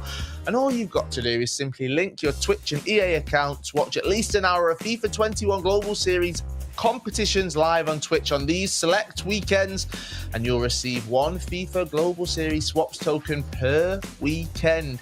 Now, tokens may take up to 7 days to appear in your account, but these tokens are redeemable in repeatable SBCs in FIFA Ultimate Team, with some great pack rewards up for grabs. And remember, the more tokens you earn by watching on the select eligible weekends, the more flexibility you'll have to decide which rewards to get. So don't miss out. Link your accounts, watch the FIFA 21 Global Series, and redeem your rewards. Now, not only that, we thought we were going to go one step further. I talked about giving back to you guys that are watching as well. How we're going to do that is with a special TIFO. Yes, anyone who watches more than an hour of FIFA Global Series action this weekend on Twitch with a linked Twitch and EA account will also receive an NYC Chris TIFO. So you can get that in game by watching this weekend. So not only do you get to listen to me, Mike, Nate, and Treaders, not only do you get our expert opinion, not only do you get to see MS Dossary in the grand final, you also get some added rewards as well. Now, Mike, let's talk about this grand final right here, because it's very easy to just say it's all for MS Dossary. He's going to take it. Let's look at it a different way. What has Mo Jabari got to do to ensure he has a chance? He has to be more innovative, offensively. He's got to show that you can unlock space, that you have different ways to penetrate the final third and to put MS Dossary under pressure. 5 shots, 4 on target. He's not creating enough, Mike, is he, to beat MS Dossary? Not in my opinion. That's what I keep stressing, is that we're going to need to see a different Mo Jabari. I think it'll be more competitive than the first matchup. Thank goodness. And I'm putting my socks on. I'm not taking them off or knocking them off or whatever you had to say about that. But if he really wants to pressure MS Dossary, is one of his big keys to being victorious here is, of course, being clinical, because I don't think he's going to make a ton of chances. So when you get one, convert it. Granted, Mo Jabari's been able to do that. And then somehow you got to be creative. You need a little of that ingenuity in around the final third, because this is where MS Dossary is so special with how he keeps you guessing, the way that he steps, the way that he sits back, the aggressive, the passive, and combine that with being decisive and offside traps. He has so many different ways of just taking away to space. And I don't want to sound like a broken record, but if you watch MS Dosary's micromanaging, or if you've ever played against him, then you know firsthand, whoa, this is a little bit different. It is indeed. Now, everyone at home, if you're thinking, well, I'm similar to MS Dossary, I've got the skills, I see you in the Twitch chat, people are always saying that they can get involved. Well, this is your opportunity to do that. Yes, FIFA Face Off is an opportunity for members of the community to get the chance to participate in a FIFA-themed game show, and we've got this short video that explains how you can get involved.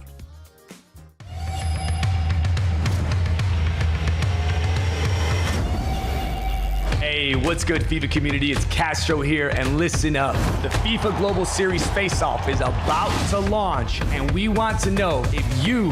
Me? What, me?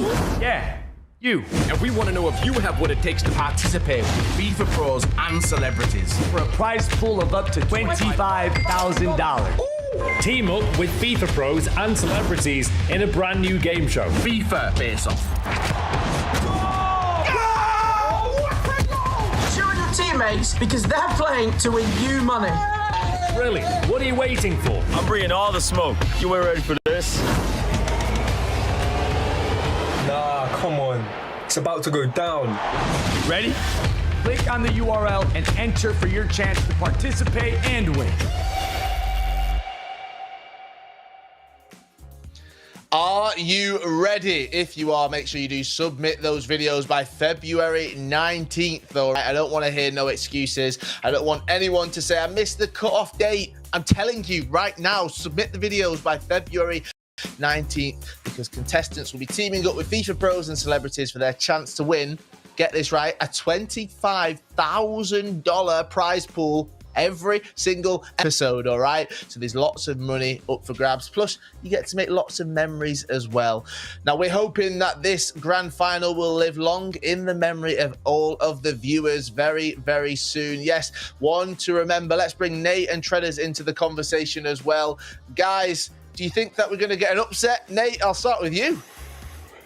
I'm sorry, I'm just not going to be that guy for you, Kyle. We know about the history of Dossary. We've seen the FIFA on display. I guess for Mo Jabri, the question I have, and I sincerely hope that it's answered, what is his FIFA identity? It feels like every game's been a little different, not particularly coherent. To his credit, he finds the way to win, but I still haven't worked out what type of FIFA player he really is. Okay, you sit on that fence. I hope you enjoy it. Treaders, are you going to tell us it's going to be an upset? Yeah, there's going to be an upset. You're gonna say it? There's going to be an upset, right? No. And no again. No, I think MS Dossary's just got way too much class about him. I think Mo Jabri, as Mike so brilliantly said it, Mo Jabri doesn't have enough going forward to really threaten MS Dossary unless he throws his total game plan out the window. And I mean, potentially for the first 20 minutes, I'd love to see him go gung-ho, 4-1, 2-on-2, narrow, just throw a different look at him and maybe change up game plans every 20 minutes or so, just to bring a little bit of doubt into Dossary's mind. Or not even doubt, just like make him rethink his game plan, even in the slightest bit, just a percentage, even if it's 1%, everything counts. I realise that both of you are on the same side of the fence right there, so I know Mike LaBelle is going to completely disagree. Mo Jabri is going to get the win, right, Mike? You've already heard me talk about this. This is the issue. MS Dossary for sure, but you're dealing with, over the last 4 years, the best defensive player, period, in the competitive scene. The best player in the world defensively. This is a fact, not a debatable. Go through the stats, you could pull him. Best defensive player. It's why he's been able to win so consistently versus a Mo Jabri who has not really been proven offensively even within this regional. We're looking at today, we're looking at yesterday. His offense isn't bad, but it's not progressive or prolific, and you need something special to beat MS Dossary because this is what he does. Right, I didn't know who I was kidding. I didn't think there's going to be an upset either. I'm joining all four of you. All four of us, we're all going for the same. MS dossary to get the win. The grand final of the FIFA 21 Global Series West Asia qualifier number 2 is moments away. Nate and Treaders, it's over to you guys. Thank you so much, Kyle. And thank you, Mike, for one last time. The biggest stage, the biggest occasion. You've been watching along. None of you watching for the token whatsoever. You're all here for the grand final. I say it's a little bit in jest, but Treaders, if people were new to FIFA esports, they will be treated to something, one way or the other, by MS dossary. It'll be a masterclass for sure. We'll see him. Well, if I'm looking back down at the expected goal stats, he's only conceded a maximum of 2 chances across 2 legs. That is absurd. That's 180 minutes of in-game FIFA and only conceding 2 chances. I'm just in shock at realizing the enormity of those numbers. And then he's able to go up the other end and create the chances he does. That's on form as well. We can talk about his pedigree all day. FIFA 18 World Cup champion. He's won 3 Foot Champs Cups. He was so close to becoming our first back-to-back World Cup champion. That will no doubt still be on his mind. To do it for us in the big dance, the FIFA 21 Global Series West Asia Qualifier number 2 Grand Final. It is that man, Tundra, MS dossary versus Mo Jabri. We will give the credit where it's due and certainly hope that Mo Jabri brings us something a little more than that. 4 minutes played, and MS dossary opens the scoring. And all of those passes in the lead up, all the other competitors that we've seen so far aren't playing at least 2 or 3 of those passes. Yet dossary sees them, executes them, and indeed he executes the finish. Man doesn't even let me finish my intro. I can't even get the name of the tournament out. Mo Jabri, as we've seen throughout the weekend, not perturbed, not worried after going behind. Good opportunity, but Varane in the way. And amazingly, that's not just kept in play. Dossary retains possession. Dossary, of course, also winning the Summer Cup Series for Middle East and Asia. When we were unable to go ahead with the E-World Cup, he found the one thing he could win and won that too. It is not just his class, his form, his ability. The man, Treaders, is hungry for success, even though he's already through to the next stage. He's qualified for the qualifiers, if you like. He's doing this, sure, for $10,000, but because he is MS dossary, and MS dossary wins FIFA tournaments. And there's also the element that he doesn't want to feel like people are forgetting the threat that he poses.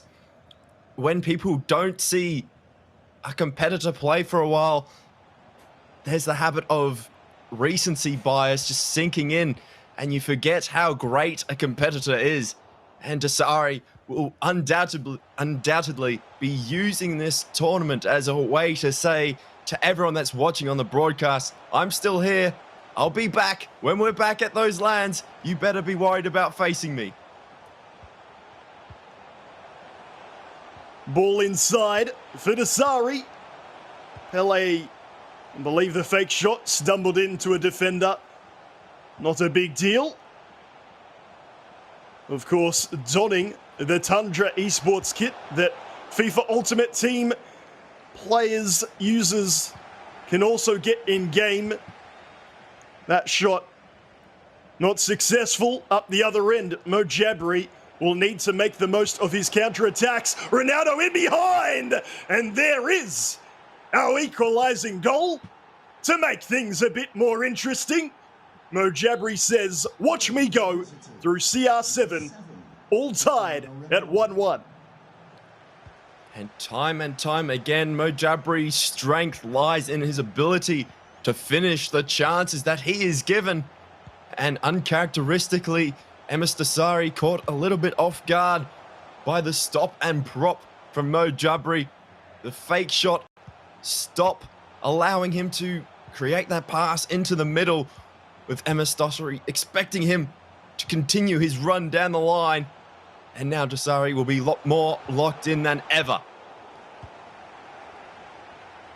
He is one that will show us a bit of emotion, taking that shot early and off balance with Ronaldo.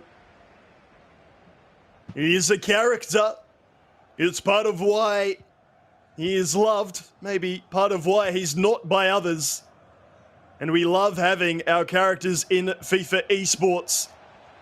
It truly is the humans behind the controllers we're most interested about, coming from all over the world, different backgrounds, different cultures, different metas, rising from obscurity to become global stars.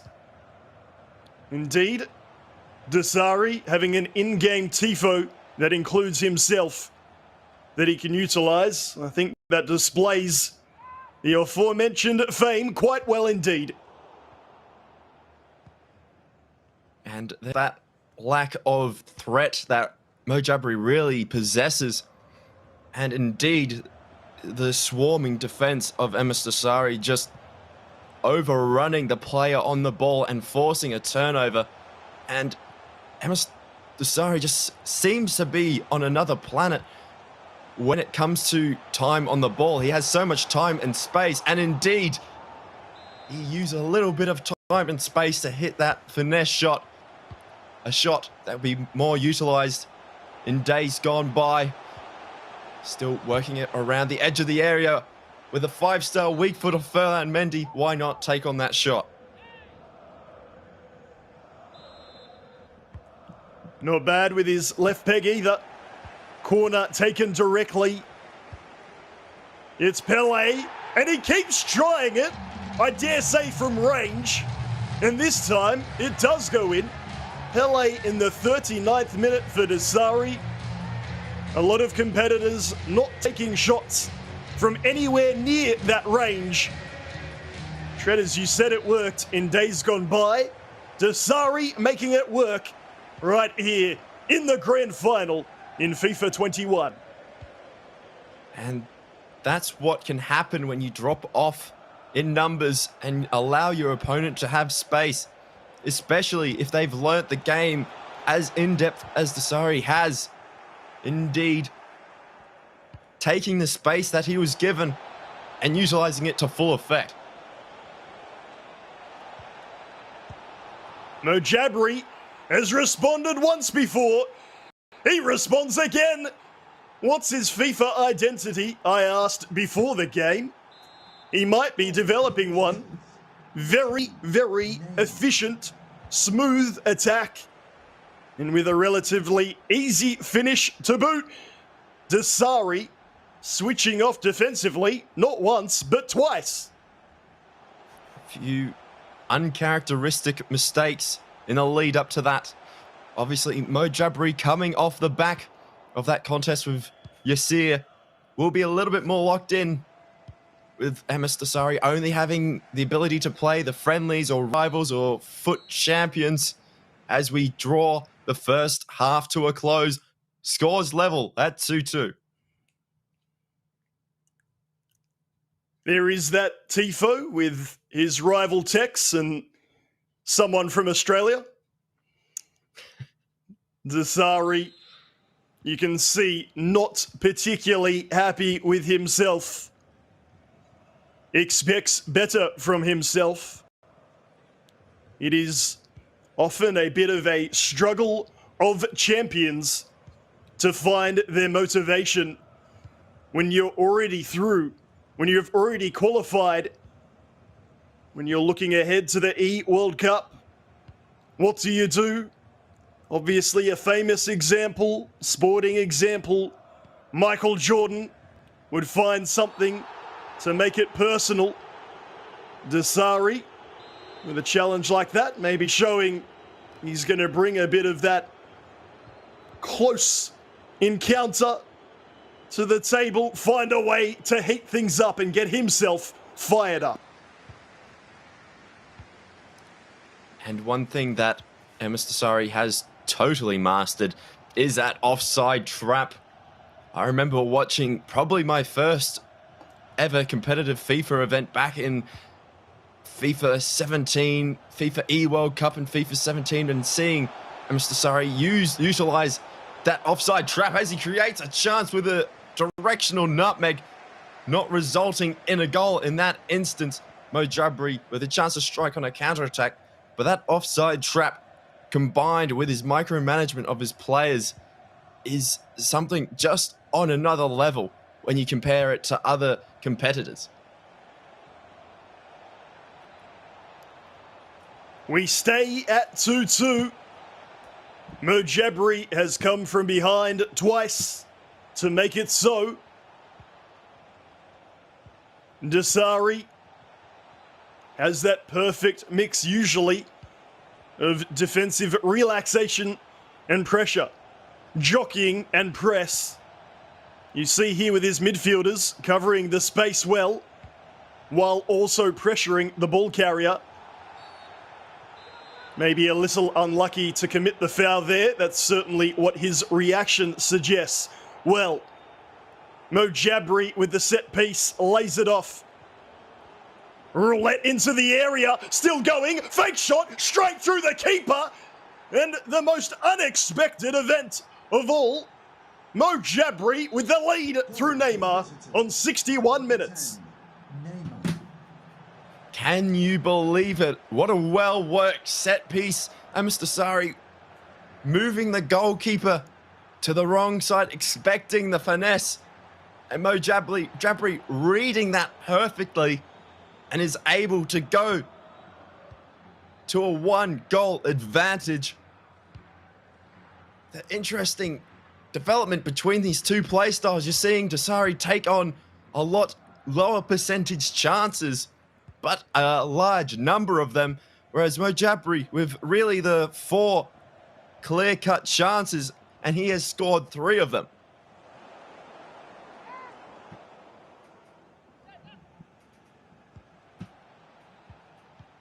We will remind you then at this point about the grand final reset. Because Dossary is undefeated, Mo Jabri can't just beat him over 2 legs. If he does do that, he will have to do it again. It is part of the reason why we believed the challenge might be beyond him. But the 19-year-old, second youngest competitor over the weekend, taking it to, I feel like it's almost a cliche now, Treaders. We call him the king of the jungle. He's becoming the king of everywhere. Locally, globally, Dossary becoming a household name. He's going to need to find that champion form to come back from 2-3 down. A lovely ball inside. Ronaldo can't hold on to it. Mo Jabri defending rather well. This is where he's been so good to get his 2 goals. Not a lot of build-up from either. Playing it nice and direct, and maybe he'll have to be happy to cede possession in order to get numbers back and deep and rely to playing on the break. And the way both of these competitors are using that offside trap is so unique, putting so much pressure not only on the ball carrier but also on the runs being made in behind. As I mentioned earlier on the broadcast, as Mo Jabri exploits the space in behind down the wing, there's so much defense. Comes down to how compact can you make your team, and a lot of space here for Jabri if he's able to get that ball onto the left foot. Unable to do so, but if you're able to keep your team compact and control them all the way, then you'll find that you concede a lot less goals.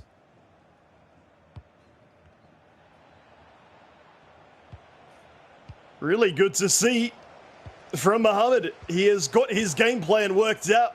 That was the big question. What is his game style, game plan? He's worked it out. Happily turning over possession in order to be more direct. And I guess it takes two to tango. Dossary, a little bit off the boil from what we expect. Maybe he'll warm into the contest the longer it goes. It is still rather early days in the grand final. Sure, the first leg almost done. A second leg to decide the official result. Mo Jabri, he would love a fourth goal right at the end of this first leg. But Van der Sar, interestingly, exclusively used by Dossary this tournament with the save. And this has been an incredibly astute game plan coming out from Mo Jabri, realizing that by holding possession, he will not be able to win the contest, but rather the more direct play style that we didn't really expect and didn't know if he had it in his arsenal, as we see MS Dossary creating some space in the area, unable to finish that opportunity. And indeed, Mo Jabri takes the ascendancy at the end of the first leg.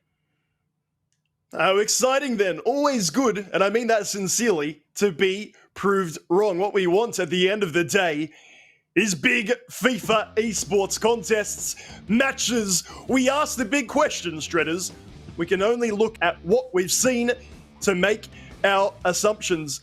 Those on MS Dossary, he is happy with either of those, by the way. We've had a good chat. He doesn't mind. He displayed what we thought was that championship form. No sooner did so than Mo Jabri responded on the break for the first two, and then one more, just to make things rather interesting. And already, MS Dossary is just looking a little bit weaker against Mo Jabri's more direct play style. Mo Jabri, as mentioned before, he had 2 expected goals in the first time these two met, and now he's already matching that in the first leg, and so good has his finishing been that he's managed to score a third, so he's a whole goal in front of where we would traditionally expect him to be, and that's what you need. You need to be so clinical against a player whose defensive caliber is that of MS Dossary. How about this for a goal as well? Could not have done any better. Maybe Dossary has a look, thinks he could have done things a little bit differently, but that's life. Hey, Treaders, we've all done that before, not just in FIFA. My name is Nate PTK, Nate Patrick, here bringing you the big one, the grand final, alongside Jay Treaders, Kyle, Mike, Treaders, myself, all hyping up, as we should, I dare say, the king of the jungle in Dossary, but Mo Jabri, he wouldn't have the greatest of pass completion. He wouldn't even have a lot of possession. What he's done well, Treaders, is effective possession, moving that ball swiftly through transition and not missing when he shoots at goal. And we saw MS Dossary really starting to just pepper Mo Jabri with some not really high percentage looks towards the, not even towards the end, just throughout the entirety of the first leg. Maybe just trying anything, thinking that if there's not a defender in the way, that's getting blocked. But they were only really not even a third of a chance, just 1/5 of a chance even. And Mo Jabri, every chance that he's created has been a very high threat, almost a golden chance. He certainly looks for the clear-cut ones. And at the moment, he's finding them. Plenty of FIFA still to go, particularly if Mo Jabri can find the result over 2 legs. It will force the reset here in the grand final. But just like in that first game, guess who's there with the goal? He wastes no time. Mbappe, in 4 minutes, just like Bruno did for him in the first leg. So straightforward is dossary at creating those chances.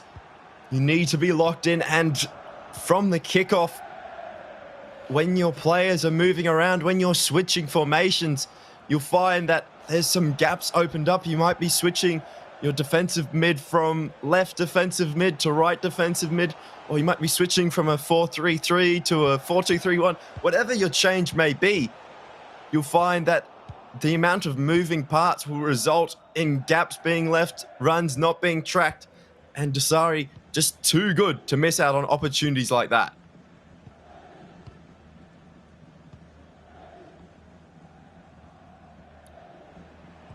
Maybe he just hates my intros. I wouldn't blame him.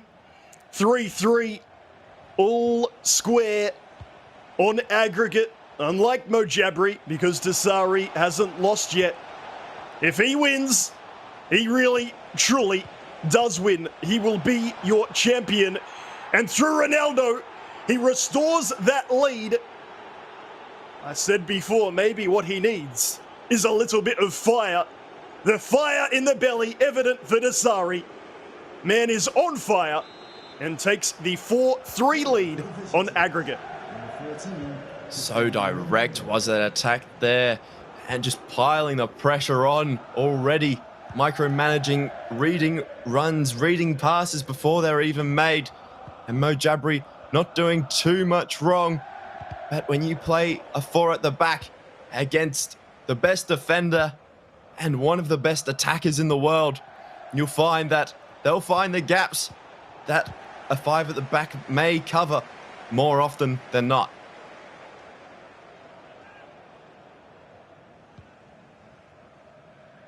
Fantastic to have so many viewers from all around the world. We guaranteed, if nothing else, you would get to see a champion near his prime. He's got 2 already in the second leg, looking for the third. Mojabri defending better on that occasion, but the outlet ball is his real struggle at the moment. You can see on your screen, there is not much doing. He's still back there to the left back, having a look ahead. Is this the moment? We might play the rest of it here if dossary has his way. Joe Gomez, back to Laporte. It's the most exciting period of play that defenders have ever had. Mbappe ball roll, dossary singing a fine song now to Pelé. And there is a third within 22 and a bit minutes. It's vintage from the champion. That is an insane piece of defensive play. Aggressive defending from the king. He did not let up at all. And when Mojabri finally thought he'd got the ball away from his own third, away from the back line, dossary said, you know what? I'm going to press up with my fullback and we'll win this ball back. And when he wins that ball up in such a promising position, there's very few competitors who would miss out on an opportunity like that. Can you imagine playing against this? Goodness me. Pelé near post. Alisson gets down well. Dossary believes that could have been his 6th on aggregate. I'm just thinking, thank goodness I live in Australia, far away from matching this man in weekend league. It's one of those that you see the name and it's already daunting enough, let alone playing against this type of relentless defending. And Mojabri trying to break up the momentum with a tackle or two. Even the rebounds are coming back. Everything going his way. The big CU from CR7. Dossary might not be matching that celebration with his exterior, but inside, this is what he expects from himself. And he continues to pile on the pressure. And now the goals are really flowing. And MS dossary will be able to breathe a little bit of a sigh of relief. And Mojabri's head a little bit gone. And there's a 5th within 30 minutes of the first leg. And MS Dossary, in a matter of moments, tears the game away from Mo Jabri. He was down a goal in what feels like barely a minute ago. And now the King is up 4 goals. This is extraordinary, absurd. And I thought he was going to go on and score another right there. This attacking defensive masterclass shows why he is so held in such high regard. And let this be a warning to all other competitors out there. The King is still here. Into the goal goes the player, but not the ball, unfortunately, for Mo Jabri. I will restate at no point do we mean any disrespect. Mo Jabri fought through qualifying, had that 4-3 win over Shooting Like Messi before going down to dossary 7-1. He's improved on that if it stays like this. And then that penalty win over Yasir. He has shown immense quality, but against a man like this, a competitor like this, a dossary like this, there's little anyone from around the world can do. This is just absurd. The way that dossary has been able to turn it on just like that. And Mo Jabri will just be left shaking his head, wondering what on earth just happened. Imagine the people at home are thinking Mo Jabri is just looking so ordinary. But it's the impact that MS Dossary has, the amount of micromanagement, the level of control that he has over his entire 11 is so extraordinary. And I would not be surprised if MS Dossary is not done just yet.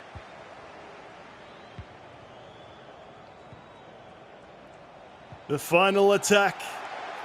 And there is a rash challenge which sees Mo Jabri lose Joe Gomez. The goal will not be scored. The ball is clear. But you have just seen 6 of the best from MS Dossary. The only thing on that sheet for poor Mo Jabri is a man sent off. It's one of those treaders, if we're at a LAN, things go rather quiet. I'm alone here in my little home office, home studio of sorts, EA, putting on this competition that we might still have competitive FIFA. It gives these competitors the opportunity to shine. But all the way over here in Sydney, Australia, it feels a little flat. Poor Mo has a look at what he can do with the 10 men left on his digital pitch.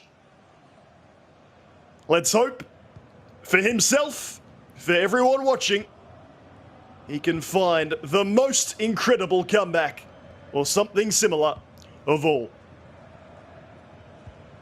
And Mo Jabri came out so strong first leg, showed so much promise in taking that initial lead. Whether a change in tactics for Dossary, a change back to the way he played in the first leg against Mo Jabri, it just seemed something clicked for him. And indeed, before Mo Jabri could even make any kind of adjustments, the game has been torn away from him. And MS Dossary, playing with the extra man, will be able to score some goals just for fun.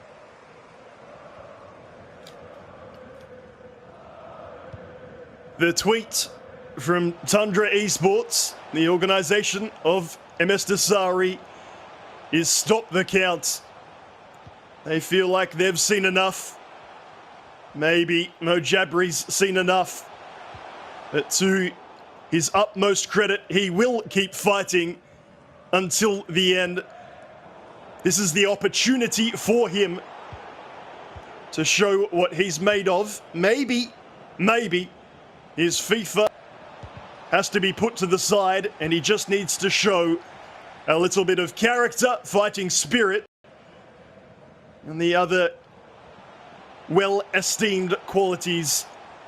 Because even with Shredder's 11 men, I think it's fair to say we would have thought it's well beyond him. But to do it a man down, I'm yet to see anything quite like this in a major FIFA esports grand final of any kind. Cut back there with Mbappe, cut out from Cancelo, and wherever that red-carded man aligns on the pitch, so to speak, there will be a gap for MS Dossary to enjoy.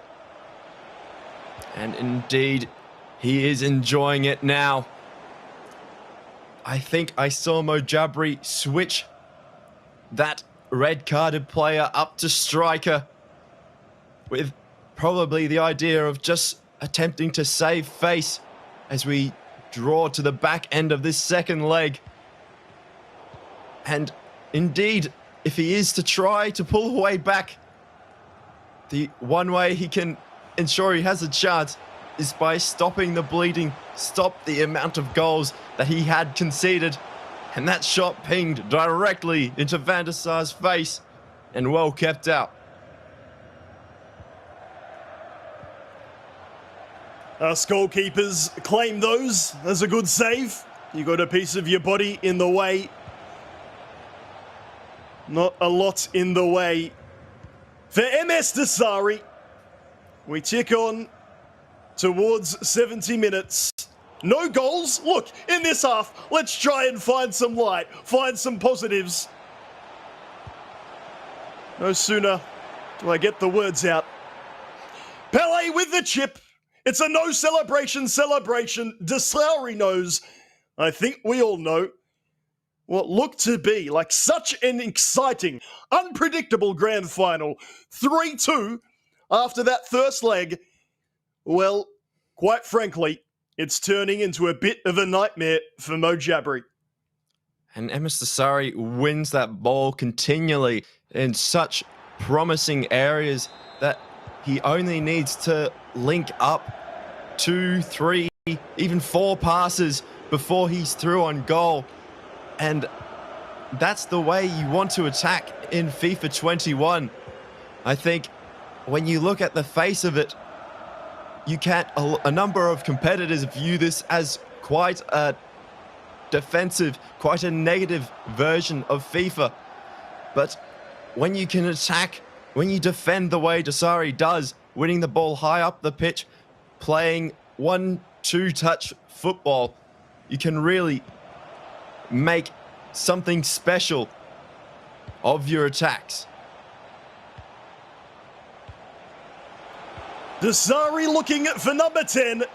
You know what? What a sliding challenge there by Mojabri. Dossary doing everything right. Mojabri finding that little bit extra, reading the pass across. Perfectly timed sliding challenge. Not long left for him. Left for either competitor in this tournament. That final whistle is going to sound, however, very different indeed. Dossary inside. Ronaldo. And there is double digits. The big 1-0. It's 10-3 on aggregate. Dossary is balling out.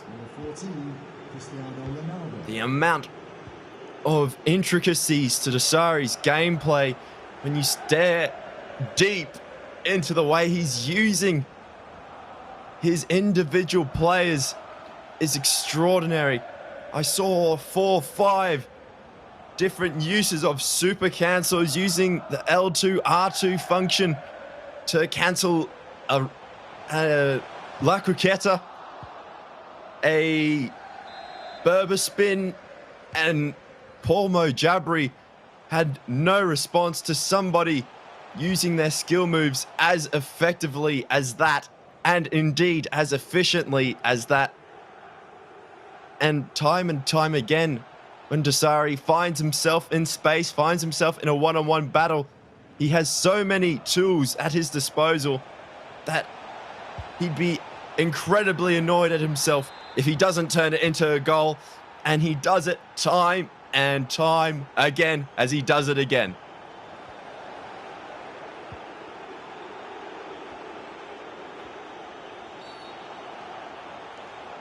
Mo Jabri with the slightly late challenge from Mbappe.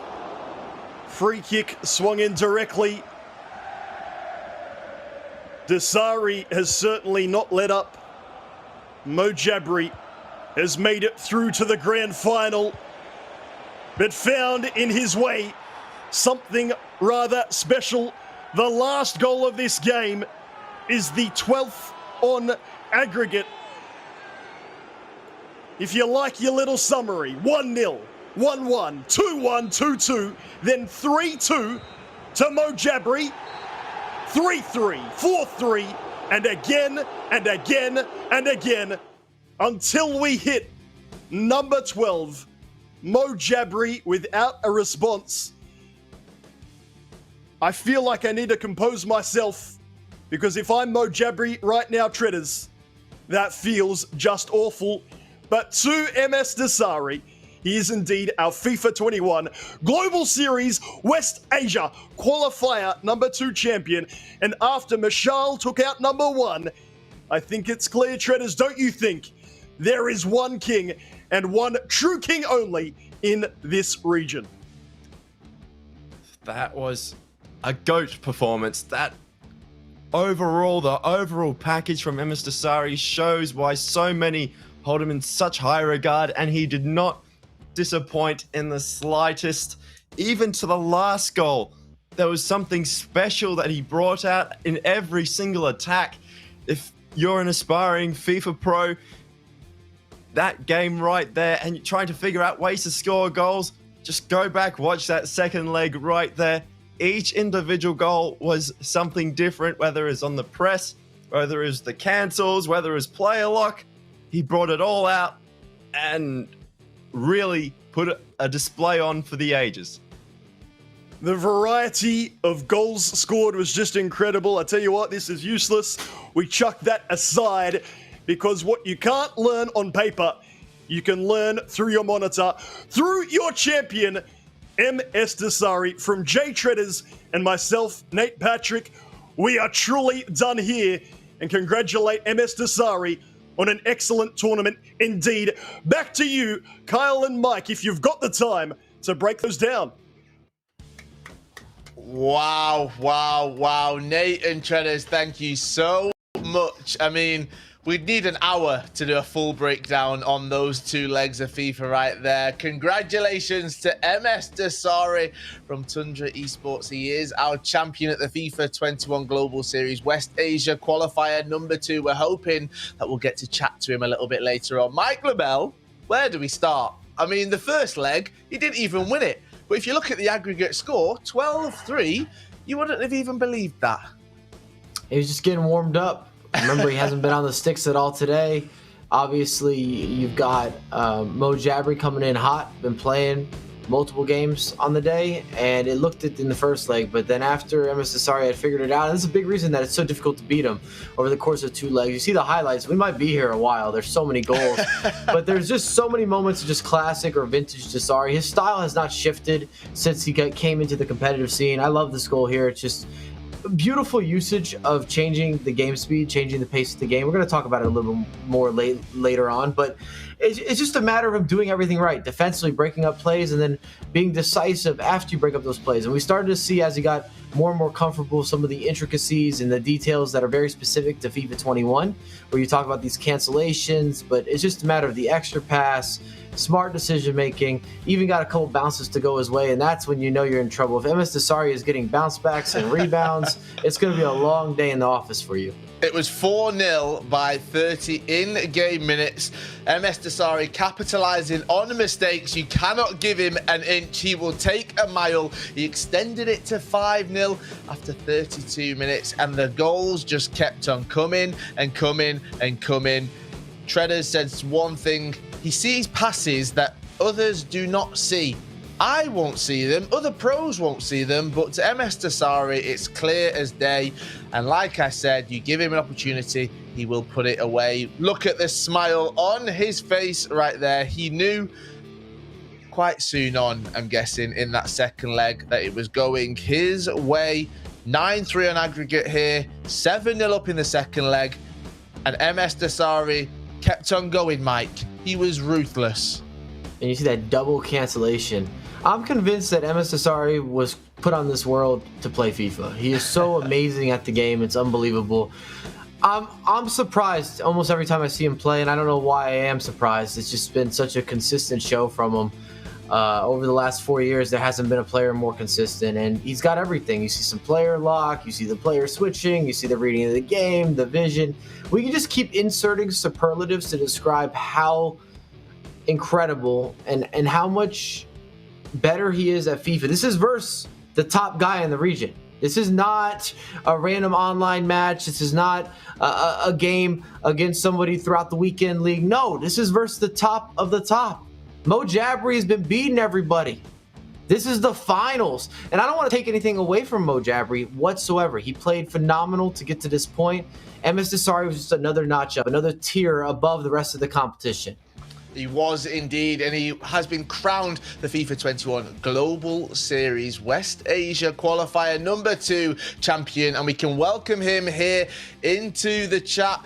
MS Dossary, congratulations. What a performance. Well done to you. First question, I've got to... Oh, there we go. Yes. Go on, go for it. This one is one of those an online one. When I see that tifo, I know I'm out of the game. It's a bad news. When I'm loading up and I see that tifo come up, I'm like, oh no. Oh, I've missed it. I've missed the celebrations. Talk to me. What was so different between the first leg and the second leg? Well, it's the first game of the day, the first leg. So, yeah, I think obviously I understand the game because he played a different way about yesterday. Now he was trying to keep the ball more. He was more patient. But, yeah, I was, I think, more clinical in the second leg, and that's what I needed. I really pressed so well in the second leg, and that gave me a lot of chances. Congratulations, as always, winning so many different events that I've been present at, as you've just won everything. Obviously, you've always shown out and been really, really special at in-person LAN events. Now we've transitioned to doing everything online. Have you had to transition anything motivation-wise in order to kind of bring that same ambiance and that atmosphere when you're playing online? Well, online is way different than LAN, you know that, and especially for big players, they prefer LAN events. It's more pressure, more what we are used to. But yeah, everything is getting back to normal now. MS Dossary is back winning more trophies. So hopefully COVID goes and life goes back normal. It's a normal thing. It feels very normal to have you here and to have you celebrating the way you were. One thing that I want to talk about, you're already qualified for playoffs in this region because of the EMBS Cup win. You've added this as well. So you're even more qualified, you're even more guaranteed a spot there. I mean, how do you stay focused and how do you remain focused when you know you're already going to be in the playoffs? What do you need to do to ensure that you don't fall off? Well, I think I have a record. I've won a FIFA major from FIFA 17 till 20, and this one was a motivation for me to win in 21 and to make it earlier because we don't have that much tournaments like we're used to due to COVID. So that gave me a lot of motivation, a lot of going on, and it's a pride thing. We never get hungry of winning tournaments. We just keep on, keep our fans happy, keep our government happy, and that's for them, all of them. Is there anything specifically in this year's game that's been harder for you to adjust? That maybe there's a learning curve? Because we've obviously seen the inclusion of the bridge dribbles. The game shifts a little bit defensively, offensively.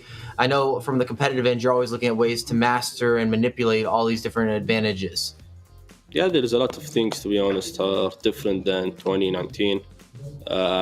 Skill moves, that was in the meta. Maybe players goes 5 at the back, no more... they nerf the team press. So it's just about something you adjust to, and I think I'm pretty well at adjusting It's just I've been preparing since the beginning of the year so hard, and winning EMBS before 2-3 weeks, and now winning the West Asia Cup gives a lot going on, a lot of confidence. And if the World Cup is tomorrow, I'm ready to tell my friends to put money on me. I like the confidence right there. Final question just from me. Last year it didn't end how we all wanted it to. Obviously there was no FIFA Global Series. It was slightly modified. This year it's back. Is the goal then to win the World Cup? Can you tell us that's what you're going to do? Yeah, obviously it was really hard for me to play, and that there is no World Cup in FIFA 20, although it wasn't the best FIFA for a lot of pros. But even for that, I was always there. I'm always there in the big games. Yeah, I'm losing first game 3-2, second game 10-0. I never go behind things. But yeah, I just, before we end up, I want to thank my team, Tundra Esport, my personal sponsors, Red Bull, Turtle Beach, Gillette, for everything. And this is the beginning. And I'll just say a quick short message in Arabic if you don't mind. Yeah, of course. شكرا لدعمكم آخر فترة رهيب. أحب أهدي لكم هذه البطولة، وأحب أهدي للشعب السعودي بشكل عام. سيدي خالد الحرمين الشريفين، سمو ولي عهده، وزير الرياضة الأمير عبد العزيز، الأمير فيصل، رئيس الاتحاد السعودي للإلكترونية والذهنية. الحمد لله إنجاز سعودي جديد لولدهم، وإن شاء الله القادم أفضل. ولا تنسونا عاد من دعواتكم، ومبسوط جدا إني فرحتكم. Amazing. MS Dossary, congratulations. Our FIFA 21 Global Series West Asia Qualifier number 2 champion. Let's see the celebration one more time. Come on, give it us. Give it us. Love it. Love it. Thank you. Congratulations. Well done. Well done. There we have it. MS Dossary, our champion after 2 long days of FIFA 21 action. And Mike, it does feel normal to have him back here winning tournaments. He's definitely a guy that you always expect to be in the finals. He said it best, really. This is the first time I've actually heard MS Dossary speak about MS Dossary while saying MS Dossary instead of saying, "Hey, I'm going to do this." He did a little third person dressing. I love it. But it feels right. He said if the FIFA World Cup started tomorrow that he's ready. I believe him. He's always been a little bit slow to start off the year, but once he's figured out the game and the meta, and you saw all the interchangeability, we have MS Dossary doing cancellations. You're seeing different skills. You're seeing the player lock, and you already know that he's going to bring this magnificent package of micromanaging defensively. That's never going to change. He's just so naturally gifted with being able to read the game. So once he has all the offensive maneuvers down packed, you're in for a lot of trouble. Right, let's have a look back at one specific moment from the 2 days of action. It's time for our game highlight presented by PlayStation. And I chose to review a goal that I feel is just very vintage MS Dossary. You could see him score this throughout multiple years in FIFA, and it's just a matter of him understanding the game and understanding what he's trying to set up, how to open up space. So the value of tiki-taka and just changing the pace of the game. This is something that MS Dossary does so well defensively and offensively, is being able to change the pace. So he's going to whip a pass in. It's going to be a quick 1-2. And a lot of people think you need all the skill moves, that you need all these additional intricacies, and it's still about the general reading of the game and understanding mechanics that are football based. He knew with that whip pass, a quick 1-2, he was going to allow for a striker to striker interchangeable connection there, and a very simple goal, but at the end of the day that works. You don't have to make it more complicated if the simple concepts are going to give you the easier opportunity. You add in the extra maneuvers and the razzle-dazzle when necessary. And this is what I think MS Dossary does such a good job of, is managing when to have the extras and when to keep it very, very simple. Right, let's have a look at the playoff bracket right now. Yes, this is how things stand currently.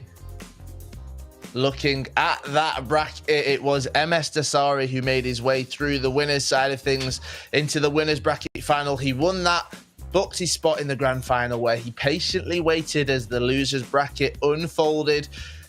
And as we saw, Yasir made his way through the entire losers bracket. He made it to the losers final. He came up against Mo Jabri, who managed to get the win, and we set up a rematch of one of our earlier games, the winners bracket final, and it was MS Dossary. After losing the first game 3-2, he turned it on in the second game, 10 goals to nil, one of the biggest margins I've seen in a single game of FIFA in the competitive scene in a very long time, Mike. That is the biggest margin I've seen in a pro event in FIFA 21, hands down. And I've talked about a lot of FIFA this year. I mean, so have you. We've watched a lot, we've discussed a lot, we've analyzed a lot. It just tells you kind of what level MS Dossari's on. That it's definitely he's at the whatever the highest tier is. There's the MS Dossary tier, and everybody's trying to compete to be in that same tier. We saw some very impressive performances from Dolan Mike. He might be in that same tier. I'd love to see that matchup maybe in the future this year. There's going to be a few other players that end up in this like upper echelon. And as MS Dossary kind of said, he's building, and it's a matter of being ready for the FIFA E World Cup. Obviously, with everything transitioning last year, a lot of players were disappointed, and he seems motivated and more motivated than ever from just speaking with him that he's ready. He wants to represent his nation, his esports organization, all his sponsors, brands, partners, and that he's here to stay. As he said, if the World Cup was tomorrow, he'd tell his friends to bet on him. I love the self-confidence right there. Right, it's time to have a look at our top 5 goals of the day here at the FIFA 21 Global Series West Asia Qualifier number 2.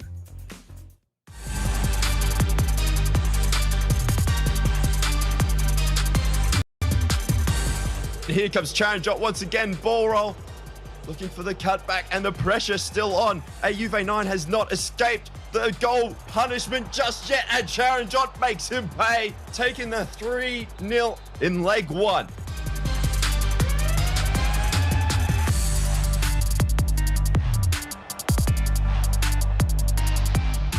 Quick to adapt and quick to learn with the 2-0 lead, but it's a lovely move from the youngster. Aggressive, attacking, defending is the way forward if you want to compete, and it can convert into goals. Neymar getting it done again.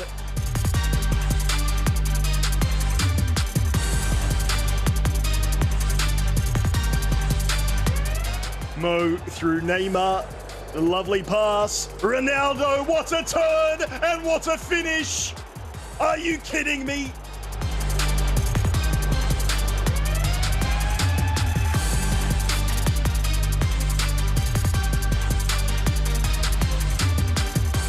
Corner taken directly. It's Pele, and he keeps trying it, I dare say from range. And this time, it does go in.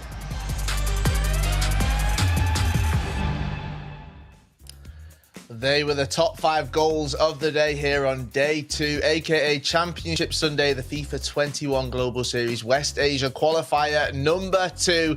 Mike, we've made it, and I think one thing I've learned that I always knew, MS Dossary, he truly is a GOAT. If we're looking at our kind of final recap of the event, number 1, I want to mention, of course, what we saw with MS Dossary being absolutely dominant. If you wondered if West Asia was still his region, yes, it's still the MS Dossary region. And then number 2 is India's here to stay. We've seen our first competitor really come through FGS, and Charanjot looked amazing. Very good with a lot of the intricacies. He had the details, the particulars, very competitive. Easily could have went farther in this event as well. And he said there's another 20 or 30 players like him. So I'm looking forward to that community really building out and that nation building out. I think he was a great ambassador for them. And this was our first kind of glimpse of what India has to offer. And there's something so exciting, Mike, as well. Just talking about the GOAT conversation, we're yet to see MS Dossary, Tex, Moalba, Megabit, all of these players facing off against each other, which we're so used to year on year. So when it does get to that FIFA E World Cup, I can't wait for it. I'm definitely looking forward to these international matches because everything's been so region locked. Later on in the year, when we start to open everything up and life maybe becomes a little more normal, those matchups are going to be the one-offs. There weren't any previous games that went underway that we got to see. Everybody's going to be on the maximum hype levels in terms of waiting for these big rivalries or the biggest name players to finally go head-to-head when it counts for the most. So there we have it. We have our champion of the FIFA 21 Global Series West Asia Qualifier number 2. He goes by the name of MS Dossary. What a couple of days it has been here. I've enjoyed it. I hope you've all enjoyed it. A massive shout out to Mike, Nate, and Treaders as well for joining us on this journey, and to every single person that has watched over the past couple of days. Thank you, and we'll see you at the next one. The final thing to say, congrats to the champ, MS Dossary.